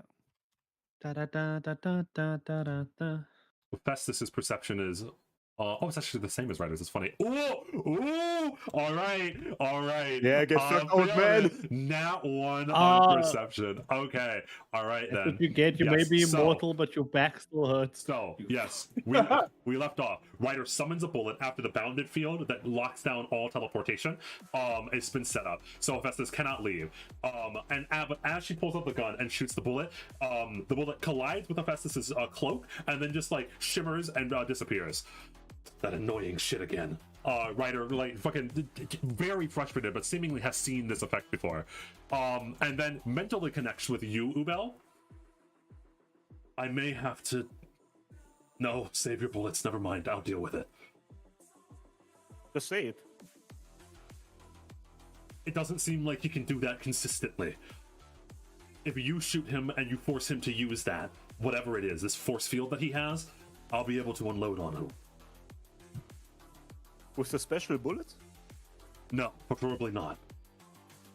But that would give away that you're fighting with me and might put you in danger. I'll leave it up to you.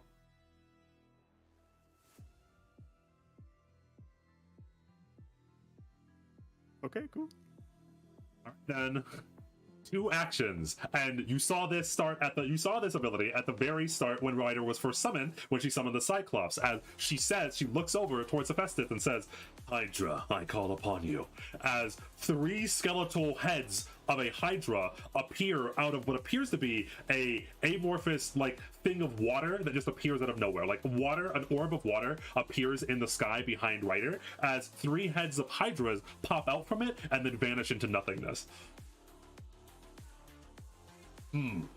That narrows it down to 4 different possibilities. You're Greek, perhaps Roman. Hydra, interesting. Keep guessing, old man. She can't do that, so it's just going to be Shadow Strike again. That one actually hits, and as she said, the force field is apparently down. As that crits, so that actually does 24 damage. Ryder's on auto crit. I should turn her off of auto crit, but anyway. You see this one hits, and as it does, it hits him square in the head. So she's firing out bolts of shadow, like pure shadow, similar to the bullets that she made for you. Seemingly firing parts of herself at Hephaestus, and as it hits, it dings his head backwards, and then he slowly peels his head back to normal levels. Interesting. Hypothesis. Your turn. That's all for now. Ryder has summoned 3 heads of a Hydra and shot Hephaestus in the forehead. Okay. Remember, he does not even know that you're with Ryder, by the way. That's why she said that, because technically right now, right now you exist outside of the turn order. So like you're allowed to do whatever you want in theory, but we'll keep it with order for sake of clarity. Okay, I will say something and you say whether it is possible within mechanics and whatnot. Okay. She told me not to use my special bullets right now, but the way my magazine is loaded, those are at the top. I will allow you to... No, okay. A second, please. Gotcha. So, I have this thing, I can use an interaction to reload. Okay. And my reload is called Raconteur's Reload, and it allows me to create a diversion while reloading. So can I just, like, use an interaction to reload? While doing so, I will cause a diversion to Hephaestus, get his attention or something like that. It allows me to do a deception roll while reloading is the point. Okay. And I would, while I do the change to normal bullets, essentially. That is what's going through my head. All right, roll deception. God. Yes, that's one action, yeah. Okay. So, as Ubel is kind of working around with his magazine, he goes like, "Old man, I don't know. I think I might have come up with an answer to your question. Are you there? I think we should really discuss this out. After all, you said some, like, manner and stuff." Never mind. You see him look, his eyes look over towards you. Roll me a perception, by the way. Oh no. Okay. Oh no. That was the... Okay, so his eyes do that weird thing again, but you still can't tell what's going on. His eyes look over towards you. Interesting. Curious. Why would you say that? As he looks over towards you briefly, as he looks back over towards Ryder. That was one action. You still have 2 actions in theory, but you don't know whether or not to shoot him, because if you start shooting him, he might actually aggro onto you. Right now, you have no aggro. Yeah.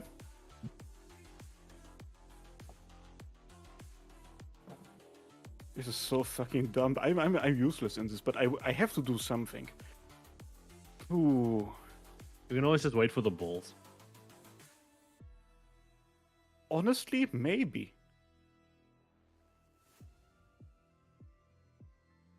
Right now, I'm just scrolling through all of the list of all of the things that I can do. I don't want to shoot yet.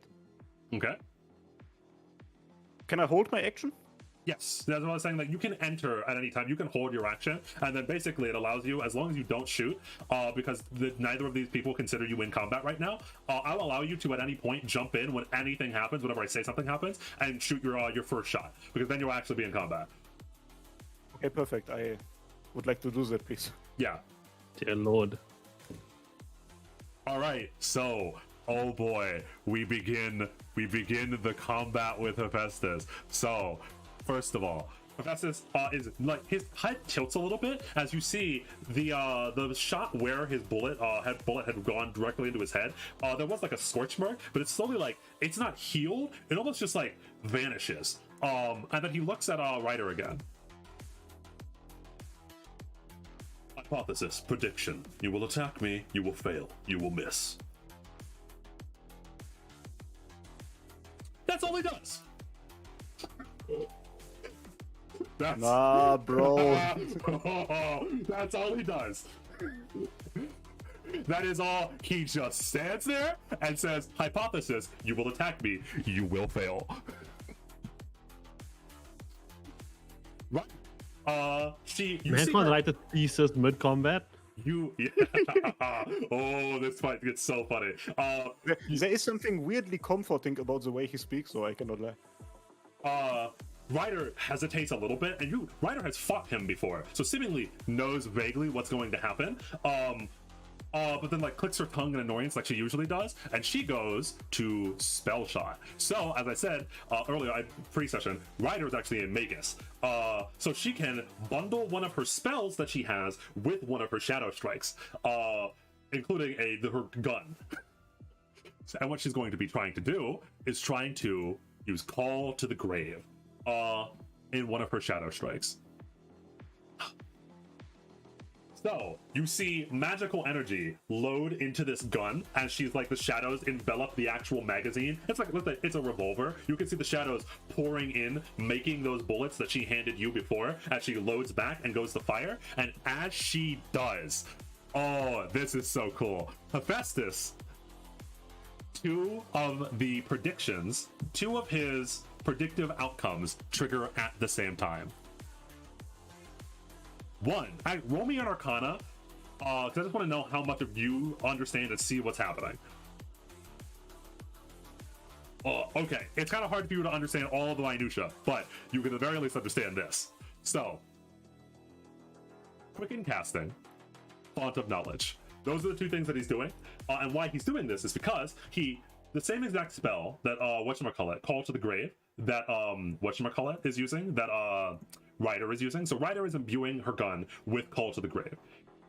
Hephaestus sees that, quickens it down with one focus point into a one action spell, adds that spell to his list right now, and then uses Clever Counter Spell to automatically cancel it because he has the spell on his spell list. So in that moment, he realized what the spell was, downloaded it onto his brain, added it to his spell list, Clever Counterspell, automatically counterspelled Ryder's counterspell. For you don't understand all of that just happened. To you, all it does, Ryder, Shadow raises her gun, clicks back, and then the gun fails the fire. Predictable. When you started talking, I was gonna say, "Hey, I can do that too," but then I realized, no. No, yeah, no. No. This was No. what he did was insane, by the way. The amount of knowledge and like quick thinking he would need in that split second to do all of that, like cognition, like figure out exactly what spell that is, identify that spell, cast that same spell, use Clever Counterspell to stop that spell from Ryder happening. And Ryder she gets so, you see, her brow furrows. God damn it, this can't be easy. Ubel is stunned for one round. He still has one action. And as Ryder goes to use her final action, she goes to Shadow Strike. Hephaestus shows you, actually, roll me Arcana again, because this one's going to say hidden. Yeah, unless Lord. you pass. Okay, No, I you don't. do not pass. So, when she fires off her last shot, Hephaestus teleports right up to here, and the shot misses. And Ryder, in her mind, goes, I set up a very powerful bounded field. How is she still teleporting? That doesn't make any sense. This whole area is locked down by a dimensional anchor. The only thing that should be able to pass through is the river Styx.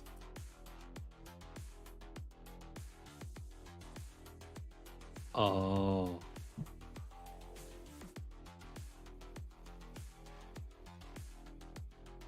Basically, he used Imprison from Pokemon. Yes. He, in a split second, learned the spell that Ryder tried to cast, added it to his list, and then used Clever's Counterspell to counter it. Because Clever's Counterspell is an actual ability, by the way. If Hephaestus has the same exact spell that is trying to be cast, he doesn't need to roll anything to attempt to counterspell it. It just automatically succeeds. What the fuck? That's broken. Yes. Okay. Meanwhile, you guys are thinking. I'm gonna talk to chat. Chat, what the fuck is going on? Oh. This is the man that split that ended a split war between the two Americas. Okay. Yes. The brain is not braining. Brain is not braining is perfectly a perfect description of Ubel right now. He stands there with an open mouth and then he like shakes it off and he goes like, in his head he goes like, listen, if necessary, I can still just use the commands here and we can just banish him somewhere. No. It's still an option. Not yet. My noble phantasm would eat too much of your mana. If Noah was here, maybe. No one just plumps down.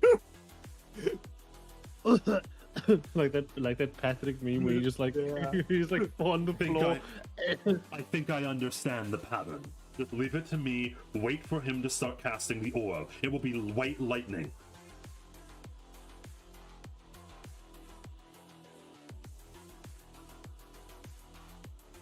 Yeah. I mean, okay, so she now said wait for the orb.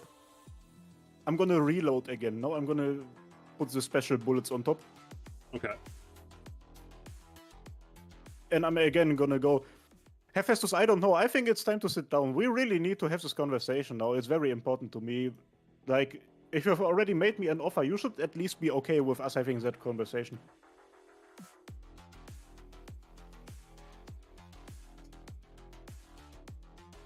Well, shit. What are those bullets you have? That's just as he looks at you. Oh. Don't shoot it. Don't shoot it. I mean, come on, let's sit down and have that conversation. You have two actions. Fucking ass shit piss. Bro thinks he's super. Nah. Yeah, I actually have like quite a few bits and pieces in my things that allow me to do like intimidation rolls against enemies and stuff. There is no way on earth that any of that would work on Hephaestus, of all people. It works against like wolves and shit. What could help me here? Experienced tracker? No, probably not. But I feel like don't shoot it right now because like he's focused on your bullets. Yeah, exactly. Yeah. Do you have any like other weapon? Is it just like gun? No, just gun. There may be a rogue goat out there willing to help him at any moment, but I don't think it's you. Fuck you! You only have a gun. When is when is Noah coming here? You know what? Fuck it. As he says that, I'm gonna use the rest of my action to just walk up in here so that I'm standing behind Ryder. He can't see me now. Ryder is big. Alright. He at least. Oh, and I turn in the other direction. So, you know, I have the bullets in front of me. He can't see me. Yes. So, as some more knowledge, you can tell that the spells that he is casting, whatever spells he is casting, Hephaestus is, whatever he's doing is costing a lot of mana. Roll me perception. And this might remind What's you of happening with the something machines, Dio? this might remind you of something that Lucille said. One, there was a lot of mana in this room, but also, as Hephaestus, hypothesis. You will try the same thing again because you're stubborn. You will fail again. As he does that, you see he's like pre-casting these abilities. And when he does, that bracelet on his wrist that Lucille told you that you need to get away from him and that she wants activates and does something to him. Like you can feel like a very powerful magic coming from that bracelet after he uses one of the predicted outcomes. Okay. And as you... Oh, fucking hell. I'm not sure whether Ubel would be able to... You said I understand that he is using up a lot of mana. I can tell Yes, that, he's right? like draining mana, yeah. Any change in the machinery around us? Is there any of that black me- goo disappearing? Roll me Arcana. Arcana? It doesn't seem to be, or at least like it's not having a massive effect on it right now.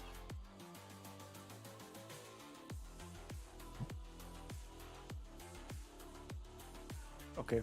That's not worthy of a hero point. Mhm. That's it.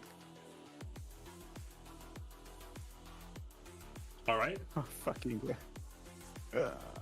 And again, Hephaestus has just stood there, and so there is like this, and you can probably tell that because Ryder has already fought Hephaestus, that this is just how Hephaestus fights. It is demoralizing as hell for Hephaestus to just stand there and go, "You cannot beat me," and then counter everything that you tried to do. But Ryder said that she had a plan. She said that she had seen what was going on, as it were. She spell shot. She tries to do. No, she does not spell shot. Sorry. She shadow strikes. She just does a normal shot. And as she does the normal shot, Hephaestus teleports again. This time teleports directly over to here. And as he teleports, if you scroll all the way up to the very first ability that she used, she has an ability that allows her to activate this as a reaction.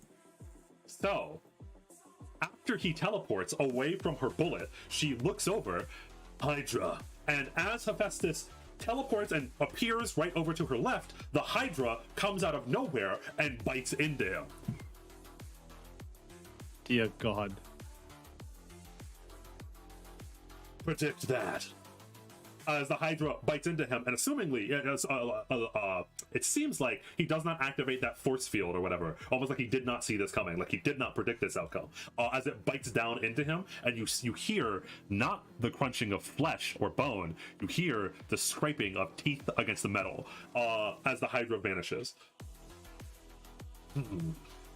Interesting. You're smarter than you appear. Understood.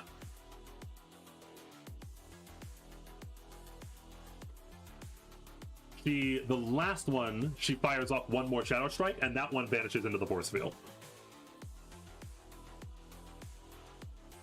Fascinating. This man.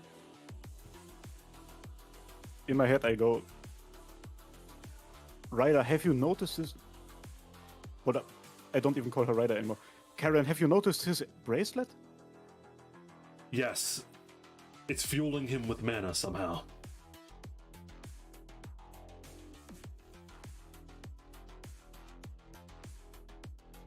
Is there a way to stop it from here? Can I... Do you think it breaks if I shoot it? I've tried aiming at it, but he's very cautious. It is probably very important to him. If you can aim for it, then do. It's a hard shot. Heads up, OOC, you can aim directly for the bracelet. You will be rolling your attack at disadvantage.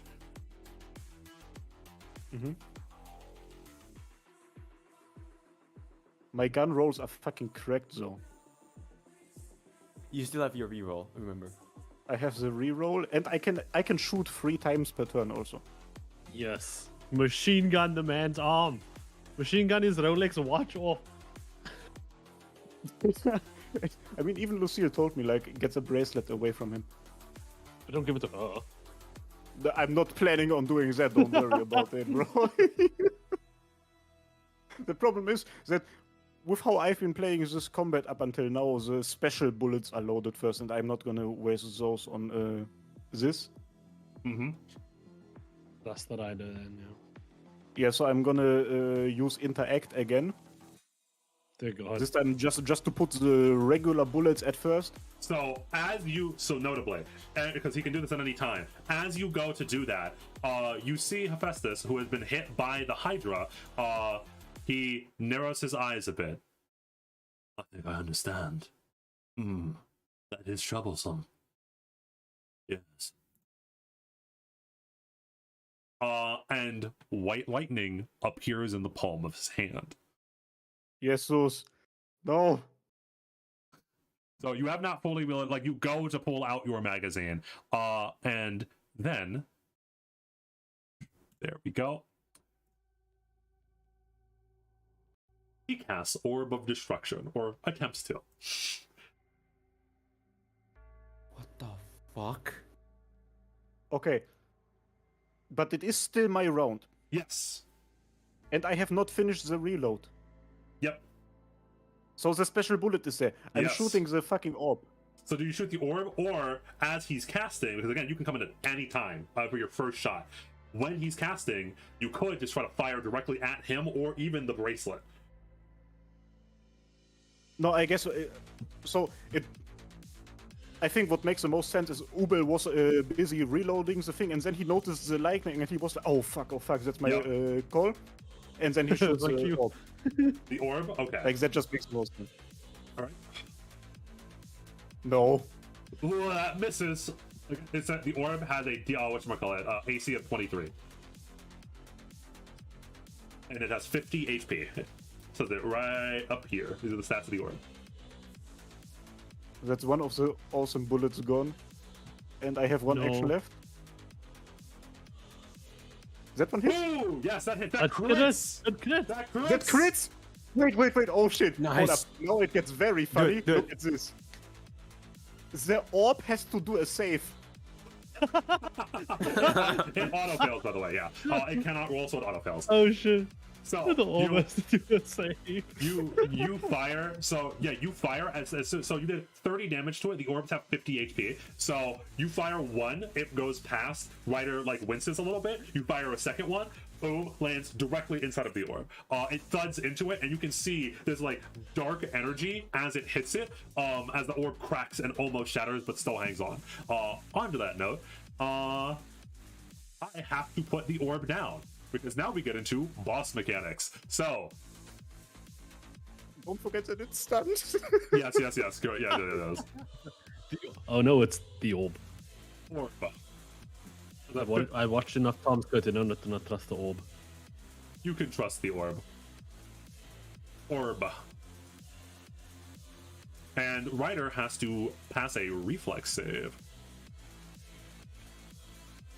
DC was 23.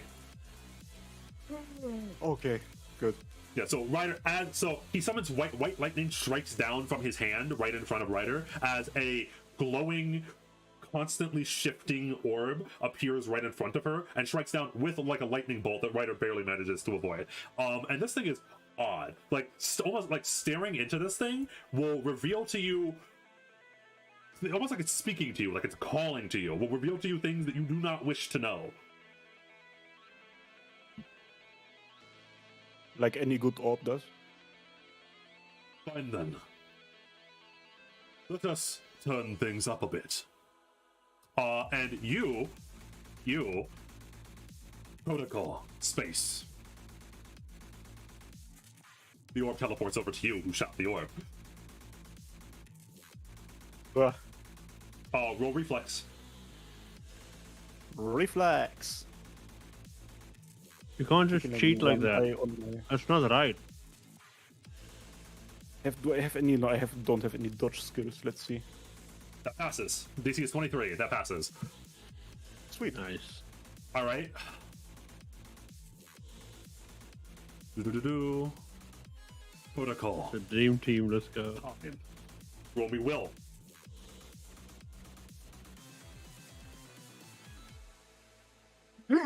Meet beats? Yes, meets beats. It's 23, by the way. I missed. That's a mistype. The DC is 23. All the orb DCs are 23. Dear lord. Ooh, yes. And so yeah, so you see him. He goes, protocol space, and it teleports to you. Protocol time, and you. This aura, by the way, is still here. And you feel like sickly slow, as if you read, if you had failed that save, you are slowed. for 1 round. And at the start of every one of your turns that you start within the orb's aura, you will be slowed. So it's constantly casting the slow spell everywhere around there. And then for his last action, predictive outcome. Hypothesis. This will be more difficult than I thought. Ryder, knowing now that Hephaestus is probably keen on what's going to happen, Ryder actually switches things up. She goes to cast whatchamacallit, the undead, so the Hydra head reaches out immediately, which forces Hephaestus to teleport away, or similarly forces, and that is what he does. That predictive outcome is that teleport that I'm not showing you, because whatchamacallit failed the Arcana save. It's very funny, by the way, whenever Noah's here, assuming Liam passes that Arcana save, to see what he's doing. If any of you haven't guessed exactly what he's doing, because apparently he's in a bounded field that locks down all teleports. Anyway, yeah, the Hydra goes to snap at him and teleports away. Ryder then turns around and, hoping that he doesn't have any actions, actually goes to spell shot his ass. That hits, and he does not have all of the actions that are necessary to counterspell. He can attempt to counterspell, but he actually has to roll it this time. He does not get the free counterspell because he used actions to send the orb over towards whatchamacallit. Spellcaster's DC, that fails. So yeah, so you see, two bosses are fighting and Ubal's fighting an orb. Yes, so you see, so again, all of this happens within 6 seconds. So within 6 seconds, a Hydra head appears out of nowhere, tries to snap Hephaestus. Hephaestus teleports to the opposite side of her. She 180 turns around, spell shots his ass. You see Hephaestus try to do that thing again, where he matches the spell and counters it, and he's not quick enough this time. He's caught off guard, and it hits him, thuds right directly into him as Call to the Grave activates. And Call to the Grave does damage, as it says, but also he has to roll a save. Oh no, never mind, it's just a crit. I forgot how spell select works. Yeah. Done. And the bullet actually thuds into him. Alright, you are now in the combat fully. This man runs the combat so smoothly, all of this shit. This is some, like, Matt Mercer type beat. Fucking hell. My brain hurts. Meanwhile, you're not on a different plane. Okay, no I mean, funny your- lightnings at the moment. I mean, your job is simple: shoot the orb. Yeah, your job is assumingly simple. Shoot the orb. It has 20 HP left. Oh, yeah! Of course. I don't even know, are there any... All it's doing right now, by the way, is slowing. You can just, so there are a couple of different things. You can stay if you want to. You can unload all of your bullets into Hephaestus. Or you can fire at the orb, which is currently has a slow aura around it. But you don't know what other protocols he has on. You don't know what other protocols there are. Being near the orb could be dangerous. You could just move out of it and then shoot Hephaestus. It's up to you. Wasn't this a Grail War?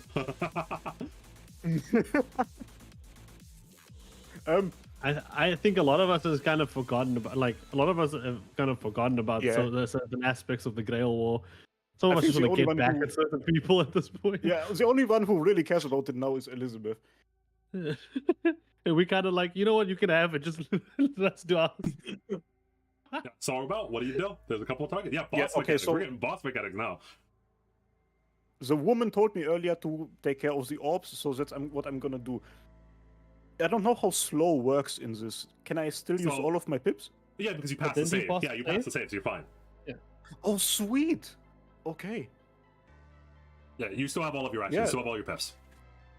Okay, I use special ammo shots against orb. 1. Oh, you have 1 shot left Misses.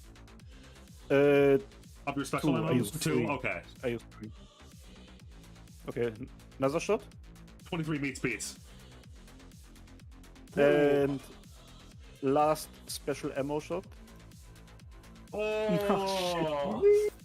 Oh! Okay, the orb is still up. So add. Oh, it's on 5. What do you mean? Oh, I think. I don't know. it's very low. I have no actions left, so I just have to kind of end my turn. Yes. Hephaestus looks over towards Q. So, you were with her then? You're a master in the Holy Grail War. We have no proof of that. A funny joke. I ask you, Ubel, if you wanted to be on the sidelines. Why?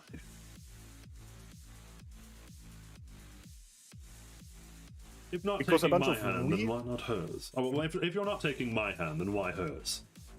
I'm not a sick bastard like you. Do you know why, old man? Because over the last week or so, a bunch of really, really weird people have appeared out of nowhere. Told me that I have to do things that I don't have to do. I am sick and tired of all of this shit. I'm gonna eliminate you, I'm gonna eliminate everybody else involved in this conflict, and then I'm gonna go back to my regular good old life. There's no way of bringing back the good old days or trying to save the world in any way. I just want to be happy, man. Hypothesis. No. Statement. A fact. You cannot defeat me. Hypothesis. Denied. You are wrong.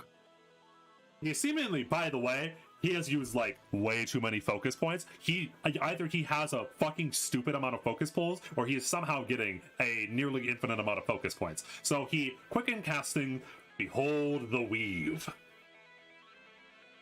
Find them. And he raises his hand towards you, Ubel. Roll me will. DC 23. I will do that. Oh, fuck my grandma. So, he gets to choose 2 of your actions on your next turn. Oh, fuck off, okay? Hypothesis. You will use your kill- first action to throw yourself down. Hypothesis. You will command your servant to kill itself. Uh-oh. No. Uh-oh. Hopefully. Cut your hand.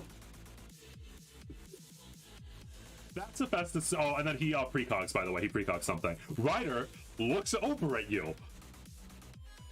And in your mind, is there something I need to be worried about? It's too late for the hero point, right? Like, at this point, it just has been roleplayed. I will allow you to rewind and hero point if you wish. I will allow you to spend your hero point. I think this is actually a situation where it's warranted. Like, Notably, you need to crit succeed this, because if he even if you succeed, he gets to he gets to control one of your actions. And all it will take is one action. oh, fuck my ass. Okay, hold up. So if you do reroll, you have to crit pass this with a DC of 23. So you either need to roll a 33 or you need a nat 20 in order to completely be unaffected by Behold the Weave. That being said, you get to use your action before, because all you have to do is you have to commit X amount of actions depending on what your whatchamacallit was. So you still have one action. As Yamada said, you can do something like cutting off your hand and or taping your mouth shut with one action or something in order to that you physically can't command Ryder in some way. If you can think of a way to do that in one, or if you want 2 actions if you re-roll and succeed. Use both your command seals so you can't use it anymore. Yeah, like, that's an option. That's an option.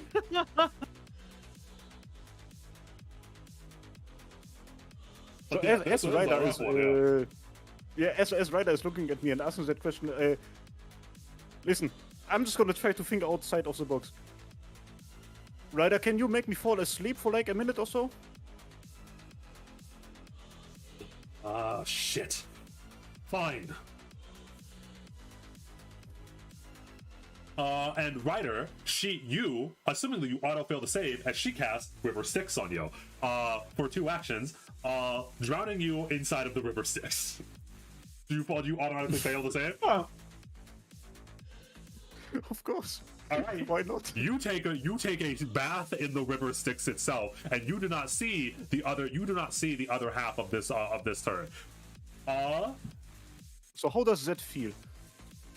Again, it Calm. is So it's calming, but it's calming in the way that you are like accepting your death, right? So like the water pools around you at your bottom as Ryder turns around to you and snaps her fingers, and then you fall down into the waters, and as the waters envelop you, the water of the river sticks. There is a feeling that like everything is going to be all right because it has to. There was a feeling of this is death, and there's kind of, at this point, nothing you can do about it. And then right as your soul is actually being dragged across into the House of Hades, you wake up again, and with a cold sweat, as it feels like you've been drenched in water.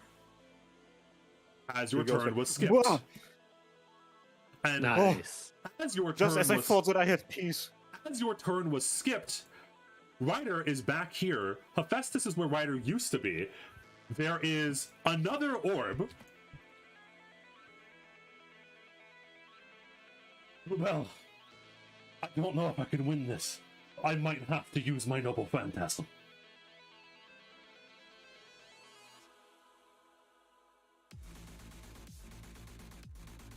Charon is being pushed back. Listen, Dear at this God. point, it's... Which one is it? Should we leave? Or should we use the phantasm? We can't just leave. Is this more important to you than winning the Grail War?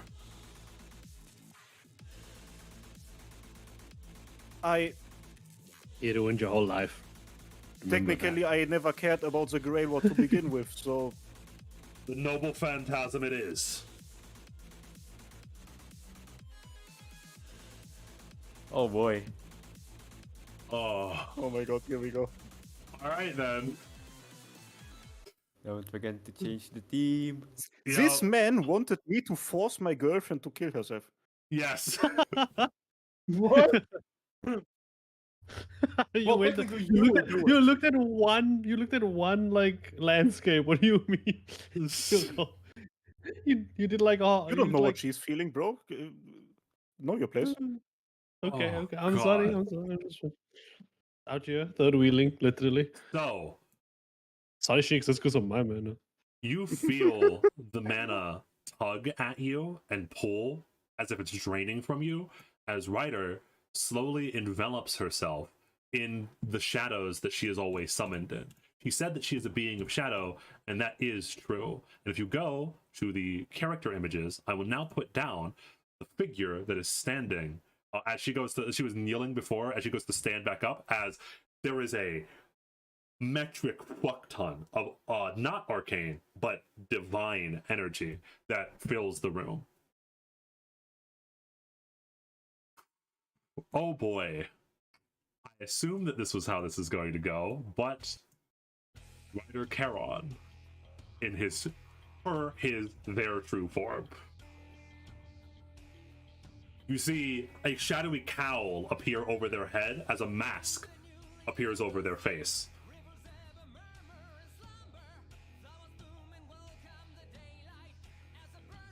Listen, old man. You gotta know when to quit. All things in this world die. I don't. I defeated death quite a long time ago. Arrogance. I've met many Greek heroes over my years. Many heroes and legends from different places. They all thought that they could beat death. And in the end, they all met me. His eyes narrow. Narrowed it down to one. Slow on the uptake.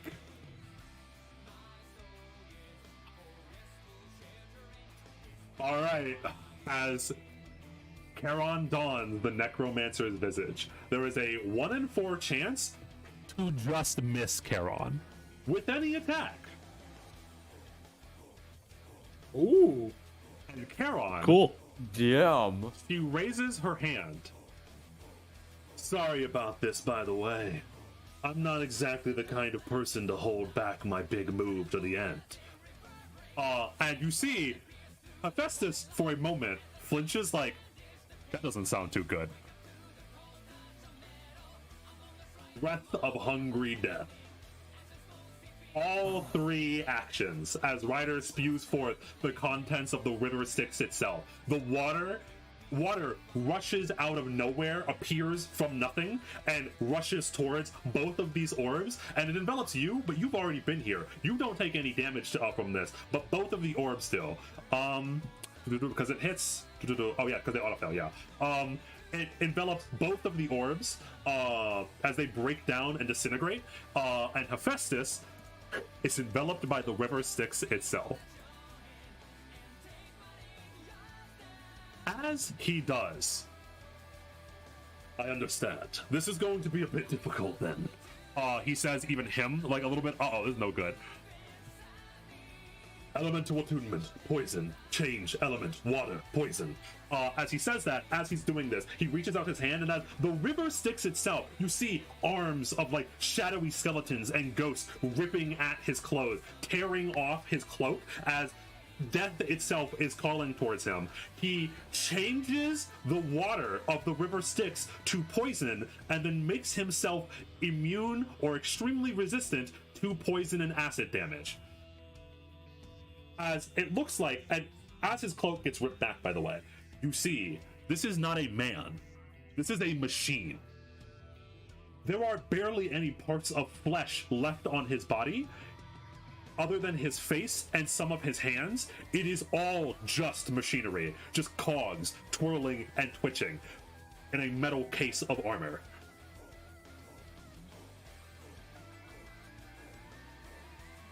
It is your turn. He is the factory. Is it working? Is what working? In Ubel's head, he just me myself as well. I just thought that he would disappear immediately.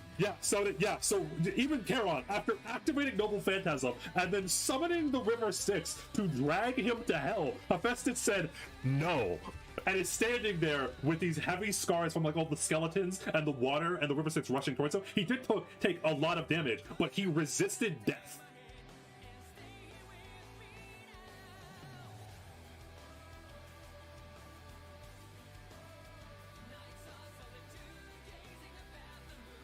Dear God. Some people are just I fucking mean, hated by the world. If he's a machine, he technically not alive anyway. Exactly. So notably, he has a massive resistance to negative energy. It's really rough because he barely is human anymore.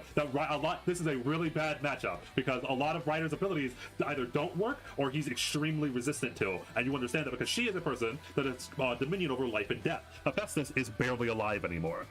He has sold his soul for progress. He is pulled over.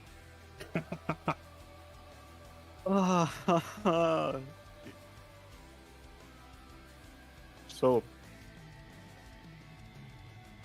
Ubel literally goes like, it's not possible to have one easy day in this fucking. He raises his AK. His band is visible, right? His bracelet. Yes. Might as well try that at this point. Yeah. I aim for the bracelet, so I have to activate the. Just roll twice. What's it called? Just roll twice. That's the first shot. So it's a 23. Beat his AC. Yes, beats. His AC is the same as his DC. I remember. You actually hit the bracelet.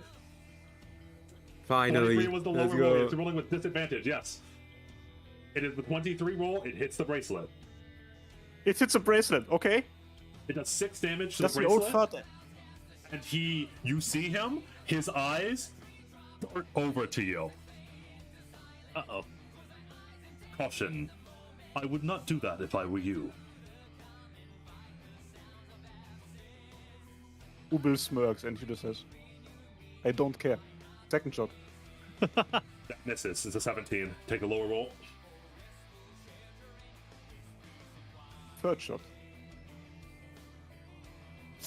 Okay. It has taken a little bit of damage. You see a small crack appear inside of the bracelet, but it is not broken. And Hephaestus, as you walk, you have pissed off Hephaestus. You have drawn aggro from Hephaestus now. Oh god. Charon in full form is a little bit dangerous though. Wait. Chet has said something. I have just rolled unarmed fist. I have not rolled my gun. Oh, for your last attack? No, I think two. I think clicked- two of it. You clicked it because he has disadvantage. Yeah, That's those the are- last shot. That's -8. You should. No, click I don't know. Dio, if I may, can Yeah, I... sure. It's the 3, by the way. It's Okay. the 3 next to because this is your third attack on the with the gun. Yes, of course. I Oh, okay, I see. That's why. 19. Oh, okay. No, it still misses. Okay, sure. Everything stays the same. Oh god. Everything stays right where we left it. Oh, I karaoke that song. Have I used my Pretty hero good. point yet? Has anybody paid attention to that? Yes, right? I think you already Yes, did. No, used you it for didn't Will. use it. No, wait, no. No, he Yeah, no, you he did never use it. used Yeah, it you did because not use he it. You decided did to not drown use it, himself yes. instead. I did not use yeah, it. yeah, you still have it. You still have it. It's hero point time, baby. Or should I keep it? Polarizo, you are smart, tell me. Should I keep it or should I use it? I don't know. If you're gonna roll at disadvantage regardless, then I don't know. But if you're gonna get to do a flat roll, then yeah, worth. The only way So you yes would or ever no? get the only way you would ever get to roll a flat roll is if you're aiming at Hephaestus, not just because the only reason you have disadvantage is because you're aiming at the bracelet specifically. Notably, Yeah, it yeah, does seem like Ryder in this form, in her true form, is strong. She obliterated those orbs and did a lot of damage to him. Maybe keep it. You need to survive potentially. Yeah, I don't know. what? To roll at disadvantage again? I mean, what are the chances? It worked the if you first feel it- time, it's probably If you not feel it in gonna your work. soul, then you feel it in your soul. If you don't feel it in your soul, then you're Hephaestus because he's feeling Yeah, it somewhere else. I can't move, right? Like I have used up everything, Yes, right? you've used all For of your free attacks? actions. Yes. Okay, perfect. I still continue to smirk at him.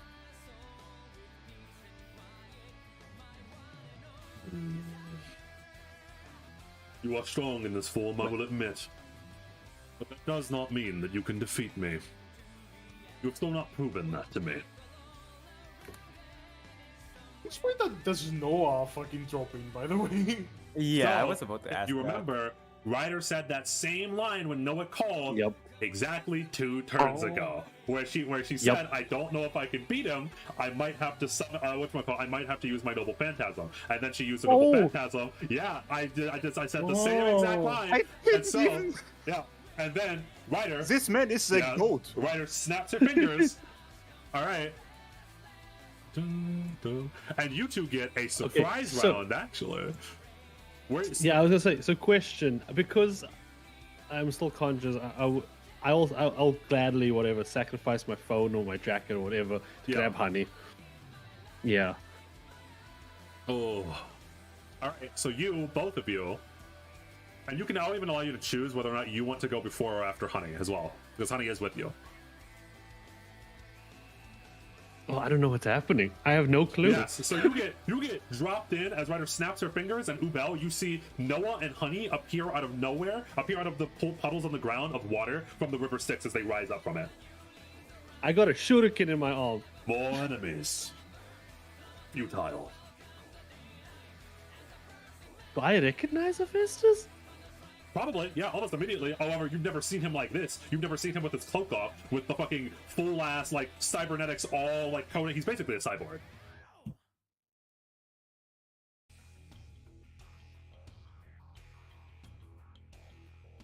Yeah, you do not know it's the shit. River Styx yet. Yeah, you do not know that Charon is Charon, but you now see that Ryder looks very different. Yeah.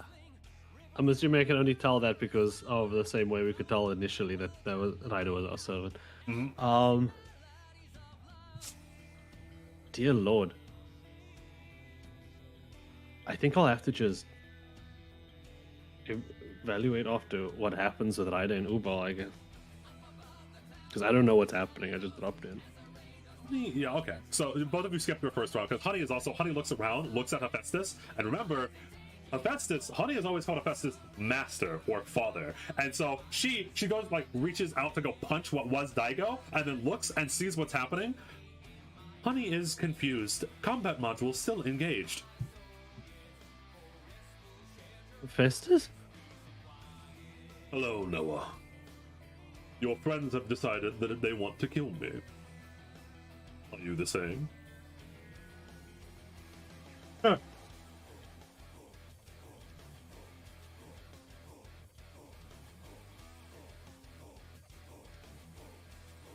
He doesn't say anything. He's just kind of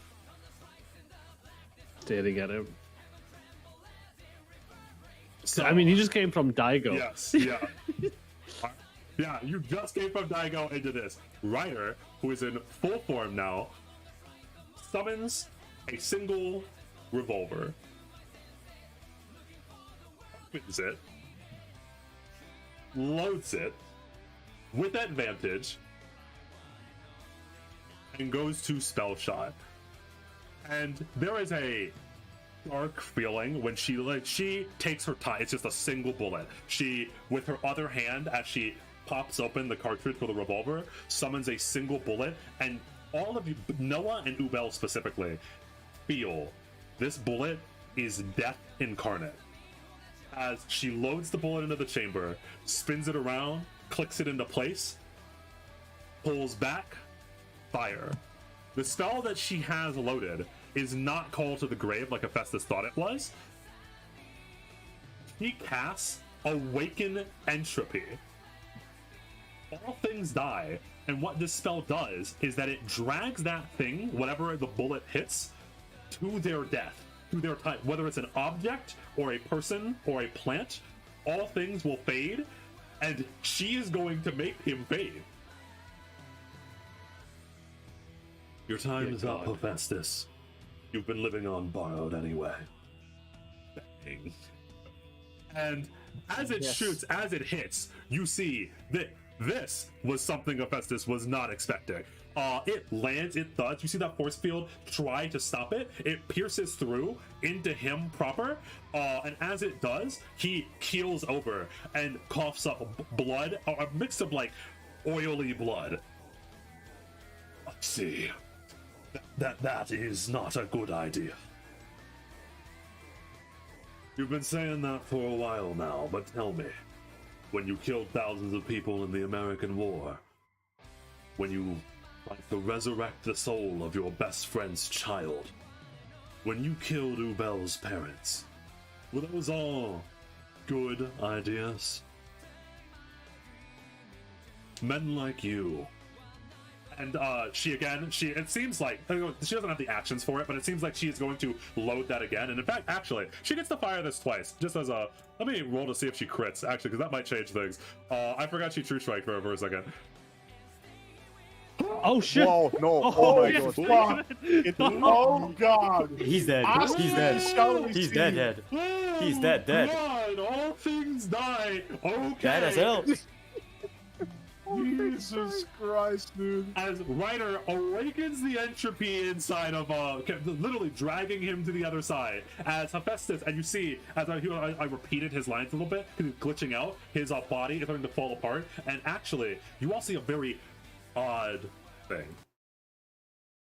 As you see his body, can't see crit, sorry. You see his body slowly, almost as if ghosts of himself or other versions of himself slowly like pop out here and there, and like you see like a phantom image of himself or a projection pop out and then fall down to the ground, and then another one pops out and falls down to the ground, and you don't understand what's happening. Like he's almost like creating these clones that are like dying behind him. Like what's going on?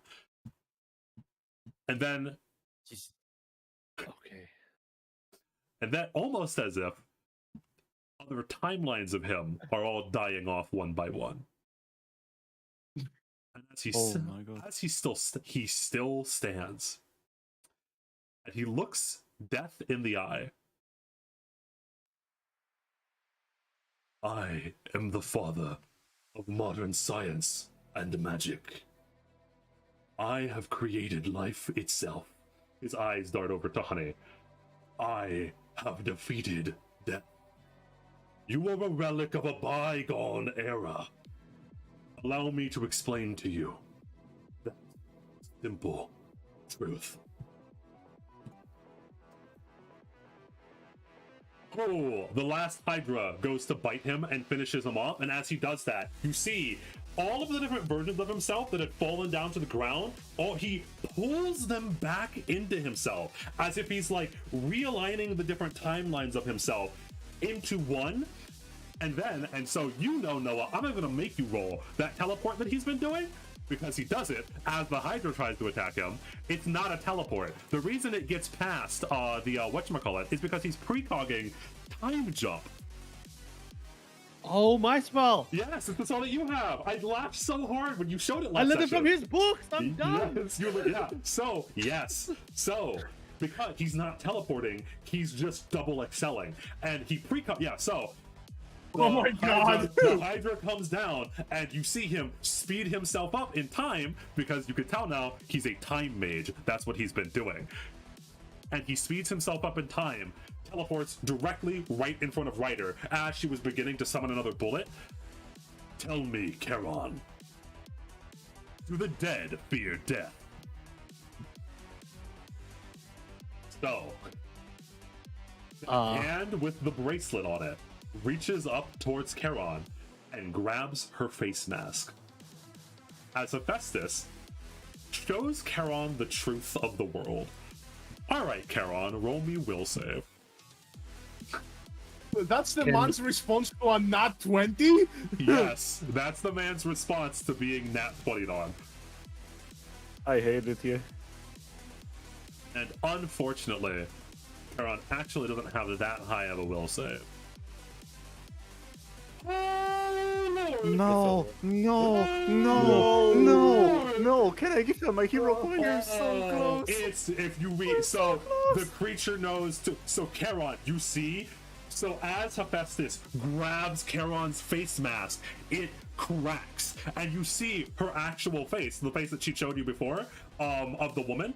You see her as her eyes almost like cave in on themselves as she starts screaming, and then she disappears like she's glitching out of reality. And then Hephaestus turns around to all of you. And by the way, he took that turn out of the turn order. I was gonna ask if I could do something. That I actually have something as well. that Like, spell she cast on him. Mm-hmm. Entropy, yeah. I would like to try and I say try. I will copy it. You're going to copy Awaken Entropy? Oh, fuck yeah. So I'm gonna Oh copy my it. god. And I don't know if I can use this as a legendary action or whatever. I would like to. I mean, you could if your I'd like to second command use a skill to do it. command steal to shoot my him God, with it. oh, you're my hero. Yes. Alright. I'll allow it. So, we can. I don't need to reroll. I can just see it right here. It's the same. Well, actually, I will reroll it for damage. Essentially, he gets hit with it. He does all of that shit. He turns around, and then he, like DJ Khaled, gets hit with another one. Yes. So, this won't be Ryder's spell attack, though. Roll me your spell attack. Whoa, not this. No, not here. Repeat Faller of Silent Science and Magic. It was what plus? Let me just double check if it's plus 15 or 16. I think it's yours is plus 16. Yeah. So how does what just happened act out? Like, So, yeah, is there a command so- skill involved? We are gonna hero point that. Hero point? Yes. You fool! No! Okay, What kind of stuff I wait, said? wait. Do I get a Is there plus? any way I well, can you command aid you steal? or Has something? you well used his hero point? No. No. But outside of How that, you is there well any use way his I hero can point aid on this this? man? Is there any way I can aid this man? Because I... So. Actually, yes, because aid, if you not natural 20, aid, you have to make a check, and then if you roll high enough and you crit the DC, then you get a +2 to whatever you're trying to aid. It's a 21. Hephaestus' AC is 23. Meat would beat, and you would hit barely. Oh, We need to crit on your aid though. And for this aid, what are you trying to do? Because remember, aid is a reaction that you tell me what you're trying to do, and then I tell you what you're rolling. I mean, think what is he actually- doing? You have the perfect thing for What- this. You have that distraction shot thing. What? Oh, you do, yeah. So what Noah is trying to do right now, is that he copied the spell that Charon was using, Awaken Entropy, and then used a command seal to fire it back at Hephaestus again. That's what he's doing. Okay. I don't know if Dude, it's hard for me to. the distracting shot would work really well. Actually, it would like if you can roll well on it. It would be deception. That's the thing. I have a feat called Cooperative Nature. All my aid rolls get +4. Just putting that out there. But even outside, Alright. of that, I still have all of that swift intervention stuff where I can shoot something in order to prevent something from happening, some bad things. Well, you can't, but the bad thing is that Noah fucking missed, so I can.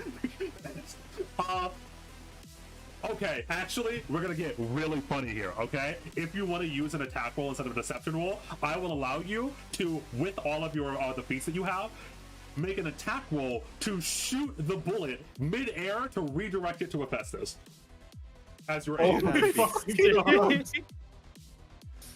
Okay. Does that get the aid bonus? Is that an aid? Yes, it would be an bullet? aid action. Yes, it would be an aid. So yes, so roll Okay. your attack roll at a +4. Or Bang. you roll it and we'll add the +4 to it. That critically 37. succeeds. That critically 37. succeeds the DC. Oh, you God. in a moment. So no, as Hephaestus, oh fuck, that's a wild action. The do undead fear death, and then he makes your serpent disappear. No way, you copy Awaken Entropy. Fire it. You see that it's going to miss as he dodges out of the way, and then as Ubel also sees that, shoots the bullet mid-air, redirecting it to Hephaestus as it thuds into him and awakens entropy again. You Oh my god. will all die here. And as he says that, those 3 precogs he did not use yet for 1, 2, 3. Hey guys, I need you both to roll me reflex. No way that he can do that to hit both of you. Everyone will die Yes. here. Everyone will die. Noah will die. Roll me Fucking Bell reflex. will die. Hephaestus Roll will me die. reflex twice actually, because both of you are in 2 orb auras. I bet on the dot twice. Nah, It's I'd the same win. number. Nah, I'd win. Yes, meets. You passed all of them. So 3 orbs. So as he says that, Hephaestus turns around, he raises his hand, and boom, boom, boom. 3 orbs appear out of nowhere, just chain gunning with white lightning sparking down onto the ground. And you are all inside of the orb auras now. Good luck with that. It is now Ubel's turn. He made your servant, in her noble phantasm, disappear. Literally glitched out of reality. He's an admin and he fucking debugged her. I don't know what to do. I did this. Well, I used the command Send it. seal on these. I used the you also command seal on theoretically these. did fuck him up immensely with these 2 awakened entropies. Yes, you see. Oh, by the way, yes, to show you. So I won't show you health bars, but you can see that there is this black ooze dripping out from his machines now, and they're starting to like break down and stop. You will not leave here alive.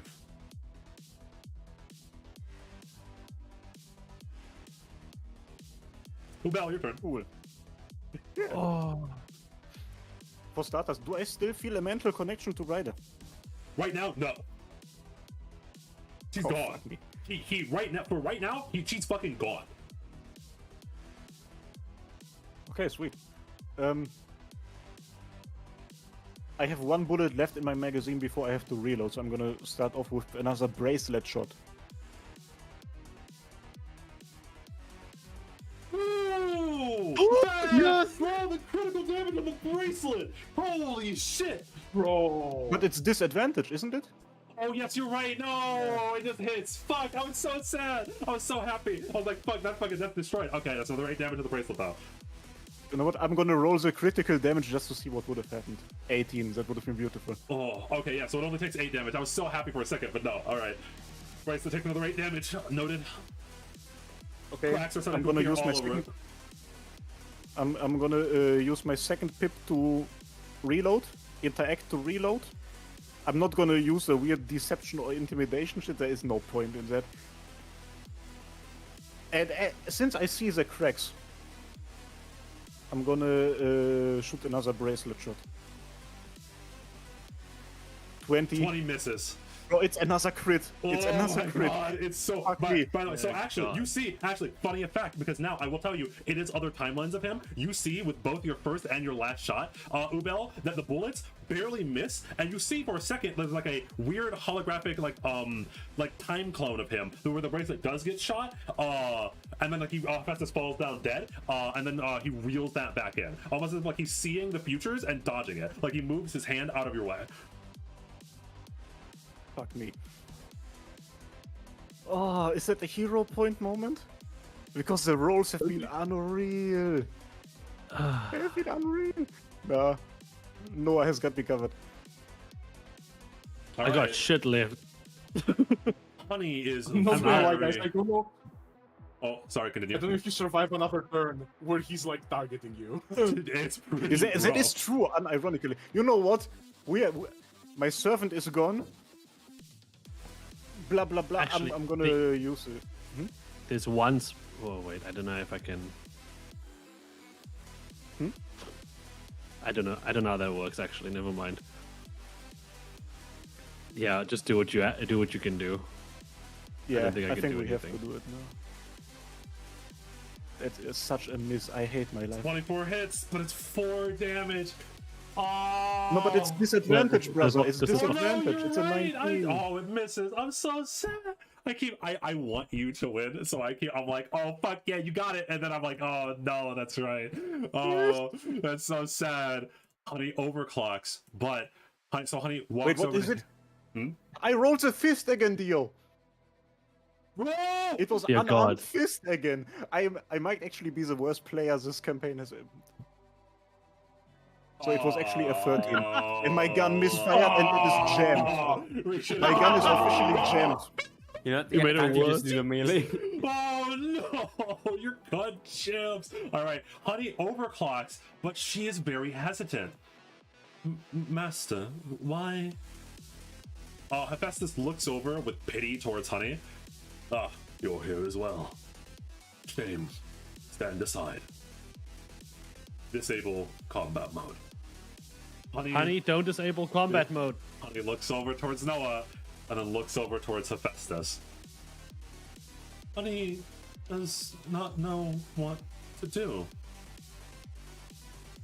Honey, what do you want to do? I want everyone to stop fighting.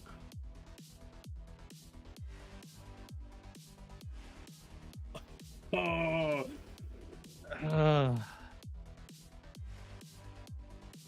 What is the second thing you want to do after that? Honey does not disable combat mode, but Honey does not move. Your turn, Noah. Okay, this is potentially my last turn. I have. You have so Two- little health, two- and you have 2 glowing orbs. Yep, and I have 2 spells left. And there's only one spell I can really use, honestly. Because it's the only spell that I have that can roll an attack roll, and I'll just have to use Chromatic Ray to try and shoot his bracelet. But it's not a save, right? Yeah. You make a spell attack roll. Yeah, so it would be at disadvantage if you're attacking the bracelet specifically.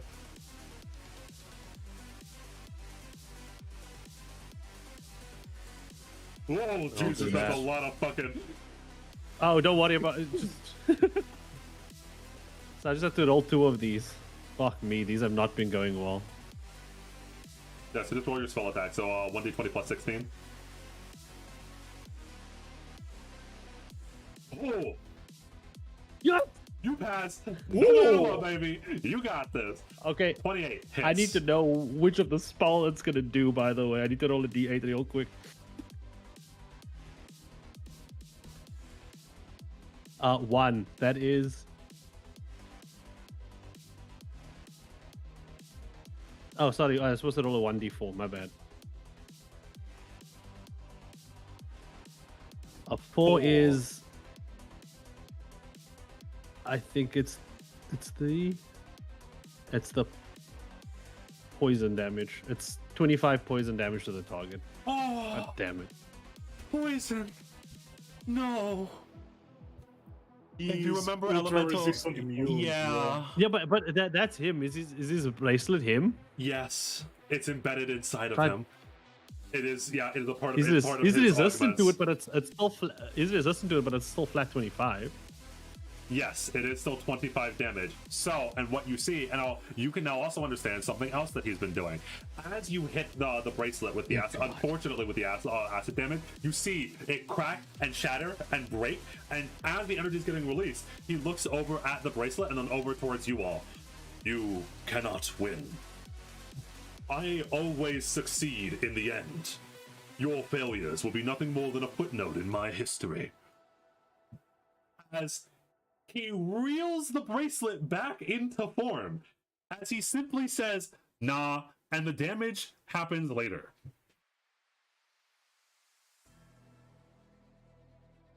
Bro, this guy cheats. Yes.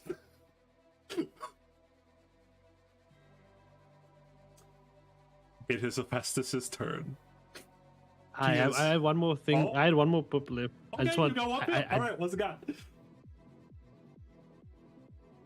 I don't know what to do short of using commands here, but I do want to move out of these orbs. The orbs are pretty bad. Do you Yeah. have any command seals left, or didn't you You use have one to one. get You- here and another to? No, she used Noah used Ryder's River Styx to teleport here. I just asked her Oh. really nicely. That's why I suffered through Daigo, because I didn't want to use one to make her do it immediately. I mean, hey, you might die here, so you know. All right, so your last action is move, correct? Yeah. Oh boy, Hephaestus' turn. How does he want to do this?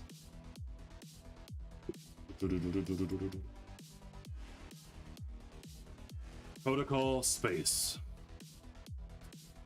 He moves the orb to follow you. Protocol. Dissonance. So, Noah rolls reflex once, Ubel, you will reflex twice because you are in 2 orbs. My reflex saves have been so good so far. You And they are passed perfect. both. All 3 pass. So Noah, he teleports the orb right in front of you, and then it explodes, and you barely manage to duck under the ridge right there, the rocky ridge, as flames almost envelop you, which would have knocked you unconscious. As Ubel is over here fucking dodging out of the way like a champ.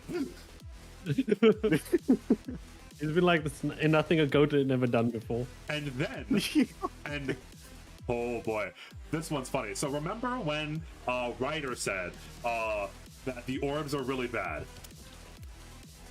Mm-hmm. Protocol harmony. So use protocol dissonance to deal damage to you. Give me 1 second. No. No. Or I get twice the damage because 2 orbs as well.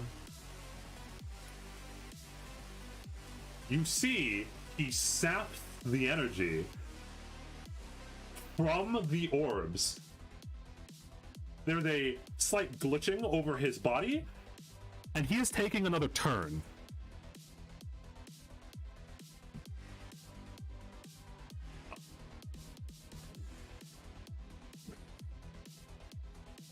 What to do? He's realized now that dissonance is not actually going to be able to kill you because you have too high of a reflex save. All right. So, yep, okay, that's what he's gonna do. He blinks right in front of you, Noah. So Noah, actually right behind you. So Noah, he vanishes from you as you know. Oh, he no. time blinks, Teleports and you behind me. you literally actually teleports behind you. After doing all of that, you see him speed up to immense levels as he takes an extra turn within the blink of an eye, teleports behind you, says, "You're a disappointment." And he doesn't cast anything on you because he knows that you're good at dodging spells. Ooh, you Yes. as he casts fist and barely misses you. He then looks down at you. You're not worth my time. And then he moves over to Will here rage quit. and quicken spells. Ubel, tell me the truth. Roll will. You're not gonna get anything from me. Fuck, you're gonna get everything from me. Hey, how about just as a well, what if we rolled what if we hey buddy,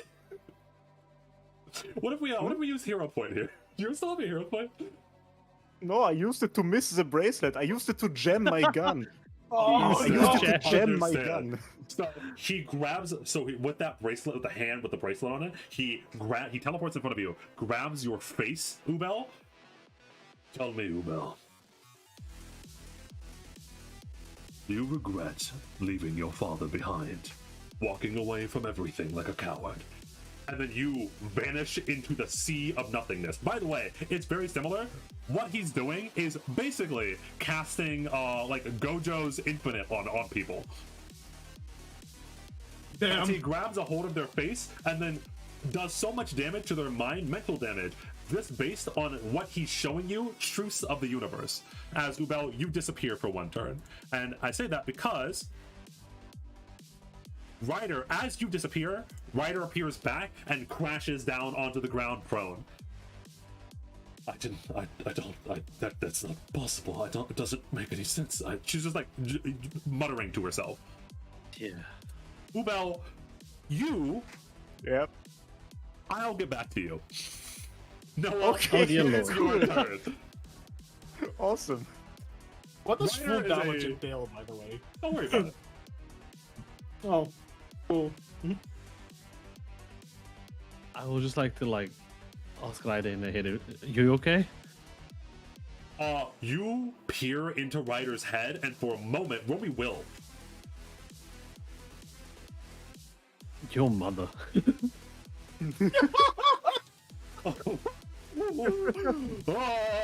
Okay, so that would be half of. So you take 7 mental damage. I'm on 1 HP. Yeah, so you peer inside of Ryder's mind, and the residual effects of truth hit you, and you stumble back. You are at 1 HP, as whatever is going on inside of Ryder's mind is not good. Whatever Hephaestus does when he puts his hand on people is not good.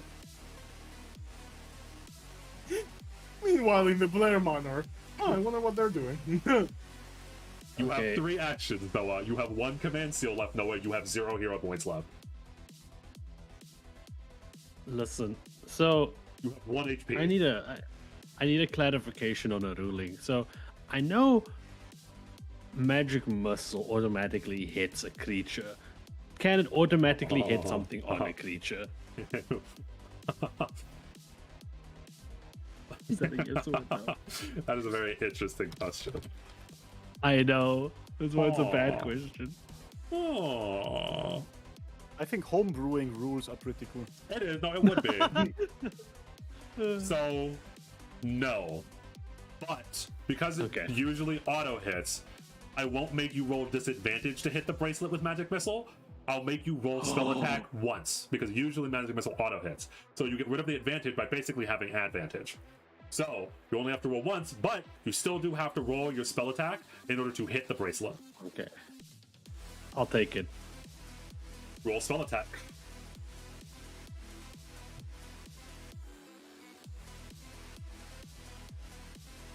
Meets! Oh, meets! Oh, meets! As finally the magic missile hits and shatters, and like he tries desperately, like he spins around fully. You see the all the area around him glitches out as he tries best. You see like all of the different temporal clones fall into the ground as finally that bracelet shatters and breaks off and falls onto the ground. You still have how many actions? 2 actions. All right, bracelet gone. All of his focus points. He no longer has infinite mana. He can't keep doing all the nonsense shit that he was doing. Because a lot of his shit costs focus points, by the way. In case you weren't like reading fully the description, a lot of his stuff costs focus points. He just had infinite focus points as long as that was on. Okay. Let me just double check out to use this. So I'm okay. I guess it's the only thing I have. It's literally the last spell I have. Fireball. Yes! But I'm gonna use lingering flames on my fireball, so that not only does it do the damage, it leaves. Oh wait, I won't do it. Fuck it. Actually, it's better this way. Never mind. Man said it's the Alright. last thing I have and rolled a net 20. My hero. Oh no, that's damage. You don't know. He passes. He takes half, correct? Yeah. Yes. So, Ooh. oh, Wait, actually, I actually don't know. I'm pretty sure that's. I think he takes half. Yes. Unless you have like evasion and or abilities that allow you to half damage almost certainly. So you throw a fireball and he barely manages to somewhat dodge out of the way, even though the flames scorch what remains of his cloak. And you can see now he is almost fully a complete cyborg. Like all of his human parts have been replaced by machinery. You are fools. Honey, look at how he hurts these people. Look at how he's hurting everyone. We just want to make him stop.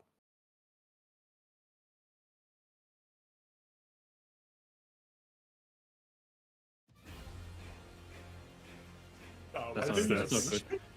On his turn, command truth and destruction. As he says that and raises his hand, all 3 of the orbs float up into the sky, far above you, and start spinning around in a circle. And by the way, when I say this, again, you're in a factory, so they float directly up through the roof of the factory to the point where you can barely even see them. As they start spinning, they just mold through the ceiling. As Hephaestus then, and you feel this intense magical energy absorb everything around you. And then Hephaestus does one of the most dick moves that I've ever done for one of my boss fights. You have but 2 options. Run, or die. As he casts stasis on himself and critically fails the stasis. So he puts himself in Zanya's hourglass, freezing time so that nothing can affect him for 3 rounds. Oh, motherfucker! He spawned an orbital laser, and by the way, that's what you can tell. Like there are sparks that are happening in the sky as he is going to fire down from the orbs an orbital laser that is going to nuke this place, and then he put himself in the center of that, and then cast stasis because he can't teleport away. Yubel's in the quiet place. He doesn't know any of this shit. Correct. Oh, no, of course. Yeah. Ryder senses what's going on. You fucking bastard. You. And as Ryder, she finally gets up off of the ground, she casts Awaken Entropy again out of pure frustration at, at the stasis, but as it barely even, as it slowly reaches towards him, it gets slower and slower in midair as time is completely stopped. And the bullet doesn't even reach him. It's almost exactly like Gojo. It pauses right in front of him as if it's going to hit him when he spawns, so maybe he'll die that way, but nothing can touch him. He's entirely invulnerable to all forces of anything right now. Shit! We can't stay here. He's going to cast some sort of spell. Noah, we need to leave. Close your eyes. What if I dispel it? You fumble this, we all die.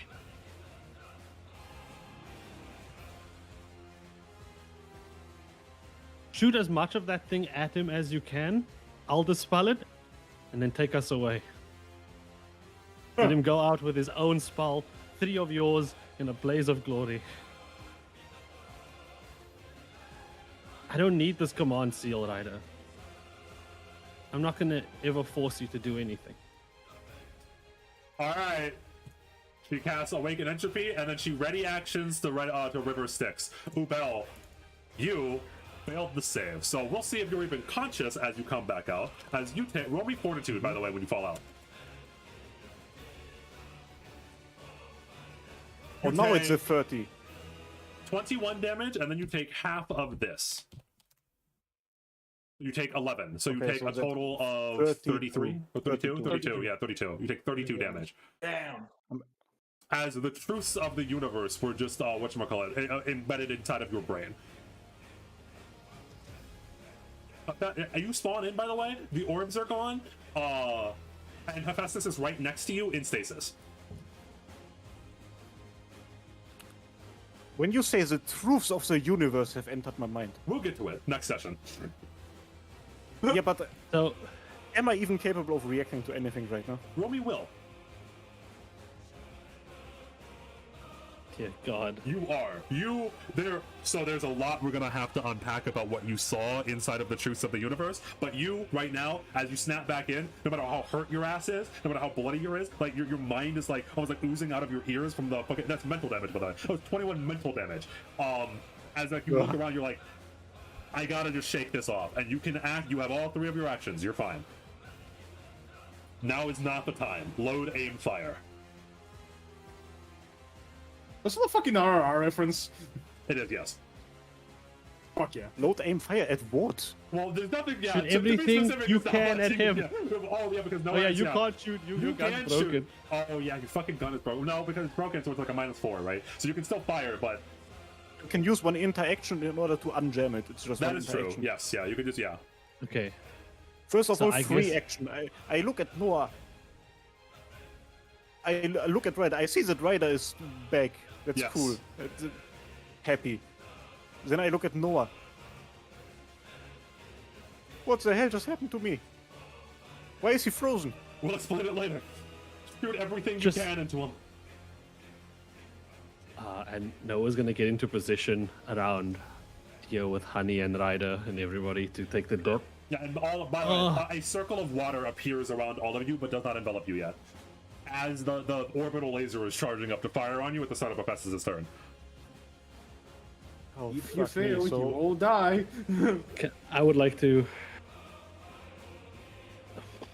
So, yeah, I'm just gonna time this for when the laser are gonna hit. That's when I'm gonna cast a spell, and Ryder's gonna drop us. All right, so combat is over. I will tell you that we'll get rid of the turn order here. All right, it comes down to this. It comes down. It's you and the dice. Make your peace. Do whatever you must do. As Ryder is starting to channel River Styx among all of you, as the laser beam is coming down and the Hephaestus is in stasis. okay, but they told me I have to shoot. I should shoot. Oh, Right? yes, yeah. You should shoot. Fire all of your stuff. Yeah. So unload and then Okay, fire your 2 shots. interaction Yeah. 1. With shaking hands and dream-like accuracy, I uncloak my fucking gun, like remove the broken bullet or however guns work, and then I put 2 bullets into this asshole. All right. And those are good. Well, shots. quote-unquote It's one will crit, hit. right? Yes. Roll that critical damage. And he's stunned. All right. Well, you get stunned when he gets hit by it. Yes. Once the magic's dispelled. Noah. So that's 39 damage. Okay, so I have dispel magic, but obviously I want to cast like a Stronger version of fucking- Dispel Magic, right? a command sigil level's worth of it. Mm-hmm. So that's what he's gonna do. He saw the spell get cast, and Noah has the whole thing of identifying spells and how they are cast. So he's going to unravel it, wait for the thing to come down, and then just immediately drop his stasis as everything comes at him at the same time. Is Alright. this it? Is there nothing left that we can do? I have no more spell slots left. I'm using the. Yeah, you have no more spell slots. Hephaestus is, unless this is breaking off of him, is in stasis for 3 rounds, so nothing can affect him. And you have approximately less than a couple of seconds before Command Truth and Destruction blows up this entire fucking factory. Okay, then I will just ask if it doesn't work, just say no. Just say no, Kaiser, fuck off, Kaiser. Okay. I stand right next to him. Can I get one brief engineering lore in order to understand how his machines work? Weak points? Anything like that? Sure. It's not enough time, probably, right? You might be able to, but what are you going to do with that information? Are you just trying to glean it for later? God.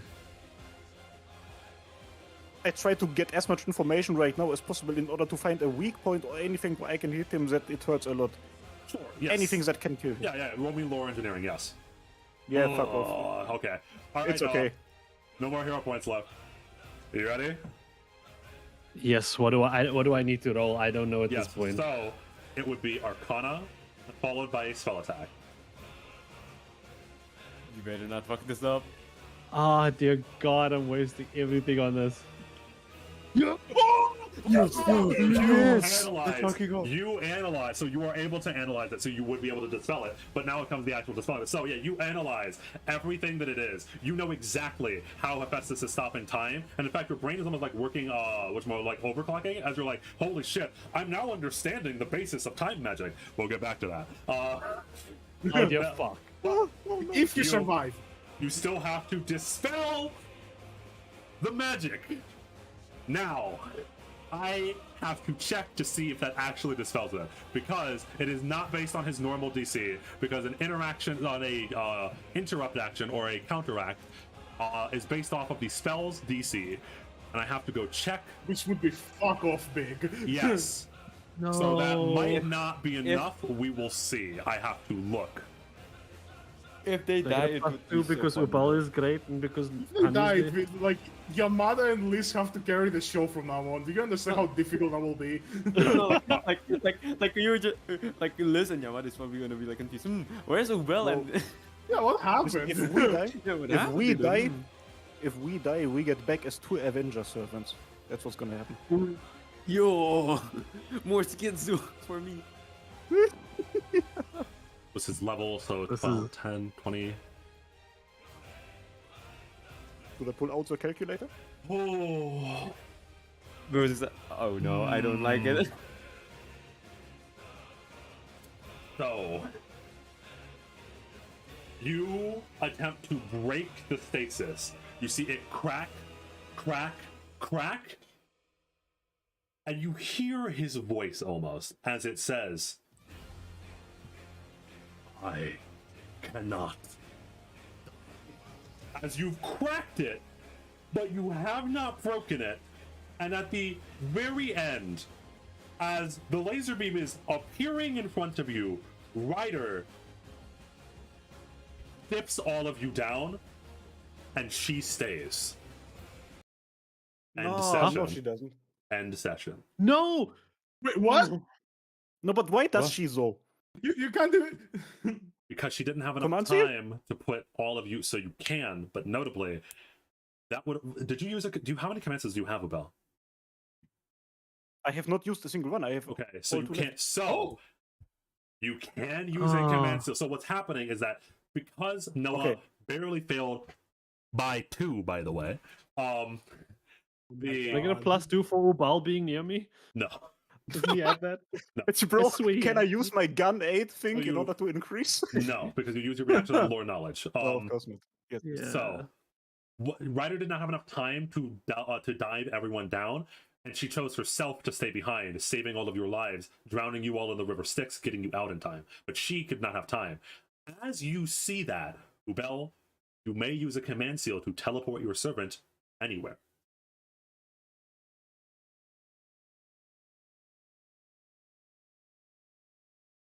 Do you use the command seal? Okay.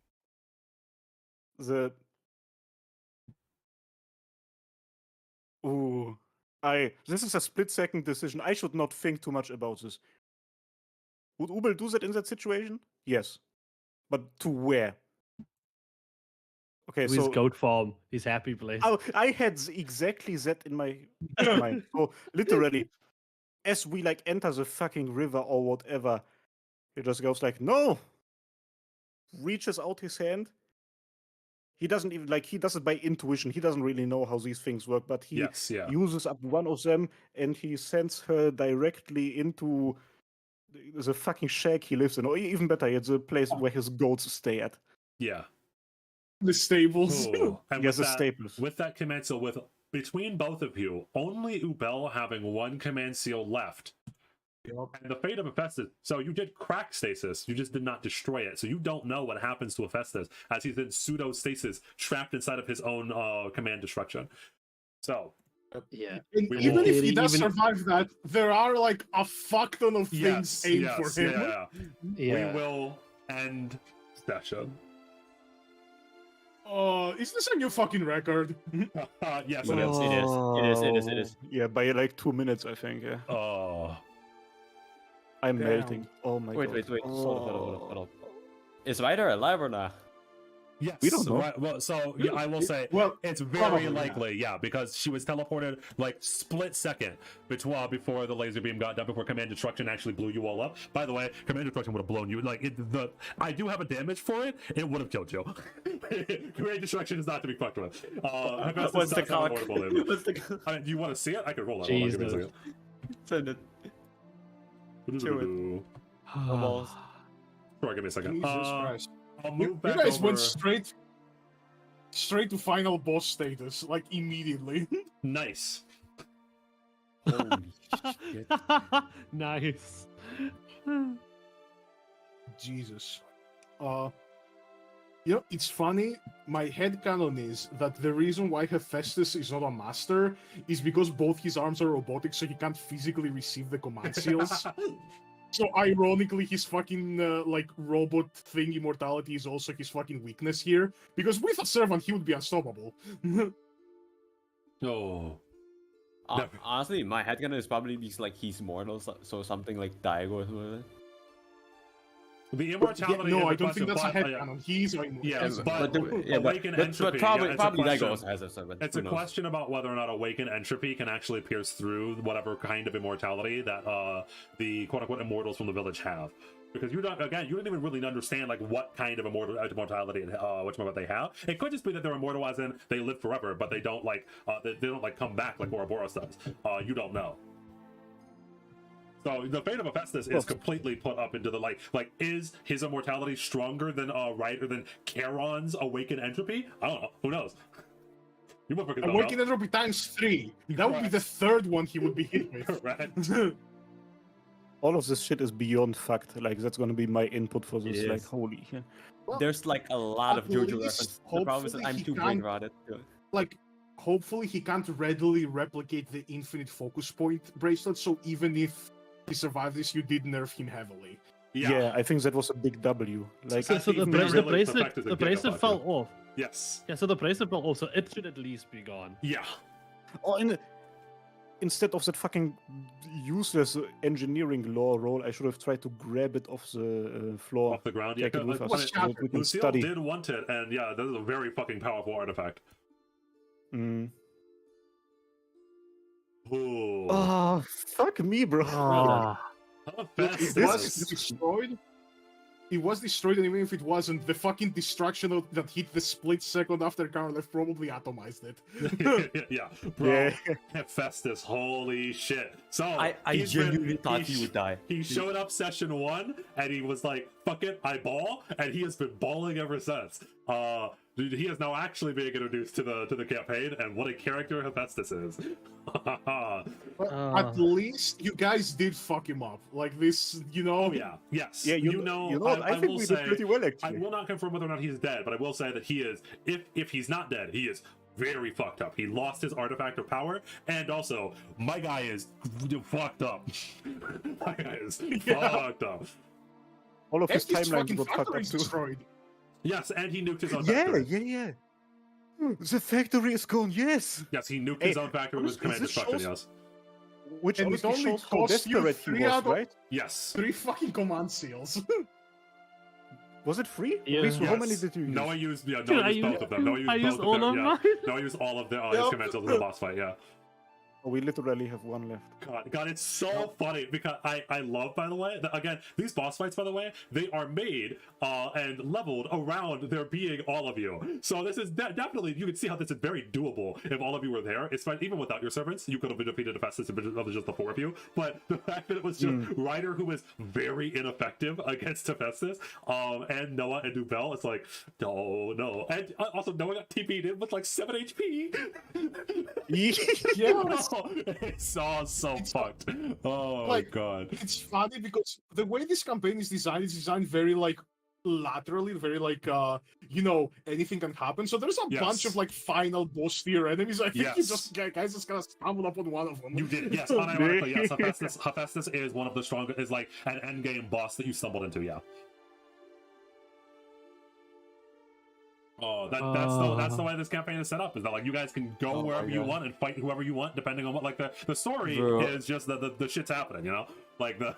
Well, Yep. Kaiser, if you wanted a common ground between you and your lady, you both now know the truth of the universe. Congratulations, Bro. Do you know that's how gonna be one scary hell of a talk. This is yeah.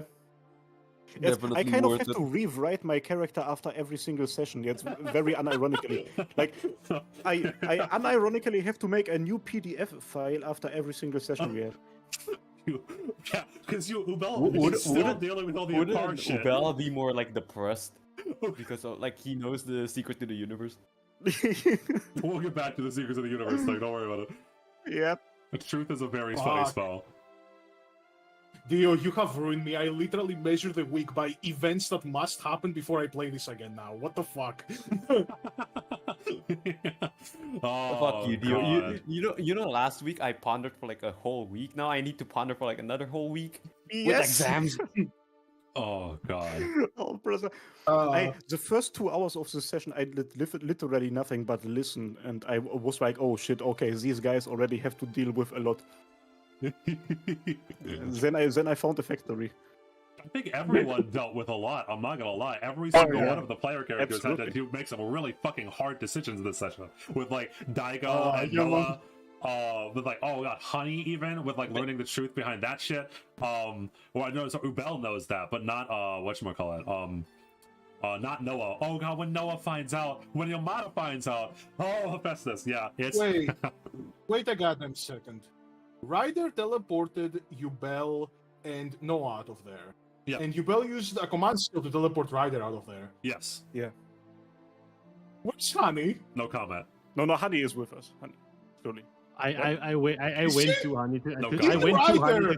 Did Ryder take into account this robot she's never really met before? No comment. So Dio described it as So I think Did Ryder take she into might account? have she might have wanted Honey to die out of like sympathy or like empathy or Bro, something. like for her. Ryder has a fucking moral obligation to her to let Honey die.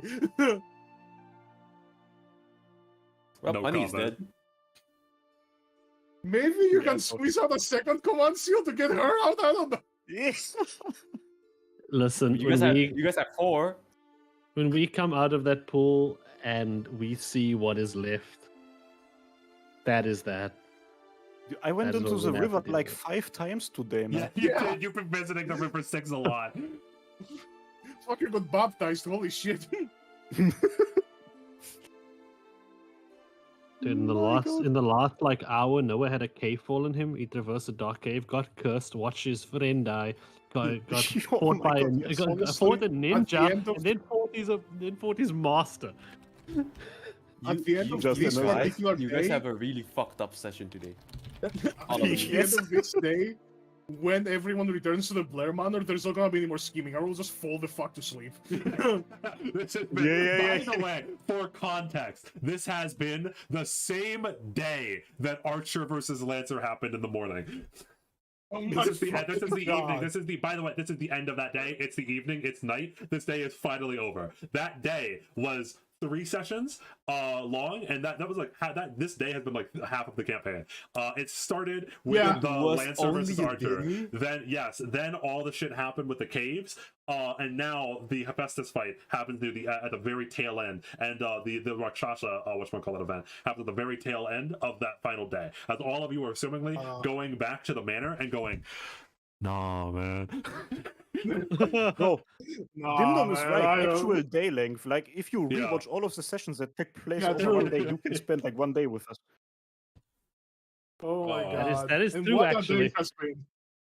Look at like the Hephaestus fight was obviously the fucking hypest point in the hypest depending on who you're fucking asking. It was also the most terrifying, but hey Yamada, how do you feel about someone making a blood pact to kill your fucking friend right next to you? Oh god. Yeah, that's a funny thing.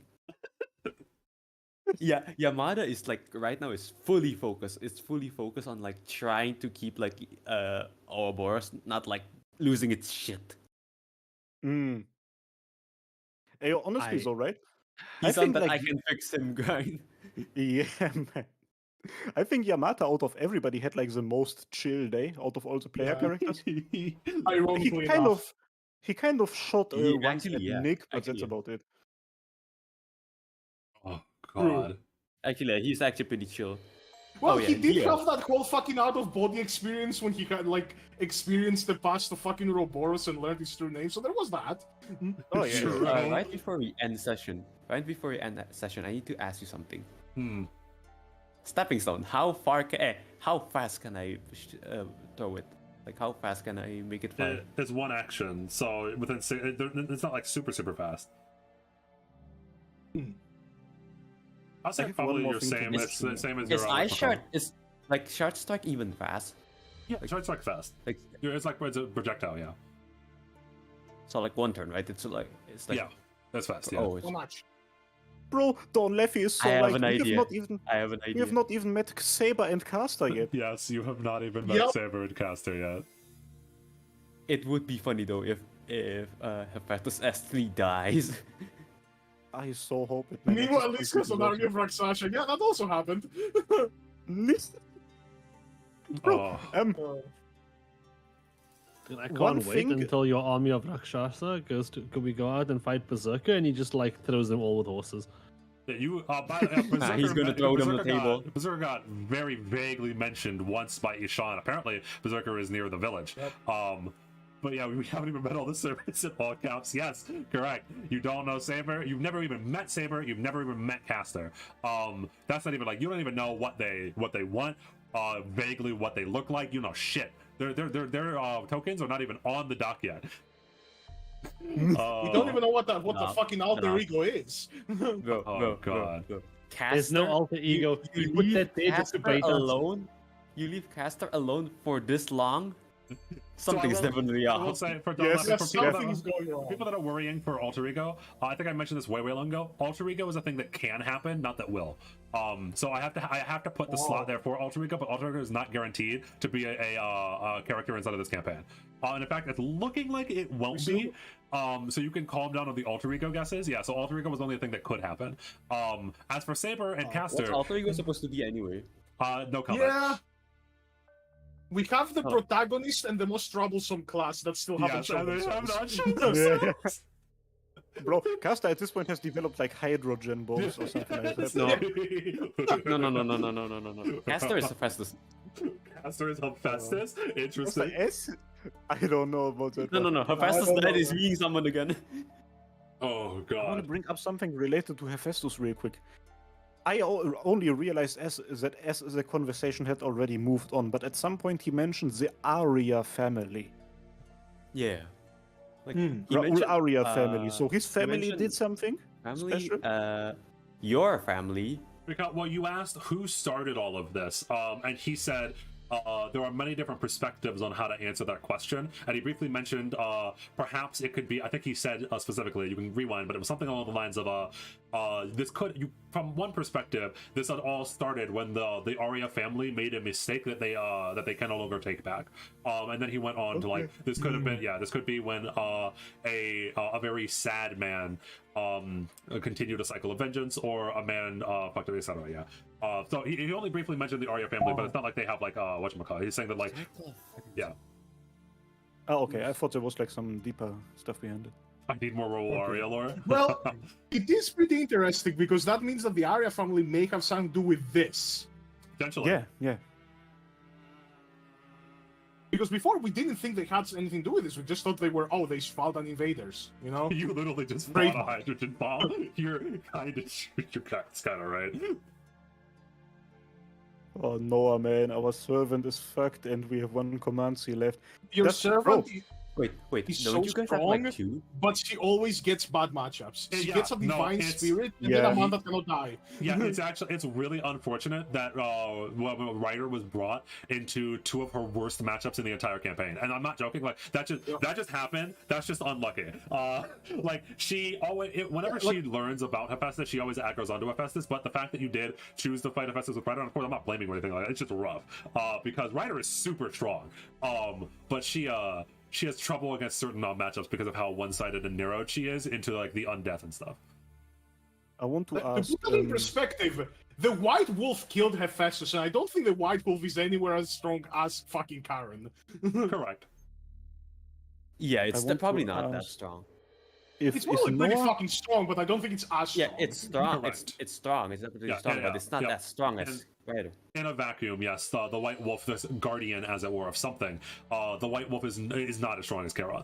It's just that Charon was, by the way, because Charon's most of her shadow strikes weren't actually doing that much damage, because half of her damage, if you actually look and scroll up, half of her damage was negative energy, of which Hephaestus had 20 damage resist towards, because he was barely human anymore. Jesus Christ. Yeah, so like a lot of Charon's damage was getting just gutted. Since Noah has used up both of his command seals, is Ryder still gonna receive mana from him? No. Because if not, then we might be okay. Ooh. Yeah, we are fucked. We then. have a problem. We have a We might as problem. well give up, boys. You guys have a problem. Belly's gonna start feeling the fucking fatigue. Not only that, but because she had mentioned before that it was also it's rough. The whatchamacallit? She also used a lot of her mana and her energy that she had using that which one Noble Phantasm, which was very useful, but her Noble Phantasm was basically sealed until you guys get more mana, especially since Noah is no longer her master.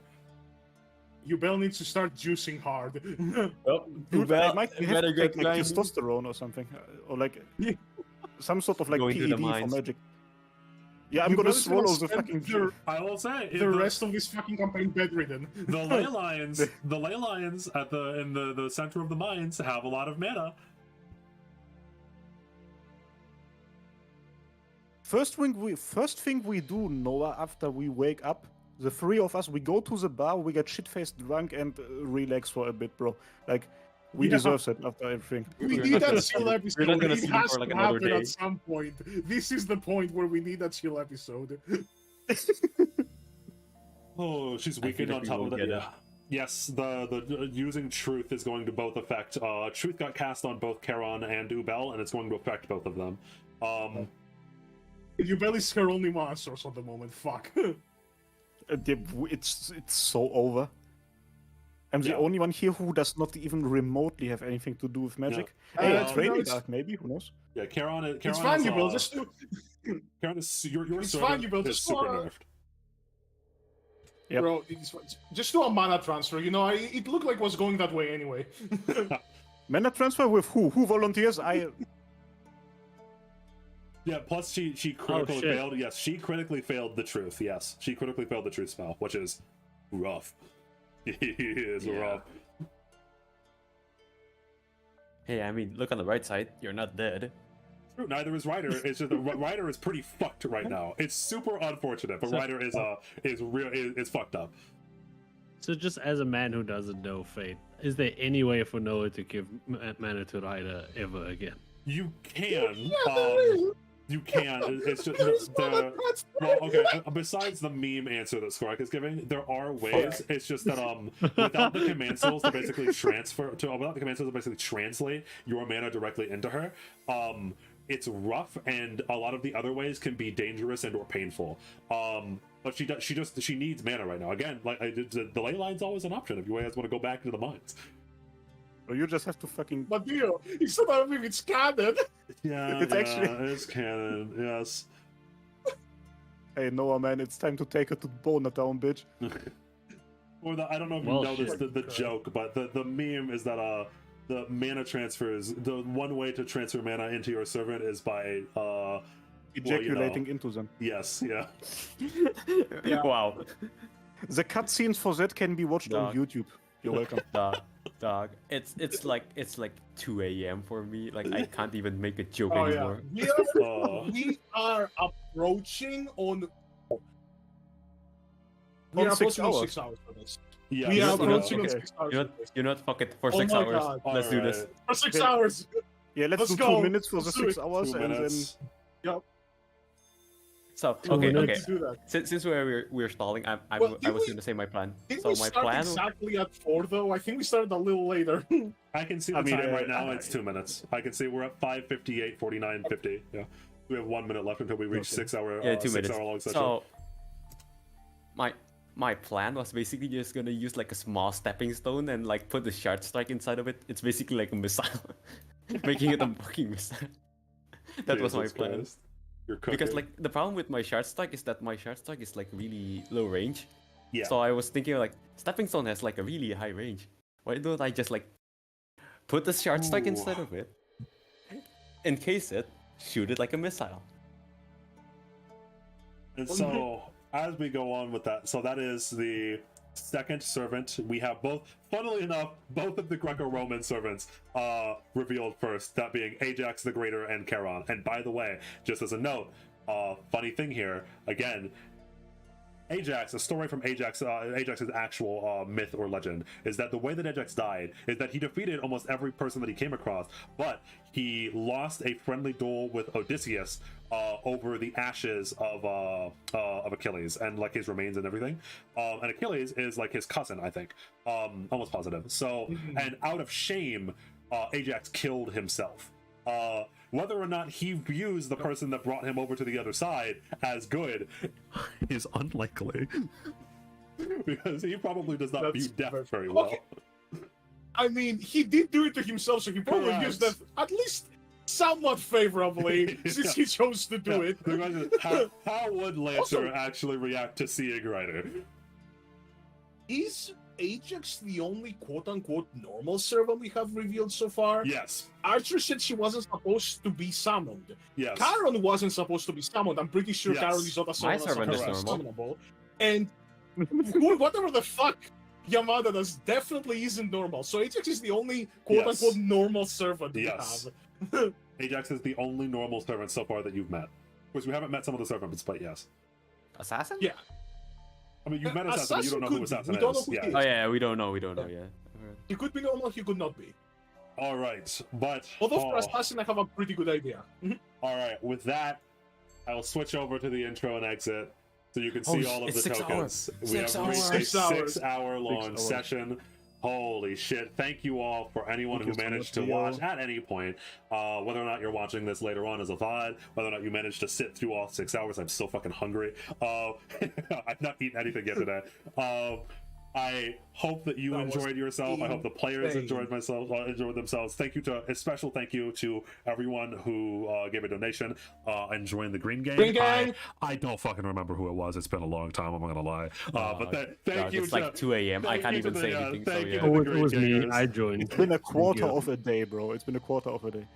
Oh yeah, it's 6 hours. Thank you, everyone. We will- See you. See you next week. Yeah, we will be live next week, next Sunday at the same exact Yeah, time. see you next week. Oh, and yes, you also, King of Canyons, as a little smart hint, Archer confirmed that she is the Queen of the Fae. But what that means is up in the air, because if you know anything about the Queen of the Fae, that question actually does not have a clear answer. There's a lot. The obvious answer is Yeah, Titania, there's a lot. but there's a lot of Queens of Fae. So, with that, I will see you all next week. Hope that you enjoy. Goodbye. Bye. Goodbye. Bye.